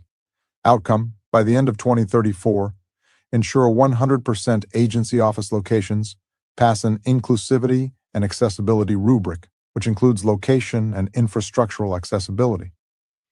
B. Strategies: build a rubric that reflects best practices and agency needs. Pilot the rubric for one office location to make any adjustments prior to rolling out the rubric for all offices. Develop pilot programs to test different means of case intake inside office locations and beyond to increase visibility and accessibility. C. Indicators: percent of office locations assessed against inclusivity and accessibility rubric. Percent of office locations that are fully accessible to ramp users. Percent of office locations that are near public transportation hubs and/or service providers. Percent of office locations with full signage. Draft community equity priorities referenced. 3rd, close the racial, gender identity, age, and disability gaps in salaries for city employees and staff at organizations working with NYC government. 15th, close the racial, gender identity, age, and disability gaps in access and opportunity to employment, and appropriately fund programs distributing money to start a business. Spotlight wins. In 2024, the Commission and the Fair Housing Justice Center reached a landmark settlement to address pervasive housing discrimination. This is the Commission's largest housing settlement, resulting in the payment of $1 million in civil penalties to NYC and an agreement from the housing provider to set aside 850 apartments for New Yorkers with housing vouchers. This settlement is significant for equity and racial justice because 60 to 70% of voucher holders identify as Black, Latino, or Asian nationally and in NYC. The Commission is educating about and enforcing new housing protections for individuals impacted by the criminal legal system, which took effect on January 1, 2025, as part of the Fair Chance Housing Law.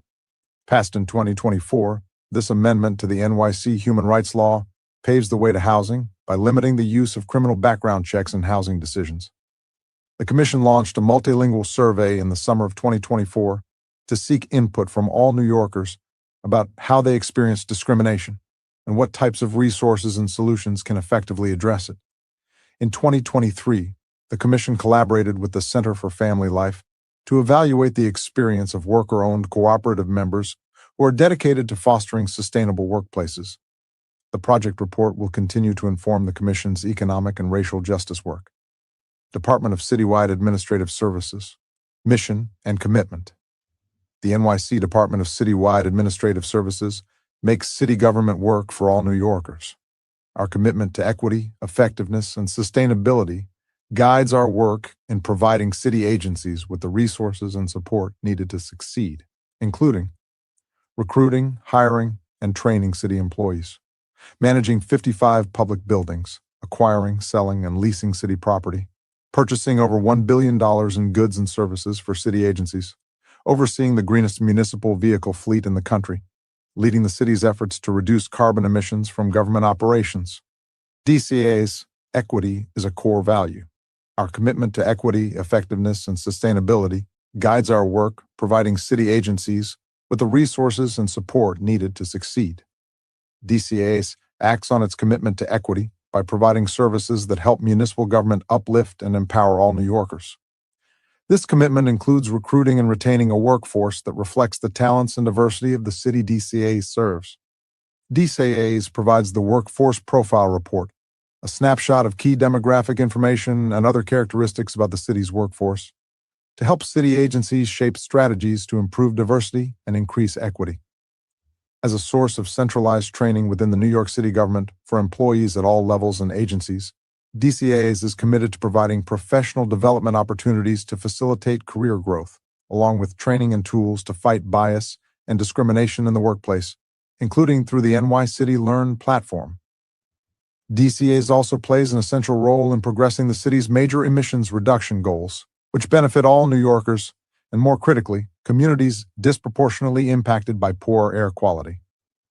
DCA's and its partner agencies have committed to incorporating equity measures into decarbonization planning and decision-making.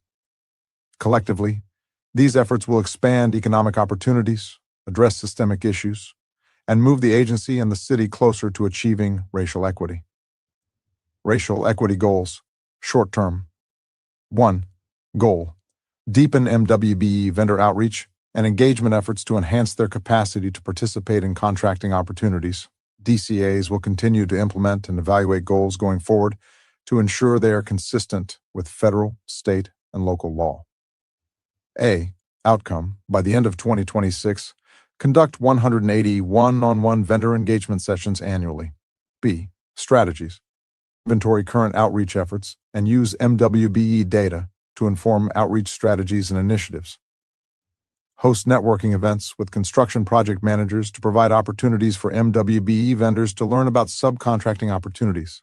Expand additional one-on-one virtual sessions for vendors, and use sessions to identify barriers to MWBE participation in contracting opportunities and provide recommendations. Educate DCAS project managers on the breadth of the MWBE program, ways to improve their MWBE search, and the challenges vendors face in the MWBE contracting process. Implement outreach strategies such as social media campaigns and host MWBE targeted events in collaboration with SBS, Office of MWBE, MOCs, and other agency partners. C. Indicators: number of vendor engagement sessions held, number of vendors served, number of vendors satisfied with vendor engagement sessions. 2. Goal: build knowledge and capacity of agency employees, including supervisory and managerial employees, to identify, respond to, and combat racism and racial discrimination in the workplace. A. Outcome: by the end of the first training cycle Ensure 100% of city employees have completed the mandated Everybody Matters EEO training that incorporates new anti-racism training. B. Strategies. Convene a working group with agency partners such as the Mayor's Office of Equity and Racial Justice and the City Commission on Human Rights and other stakeholders to define goals, outline content, and develop an implementation plan. That includes engaging a vendor and/or NYCD Learn on content development and delivery. Relaunch the Everybody Matters EEO training, which will include anti-racism training content citywide, by communicating the training mandate and compliance expectations to agencies, monitoring compliance, and conducting outreach to agencies with low compliance rates.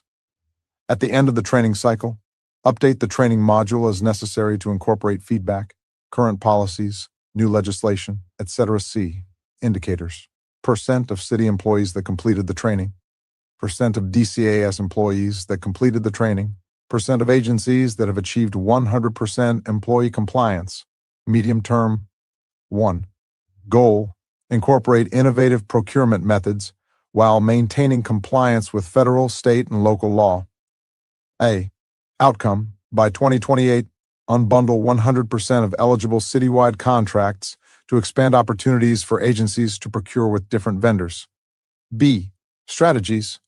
Review contracts to determine eligibility for unbundling and vet for approval. Communicate to agencies once eligible contracts are unbundled. C. Indicators. Number of eligible contracts. Percent of eligible contracts unbundled. Number of MWDB contracts. 2. Goal.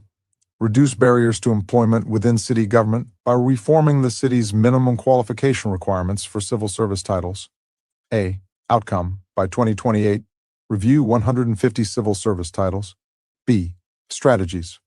Revise qualification requirements to credit relevant work experience and practical skills to expand qualifying pathways.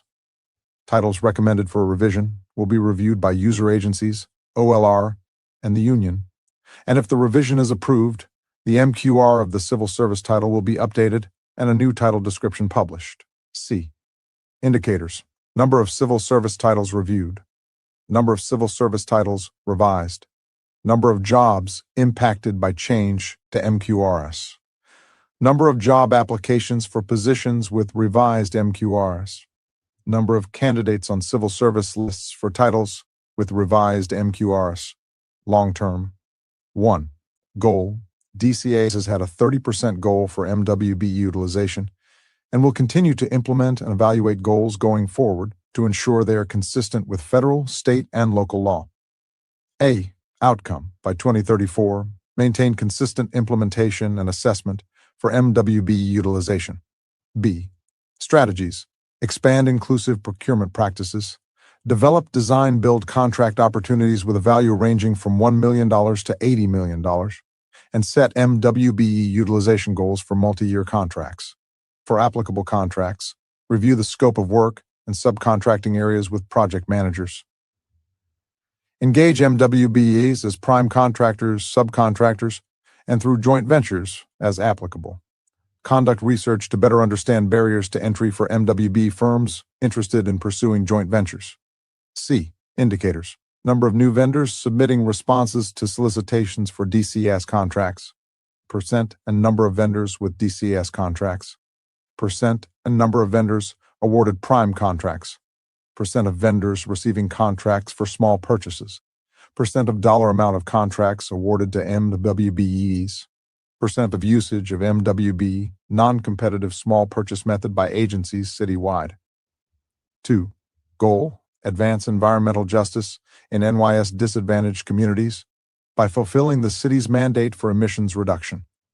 A. Outcome. By 2030, install at least 50% of fast electrical charging networks in disadvantaged communities. B. Strategies.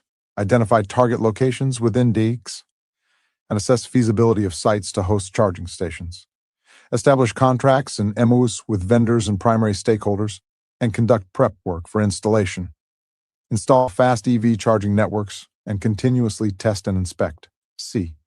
Indicators. Number and percent of fast chargers in DAC communities. Number of additional sites identified. Percent of additional sites confirmed and planned for installation. Draft community equity priorities referenced. 15th, close the racial, gender identity, age, and disability gaps in access and opportunity to employment, and appropriately fund programs distributing money to start a business. Spotlight wins. Increase in completed equity and inclusion trainings by city employees participants.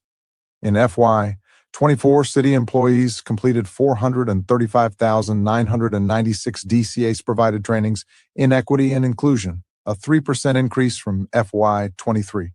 This includes the Everybody Matters course, which supports the mandate under Local Law 121 in the city charter and provides all city employees with a framework to understand the importance of diversity and inclusion and how to develop the skills needed to create an inclusive environment where all employees, clients, vendors, and visitors are included. This course covers the city's equal employment opportunity policy, who is protected, what constitutes discrimination, and who is entitled to an accommodation.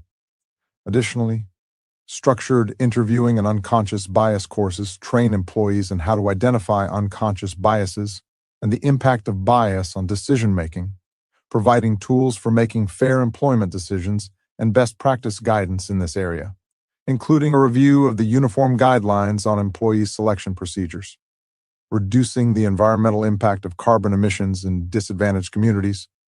DCAs achieved 50 times GHG reduction and major air quality improvement through implementation of NY State's largest EV fleet, hybrid fleet, electric charging network and biofuels program with all fleet, off-road equipment, and the Staten Island Ferry now completely using biofuels.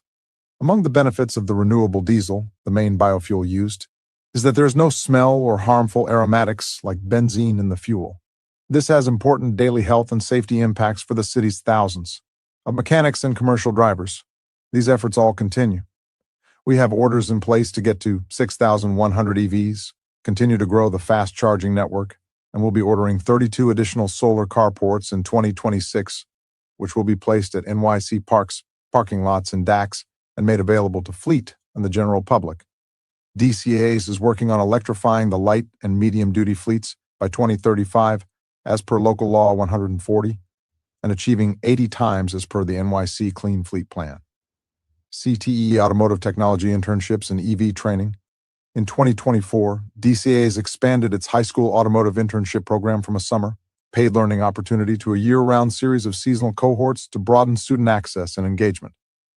Enrolled automotive technology students at select NYCPS CTE schools receive hands-on experience working in city fleet maintenance shops alongside seasoned fleet management professionals. The internship program is a conduit to civil service employment in municipal fleet operations through the entry-level Automotive Service Worker Civil Service exam, which DCAs now offers annually in June. DCAs previously changed the minimum qualification requirements for the ASW exam so that graduation from a CTE high school in automotive technology fulfills the 2-year work experience requisite for eligibility. DCAs, with NYC Talent, Small Business Services, and the New York State Department of Labor, routinely offers city employees the opportunity to receive a 1-day basic-level training on the safe operation of electric vehicles in accordance with Local Law 140. The DCA's EV Basics and Safety Training Program is part of a previously announced $1.4 million public-private investment into the city's Green Economy Action Plan to train the municipal workforce for nearly 400,000 projected green-collar jobs expected to be created over the better part of the next decade. In accordance with NYSDOL guidelines, programming funded under the state grant must benefit those employees earning no more than $91,000 annually, and more than 1/4 of them must reside in disadvantaged communities. Increasing employment opportunities citywide, minimum qualification review. In June 2023, DCAs began reducing barriers to employment within city government by reforming the city's minimum qualification requirements for entry-level civil service titles. To date, DCAs has completed review on 66 titles, with the potential to impact over 54,000 jobs and expand eligibility for civil service positions that were previously restrictive and posed difficult for many applicants to meet minimum qualifications. Previous requirements mandated a college degree or credits, but with this updated review, the city is now more inclusive and equitable, focusing on relevant work experience and practical skills rather than formal education. Oh, NY City Learn, Launched in September 2024, NYCity Learn brings e-learning, professional development, and citywide trainings to employees anywhere by utilizing an online, mobile-friendly platform. This enables employees to gain additional critical skills to open new doors for employment and promotional opportunities. Increased recruitment. DCAs, through Human Capital's Workforce Operations Team and the Office of Citywide Recruitment, have doubled their efforts to engage communities across the 5 boroughs, especially with justice-impacted individuals. In fiscal year 2025, DCAs participated in 308 career outreach events, a 66% increase from fiscal year 2024, reaching more than 15,075 participants. From July 2025, OCR partnered with DOC and the Administration for Children's Services to conduct 10 Civil Service 101 information sessions, representing a 150% increase over the 4 sessions required by law, and reaching 128 participants across DOC facilities on Rikers Island and ACS-operated youth detention centers in the Bronx and Brooklyn. In FY25, OCR participated in more than 300 in-person and virtual events citywide, reaching approximately 15,000 participants from diverse communities. These included City Talk panel discussions held in recognition of various heritage and diversity months, such as Hispanic Heritage Month, Black History Month, and Disability Employment Awareness Month, celebrating the diversity of the city's workforce and encouraging individuals from all racial and socioeconomic backgrounds to pursue careers in city government. DCAs also hosted targeted hiring events for early career professionals and individuals with disabilities to support their entry into public service. Launch of the EPIC program, DCAs' Education Propelling into Career program, opened new doors for employees seeking high school equivalency, which in turn opened a wealth of career opportunities to participating employees. Translatable NOs, to further expand employment opportunities. For the first time ever, DCAs will be publishing notices of examination as a web page, which will enable translation into any language a candidate prefers. With this new functionality, DCAs is expanding access to employment opportunities for candidates who prefer to engage in a language other than English. Expansion of the Civil Service Pathway Fellowship Program, CSPF, is a 2-year program for City University of New York graduates, designed to create a pipeline from college to a career in civil service. Building on the success of the program, DCAs was able to expand enrollment from 200 to 400 seats. Fellows will receive professional development, which qualifies them to take a civil service exam after completing the first year of the program and helps transition participants to full-time city employment. Bridge exams. The New York City Bridge Exam Initiative allows candidates to apply for 1 exam, pay 1 application fee, and take a single test that can be used for multiple titles. This exam format expands opportunities for employment to thousands of New Yorkers by allowing them to qualify for multiple civil service titles and therefore hundreds of different city positions. During 2025, this exam model was expanded to offer a bridge exam for public safety titles. Training Expos. DCA successfully hosted the 2024 Training Expo over 7 days in December, from December 3rd, 2024 to December 11th, 2000, December 11th, 2000, December 3rd, 2000, December's classes delivered by DCS consultants focusing on professional skill development, networking, and personal growth. The DCA's 2024 Training Expo attracted a diverse audience from 62 NYC agencies with approximately 1,300 participants. In 2025, DCA has hosted 5 boutique training expos, reaching hundreds of employees across city agencies. DCA's Race Equity Initiative for DCAS employees. To expand the agency's Race Equity Initiative across the agency, DCAS launched its REI Champions program for DCAS employees that have an interest in and personal commitment to achieving an equitable work environment and assisting REI in advancing its mission. 20 DCAS employees were selected for the program, 8 as Learning Series specialists that contribute resources for the monthly Learning Series, and 12 as trainers to facilitate unconscious bias, structured interviewing, and bystander intervention training across the agency. These courses were selected to provide employees with the education and tools to recognize their own biases, how to intervene as a bystander when they observe fellow CO workers experiencing discrimination, harassment, or workplace violence, and how to prevent bias from influencing hiring decisions. Through its Race Equity Initiative, DCA has launched bystander intervention training for its employees from September 30th, 2023 to March 31st, 2023. To March 31st employees from 78 and 24, DCA has launched structured interviewing training for its HR personnel and over 300 hiring managers. In addition to educating hiring managers on structured interview procedures, the agency updated and distributed its structured interviewing guide and a new interview evaluation form. Department of Investigation, Mission and Commitment. The New York City Department of Investigation is a law enforcement agency that promotes and maintains integrity and efficiency in city government by investigating potential corruption, gross mismanagement, waste, and abuse by city agencies, entities, employees, and contractors. DOI has oversight of more than 45 mayoral agencies with over 300,000 employees, as well as dozens of city boards and commissions.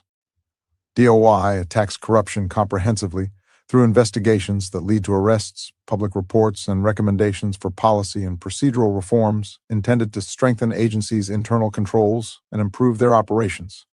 DOI's mission is to identify and seek to prevent criminal misconduct, waste, abuse, and mismanagement, and to ensure wrongdoers, whether public officials, city employees, contractors, or other third parties, are held accountable and thereby improve the way city government functions. DOI serves New Yorkers, acting as an independent and nonpartisan watchdog for city government.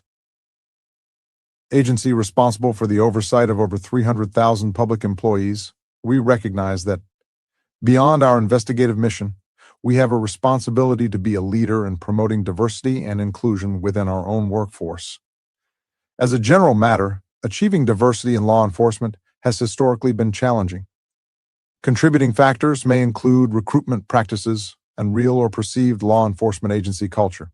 For example, for much of FY23 and FY24, DOI has experienced underrepresentation of Black employees in the technicians job group, which is comprised of confidential investigators and special investigators. Racial equity goals. Short term. 1. Goal: undertake reforms in DOI's hiring and selection process that are specifically intended to reduce racial disparities in hiring outcomes. A. Outcome: by the end of 2026, ensure 100% of hiring managers have learned and adopted an inclusive hiring framework. B. Strategies: develop and train hiring managers on a comprehensive hiring guide to promote equity in the hiring process. Collaborate with DCA's Learning and Development to deploy unconscious bias training to all hiring managers at DOI to reduce unconscious bias in the hiring process. Research any additional training format options and work with agency leadership on rollout. C. Indicators: percent of hiring managers implementing an inclusive hiring framework, percent of hiring managers trained on unconscious bias. Medium term. 1. Goal: address any underrepresentation of staff within the agency through equitable hiring and recruitment practices for all vacancies. A. Outcome: by 2028, strengthen the agency's commitment to diversity by ensuring equitable outreach to recruit staff for 100% of vacancies in staff and leadership positions. Ensure that candidates for all promotions are considered fairly, equitably, and inclusively, in alignment with city best practices and applicable employment laws. B. Strategies: monitor and analyze utilization statistics to assess whether hiring practices are improving employment of underrepresented staff, particularly in the technicians job group. Expand strategies to increase diversity in recruitment, including posting on diversity-focused job boards, attending diversity-focused job fairs, and conducting outreach to schools and professional organizations. Perform regular assessments of job requirements and qualifications of DOI's job openings with hiring managers to identify and address potential unnecessary barriers to applicants, particularly applicants of color. C. Indicators: disaggregated demographic data for the following: O utilization, O promotions, O retention, O applicants, O hiring, long term.